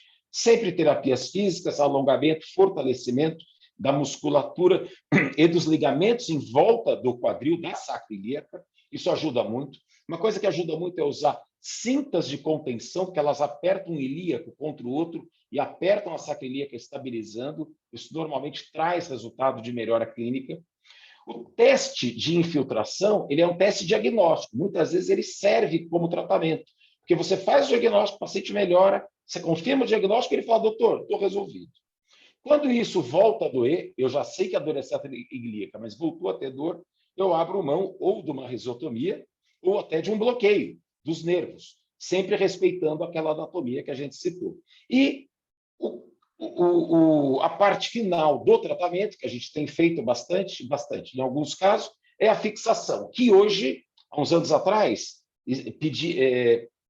a fixação era só fixação, sem fusão. Os trabalhos atuais já falam assim, não, você deve fazer a fixação com fusão, que o resultado seria melhor. A fixação, tem vários trabalhos que mostram que a fixação melhora a dor sacroiliaca. Melhora a dor sacroiliaca se você tiver testes positivos. A fixação sacroiliaca, ela não interfere, ela não sobrecarrega acima e abaixo, nem a lombar e nem o ilíaco. Você tem hoje vários instrumentais para fazer fixação minimamente invasiva, onde a fixação normalmente é ilíaco-sacral, ou lateral, ou posterolateral, ou intraarticular, que aí é posterior, que aqui no Brasil a gente só tem o Diana. O que a gente tem feito hoje é fixar com o parafuso S2 asa ilíaco. Muitas vezes a gente usa S2A1 e S1A1 para pôr 2 de cada lado. Então, isso aqui é um alife com dor sacroiliaca pós-operatória, isso aqui é uma fixação longa com dor sacroiliaca. E caso mais grave, você pode abrir mão desse caso, como a gente fez, parafuso S1 ali, asa ilíaco, S2 e um parafuso de ilíaco. Dor sacroiliaca, você tem que pensar nela. Se você não pensar nela, você não vai fazer o diagnóstico, você vai esperar anos para conseguir fazer um diagnóstico. Então, você tem que sempre pensar nela para ir atrás de fazer o diagnóstico correto. E lembra, ela é frequente. E uma coisa muito interessante é essa associação que eu participo desde 2018, que me ajudou muito no meu consultório de entender o que é sacroiliaca. Teve uma conferência recente e, para quem tiver interesse, vai ter outra agora em 16 de maio. Obrigado, desculpa o tempo.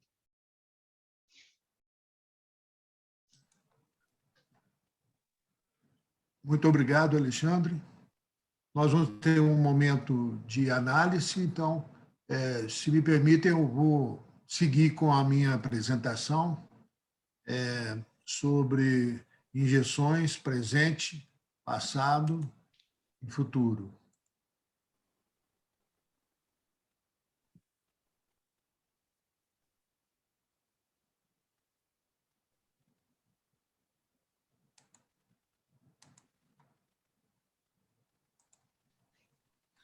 Alguém vê a tela aí? Agora sim. Ok.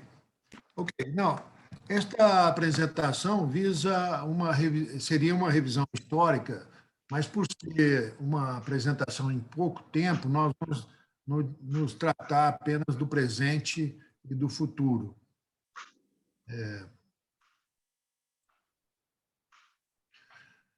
Se a gente olha nas revistas recentes publicadas, esse aqui é o Spine Journal do mês passado, nós vamos ver que existe constantemente publicações sobre técnicas de infiltração. Como a gente pode ver no esquema à direita, as infiltrações podem ocorrer em vários pontos da coluna.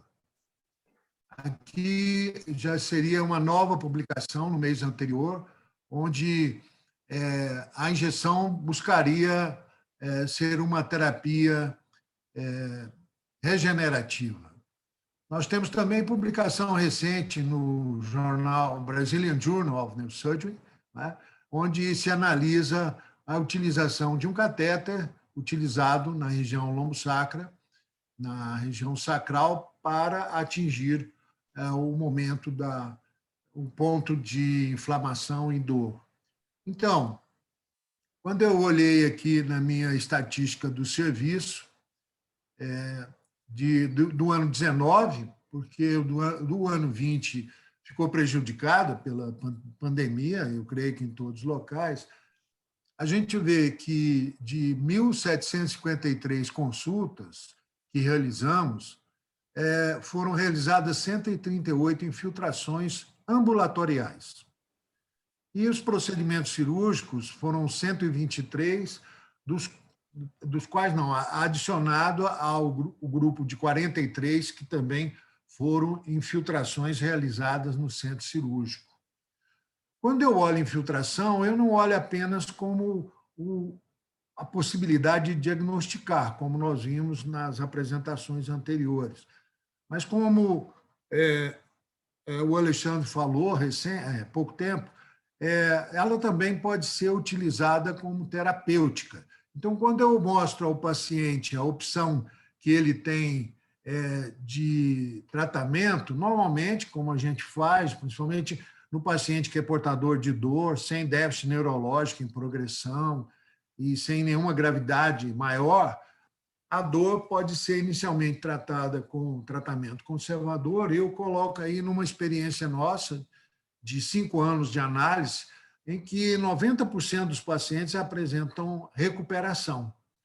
Os 10 pacientes, né, os 10% que resultam, nós propomos sempre o tratamento por injeção, e esse tratamento resulta também numa melhora de 80%. Obviamente, a cirurgia, quando indicada, ela tem um índice maior de recuperação e, muitas vezes, o cirurgião indica a cirurgia porque ele quer chegar a uma solução imediata.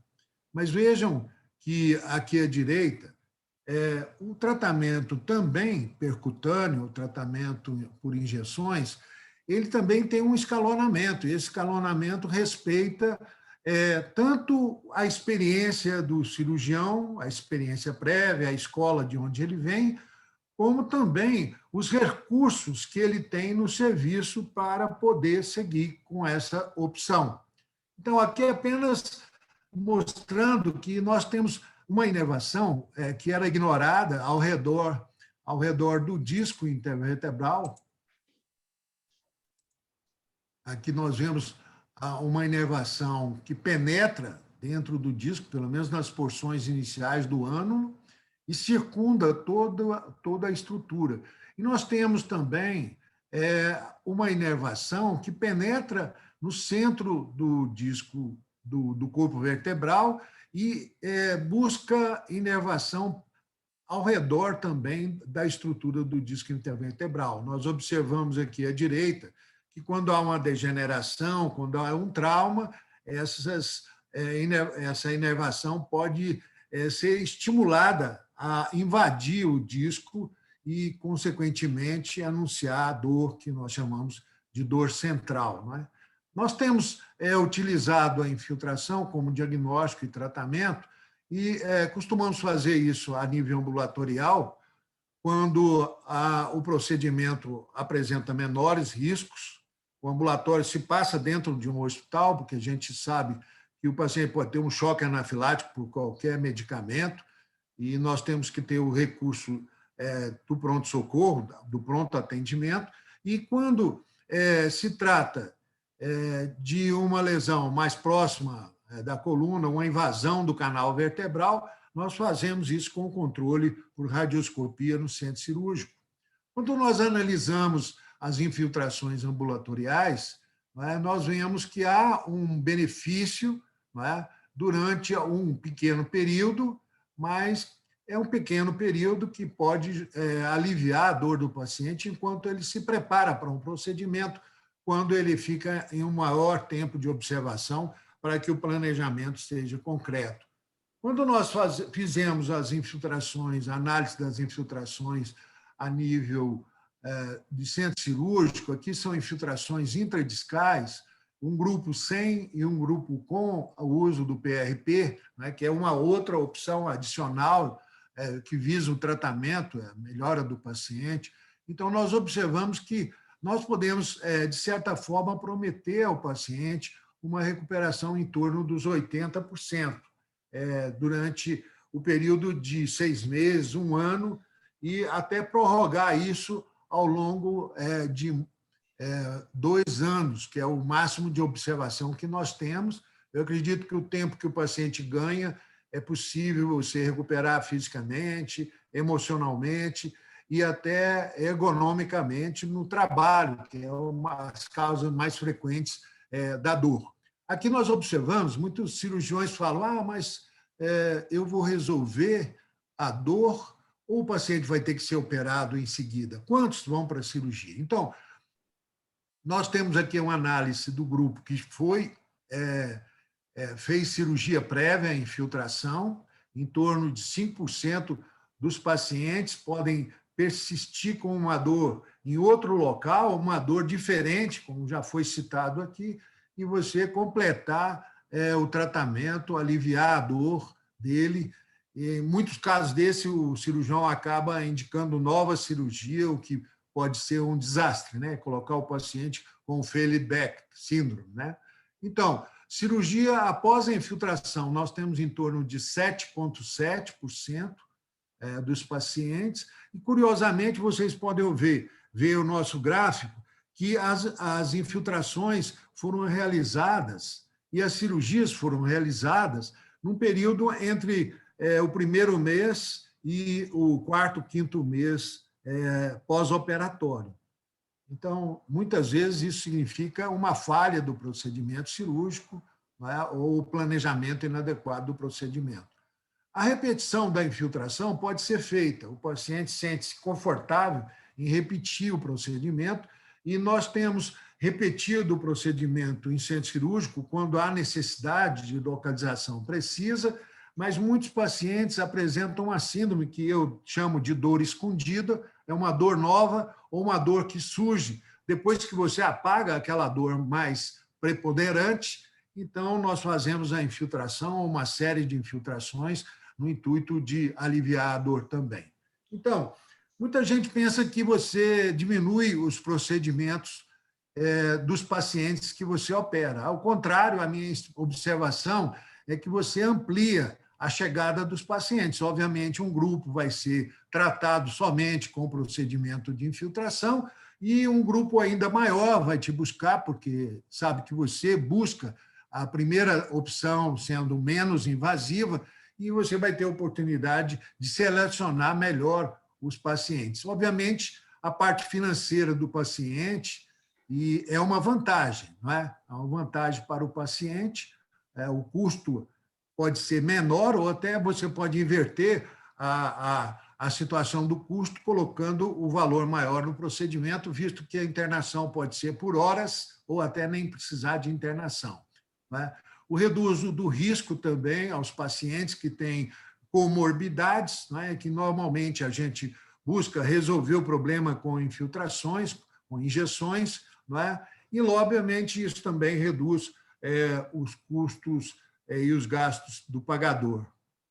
Aqui é só uma curiosidade, nós temos uma paciente jovem e fazendo um esforço na academia, fez uma hernia, dor importante, ciática, um caso típico que eu indicaria cirurgia, como eu fiz, mas ela simplesmente se negou e pediu a infiltração. Eu pedi uma autorização dela para realizar a infiltração e em substituição à cirurgia que eu tinha indicado, e nós observamos que ela, com o procedimento, aliviou a dor, os sintomas regrediram da fraqueza no pé, e depois de 6 meses nós fizemos o controle e observamos uma regressão significativa da hérnia. Muitos pensam que isso aqui é que é importante. Na verdade, uma redução de milímetros dentro do disco intervertebral, da pressão, ela repercute reduzindo a dor ou até desaparecendo com a síndrome dolorosa. Então, para sumarizar essas ideias do presente, passado e futuro das infiltrações, o tratamento é instituído sempre após você tentar o tratamento clínico, fisioterapia, medicamentoso, e não alcançar a satisfação do paciente. O tempo vai depender, não é? Se você observa o paciente melhorando, você aumenta o tempo de tratamento clínico. Se você observa que dentro de um mês ou de algumas semanas ele não apresentou melhora, você indica o procedimento, não é? A opção ela é incluída no tratamento, geralmente antes da opção cirúrgica, como vocês viram na escala. Ela é sempre associada ao tratamento clínico. Então, você mantém a medicação, reduz progressivamente depois, e introduz a fisioterapia também de forma progressiva até normalizar toda a situação e você estar seguro que o paciente está com um tratamento, um bom tratamento em andamento, né? Ela tem que ser realizada em ambiente estéril, seguro, né? Eu sempre utilizo do centro cirúrgico, porque a gente usa como se fosse um procedimento cirúrgico. A documentação de imagem é importante, né? A gente vê na imagem o fato e compara, são muitas as inervações da coluna, né? Você tem do disco, você tem da faceta, você tem da musculatura, você tem da pele. Então, uma infiltração única num ponto só, de um lado só, ela é praticamente, vamos dizer assim, em termos de tratamento, inútil, seria mais utilizada para diagnóstico, né? Mas você tem que atingir vários pontos, eu chamo de bundle ou de pacote, mas você tem que atingir vários pontos para poder resolver o problema. Continuando aqui, a alternativa para melhorar as condições do paciente que tem comorbidades, um paciente idoso, não pode ser operado por hipertensão descontrolada ou algum outro fator, não é? O diabetes. Então, você tem uma alternativa para melhorar o paciente. Os pacientes que você tem dúvida, também é uma forma de selecionar o paciente. Muitas vezes você faz todo o procedimento e aqui e acolá, que eu digo, né, depois de 100 infiltrações que você observa alívio imediato da dor, você tem um paciente que você faz o mesmo procedimento e não resulta em alívio. Então, você conclui muitas vezes, ou tem que analisar melhor para um distúrbio de comportamento. Permite, então, a gente melhorar o resultado cirúrgico, porque você pode, com o procedimento cirúrgico, resolver o processo mecânico da compressão do nervo ou do deslocamento da coluna. Mas o fator inflamatório, que é químico, não é, associado a esse processo mecânico, ele só pode ser aliviado com o washout, que a gente fala, que é a limpeza dessas substâncias inflamatórias, irritativas e causadoras da dor. Basicamente, era essa a mensagem. Muito obrigado a todos. Mazini, eu vou assumir por um momento ao seu lado, pedir para o professor Henrique Osório fazer as considerações finais e vou pedir para você continuar do meu lado para a gente receber o próximo convidado, que é muito importante. Professor Henrique Osório, prazer em tê-lo conosco, muito obrigado. Eu queria que o senhor fizesse o apanhado disso que o senhor viu, quais são as lições que nós precisamos ficar com elas. Eu sou muito obrigado de esta invitação e simplesmente quero dizer que hemos tenido uma sessão muito importante. A primeira parte por el professor José Osvaldo de Oliveira, que nos mostra claramente a importância do dolor referida, de como diagnosticar y cuáles son sus mecanismos de acción y cómo diferenciar de otro tipo de dolores que vemos cotidianamente.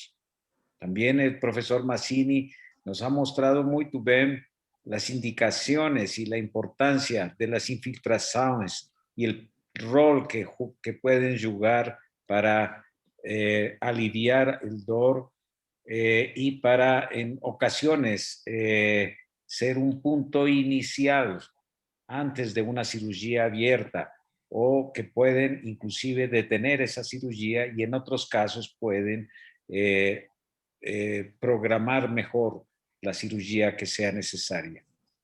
También la excelente conferencia del doctor Alessandri, donde nos muestra la importancia de diagnosticar el dolor por la alteración sacroiliaca, el dolor sacroiliaco, que no tenemos en cuenta normalmente las personas que tratamos a columna vertebral. Siempre estamos pensando que este dolor es un dolor de la columna, que viene de la columna, y nos ha mostrado en forma excelente cómo es importante el diagnóstico y que el diagnóstico es fundamentalmente clínico y cuáles son sus causas o traumáticas del embarazo, pero principalmente las causas posteriores a cirugías, generalmente que tienen la instrumentación L5, S1, hasta S1, hasta L5. Y eso es fundamental que lembremos siempre, tener en cuenta dolor sacroiliaca, cómo diagnosticarlo, pero también estamos acostumbrados a confirmar o diagnóstico con los exámenes imagenológicos, y él nos ha mostrado claramente que estos exámenes imagenológicos no ayudan en el diagnóstico de este problema. Y cómo tratarlo es importante, y tenemos muchos pacientes, mas no nos lembramos de buscar este diagnóstico, y esto es muy importante. Yo agradezco nuevamente al profesor Ricardo Botelho, profesor Oscar Alves y todo el comité organizador de este congreso tan excelente por esta invitación, y parabéns y continuar con este gran programa. Obrigado. Henrique Osório, é desnecessário eu, talvez fazendo um pouco a parte do Mazini, dizer o tanto que a Colômbia e a sua pessoa é importante para nós. Muito obrigado por tudo. E vou pedir para o Zé Osvaldo, Alexandre Elias e o Mazini ficarem comigo. Nós vamos receber o presidente da Sociedade Brasileira de Neurocirurgia, e depois a gente vai relaxar com a música das apresentações de tecnologias, que nós vamos poder ver com mais tempo. Ok, Mazini? Ok. Certo, Zé? Elias? Henrique, grande abraço. Vamos chamar, então, o professor Eberval Gadelha Figueiredo para a sua palestra. Grande abraço para todos. Boa noite. Grande abraço. Boa noite. Bom, boa noite a todos. É um grande prazer, uma grande alegria estar falando para vocês aqui no Congresso Brasileiro de Cirurgia Espinhal, representando a Sociedade Brasileira de Neurocirurgia, embora há muito tempo esse congresso já tenha deixado de ser, e já desde o início foi assim, uma peculiaridade neurocirúrgica puramente. É um congresso que congrega múltiplas especialidades, ortopedia, cirurgia da dor, fisiatria, enfim, é um congresso multidisciplinar e um congresso já multinacional, né? Nós estamos aí na 21ª edição do Congresso de Cirurgia Espinhal, uma iniciativa pioneira do Ricardo Botelho, e até hoje esse congresso vem persistindo, tem cada vez uma audiência maior e uma importância maior dentro do calendário da neurocirurgia brasileira. Não só da neurocirurgia, mas da cirurgia de coluna de uma forma geral. E realmente o Ricardo tem que ser parabenizado por isso, e a SBN participa com orgulho e apoia com orgulho essa iniciativa de sucesso que ele pensou e que ele tem executado aí através de todas essas décadas, né? 2 décadas e 1 ano, não é pouca coisa, né? E conhecendo o Ricardo, sabendo o empenho e a inteligência dele, a gente não espera outro resultado que não esse. Mas a minha participação aqui, na verdade, além de demonstrar o apoio da sociedade ao Congresso e de mostrar nossa solidariedade, nosso empenho conjunto aí para fazer as iniciativas da especialidade ter o maior sucesso possível, é também apresentar um pouco do nosso pensamento como o presidente da SBN, que assumiu há cerca de 2 meses, né? Então, vou apresentar em linhas gerais, muito rapidamente, entendendo o adiantado da hora, um pouco do que a gente imagina que sejam os desafios da neurocirurgia e da medicina de uma forma geral, os desafios contemporâneos da medicina e da neurocirurgia em particular, e que nos coloca diante do nosso trabalho de procurar estratégias que possam melhorar a formação, a educação e a qualidade de vida do neurocirurgião enquanto profissional. Nós temos ainda no Brasil várias desigualdades regionais de formação, de remuneração, a maneira que o cirurgião trabalha difere nos diferentes estados do Brasil. Em alguns estados, a participação do SUS é muito importante no honorário final do neurocirurgião, em outros é importante, mas nem tanto, né? E aí nós temos que lutar para melhorar tanto as desigualdades de remuneração, de honorário, como também de diminuir eventuais diferenças na formação técnica dos neurocirurgiões no Brasil. Isso vai ser uma preocupação nossa. Uma segunda preocupação, e aí talvez a que se impõe uma ação mais proativa da sociedade, é na defesa profissional, reconhecendo a dificuldade cada vez maior da relação do profissional com as fontes pagadoras e com as instituições em que nós trabalhamos, né? É importante, no meu ponto de vista, inserir a neurocirurgia dentro da sociedade civil e ter estratégias que evitem ou que minimizem a precarização do trabalho médico, né? Então, nós traçamos algumas estratégias para que isso possa ser minimizado. Existem também os papéis das tecnologias disruptivas, aplicativos, algoritmos que cada vez mais impactam a economia e que certamente vão impactar, e já estão impactando em algumas grandes cidades, a prática médica e os honorários médicos também. Desnecessário dizer o impacto que a crise sanitária mundial tem causado sobre o ensino e sobre a prática da medicina em geral, né? A epidemia de SARS-CoV-2 impactou de forma profunda a educação médica. Nós estamos aqui falando de um congresso que há 20 anos, há 2 décadas, se fazia de forma presencial e hoje está se fazendo de forma bastante exitosa virtualmente. Então, é inegável que isso vai ter um impacto duradouro. Eu não acredito que esse impacto pedagógico relacionado ao Covid vai durar apenas o período que dura a pandemia. Isso vai se prolongar. Então, tudo isso leva-nos à necessidade de modernizar a gestão da Sociedade Brasileira de Neurocirurgia e também focando na sua sustentabilidade. Então, eu vou apresentar agora alguns dados e algumas ações que nós estamos planejando, e nós já estamos executando algumas delas, e chamando a atenção para o perfil do neurocirurgião que tem mudado, tá? Então, se nós formos fazer um cálculo baseado nessa pesquisa, aí, com cerca de 10% dos neurocirurgiões brasileiros, nós vamos imaginar que 40% da população de neurocirurgião, quase metade, é composta pelos chamados jovens neurocirurgiões abaixo de 40 anos. Então, isso é um perfil, uma mudança dramática do perfil, digamos assim, do perfil epidemiológico do neurocirurgião brasileiro. Cada vez mais jovens neurocirurgiões representam uma massa maior de profissionais dentro do mercado.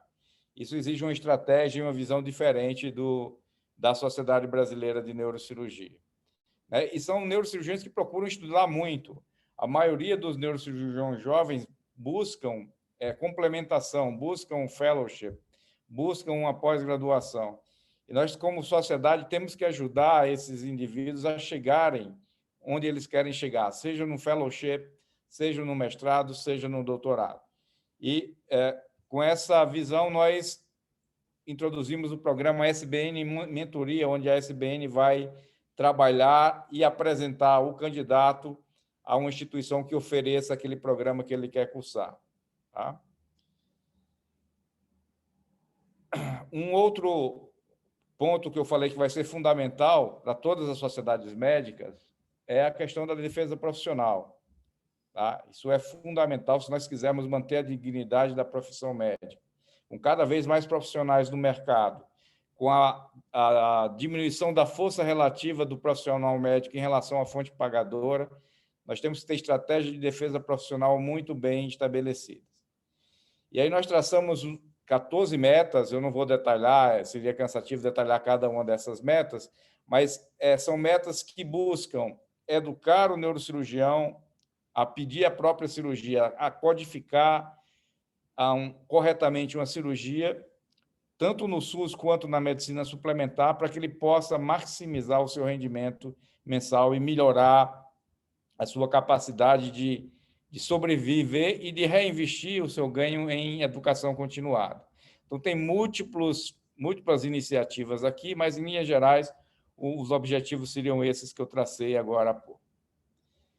Destacando dentro desse objetivo da defesa profissional, o fruto de um trabalho aí de quase 16 anos, que era para incluir no código da Agência Nacional de Saúde Suplementar, na codificação, a artroplastia da coluna cervical e a cirurgia endoscópica da coluna. Então, foram vitórias da Sociedade Brasileira de Neurocirurgia, da Sociedade Brasileira de Coluna, e que, finalmente, depois de um longo trabalho, se conseguiu se colocar essas duas modalidades de codificação, que certamente melhoram a qualidade aí e a possibilidade de aumentar os honorários médicos.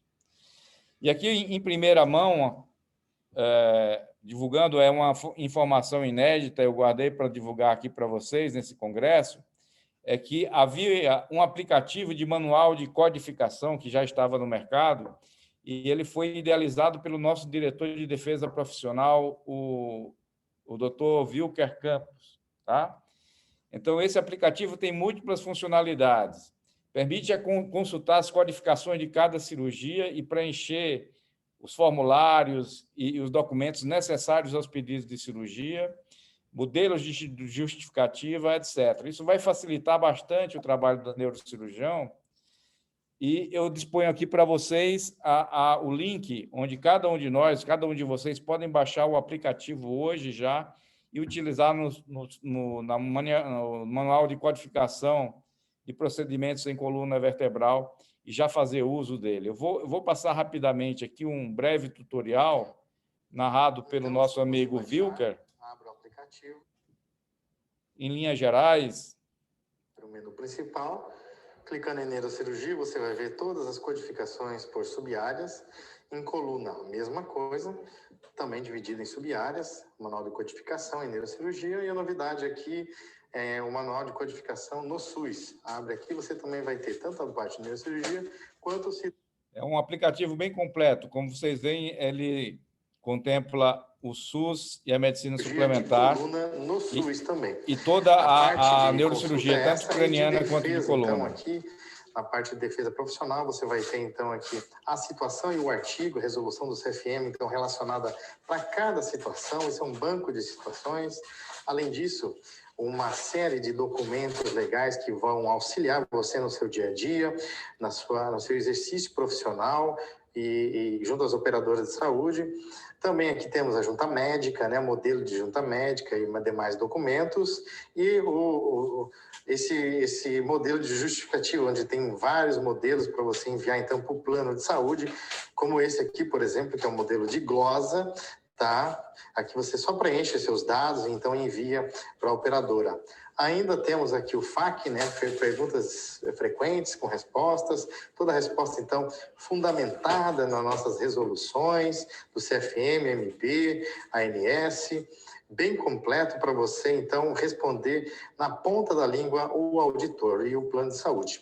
Temos ainda aqui um canal de codificação, um canal criado no YouTube, que vai servir também como plataforma de EAD, para a gente plotar aqui alguns assuntos importantes. Vamos ver algum exemplo aqui. Pagar a porcentagem, não se pagar e os sites importantes que você pode, então, clicar e mandar para o seu auditor, para o seu colega, para esclarecer.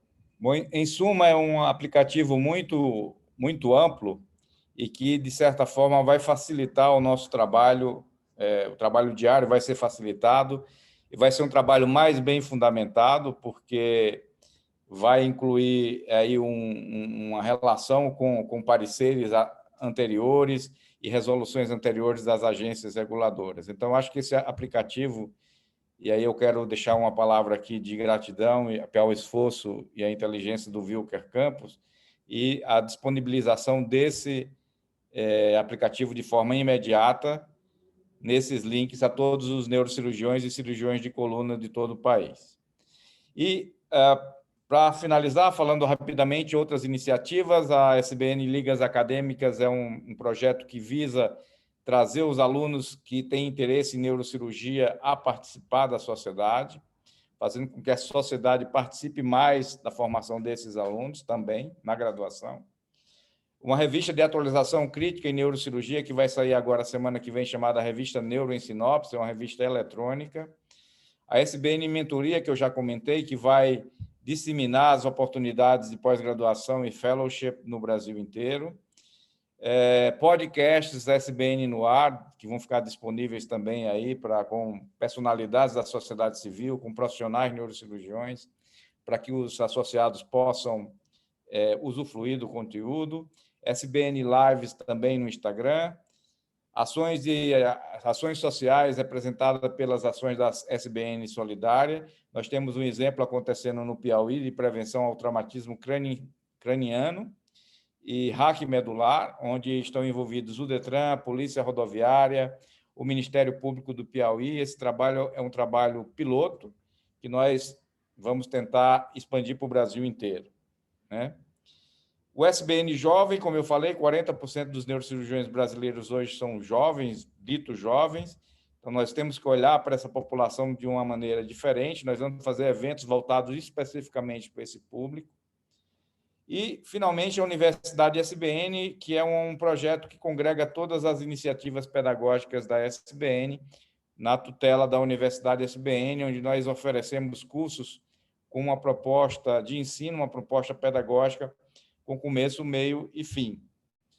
E, para não ser muito prolixo, eu gostaria de encerrar, então, a minha participação, parabenizando mais uma vez todos pelo evento e agradecendo ao convite do Ricardo e dos demais organizadores. Muito obrigado e que esse evento continue aí por mais 50 anos, sendo o sucesso que ele sempre foi. Boa noite a todos. Professor Eberval, nenhum de nós tem dúvida de que a SBN está bem representada. O senhor tem na sala, na audiência, 154 ouvintes, e esta palestra ficará disponível por até acabar o ano. Então, nós podemos divulgar isso. Muito obrigado pela sua presença, muito obrigado pelo seu apoio. Doutor Mazini, quer fazer um comentário? Então, eu vou pedir para nós, vamos encerrar este dia extensíssimo de evento com as músicas e nós vamos poder, quem não viu, pode ver os devices apresentados. Professor Eberval, muito honrado com a sua presença. Boa noite, muito obrigado. Pedro, assuma, por favor. Até logo, Elias, muito obrigado.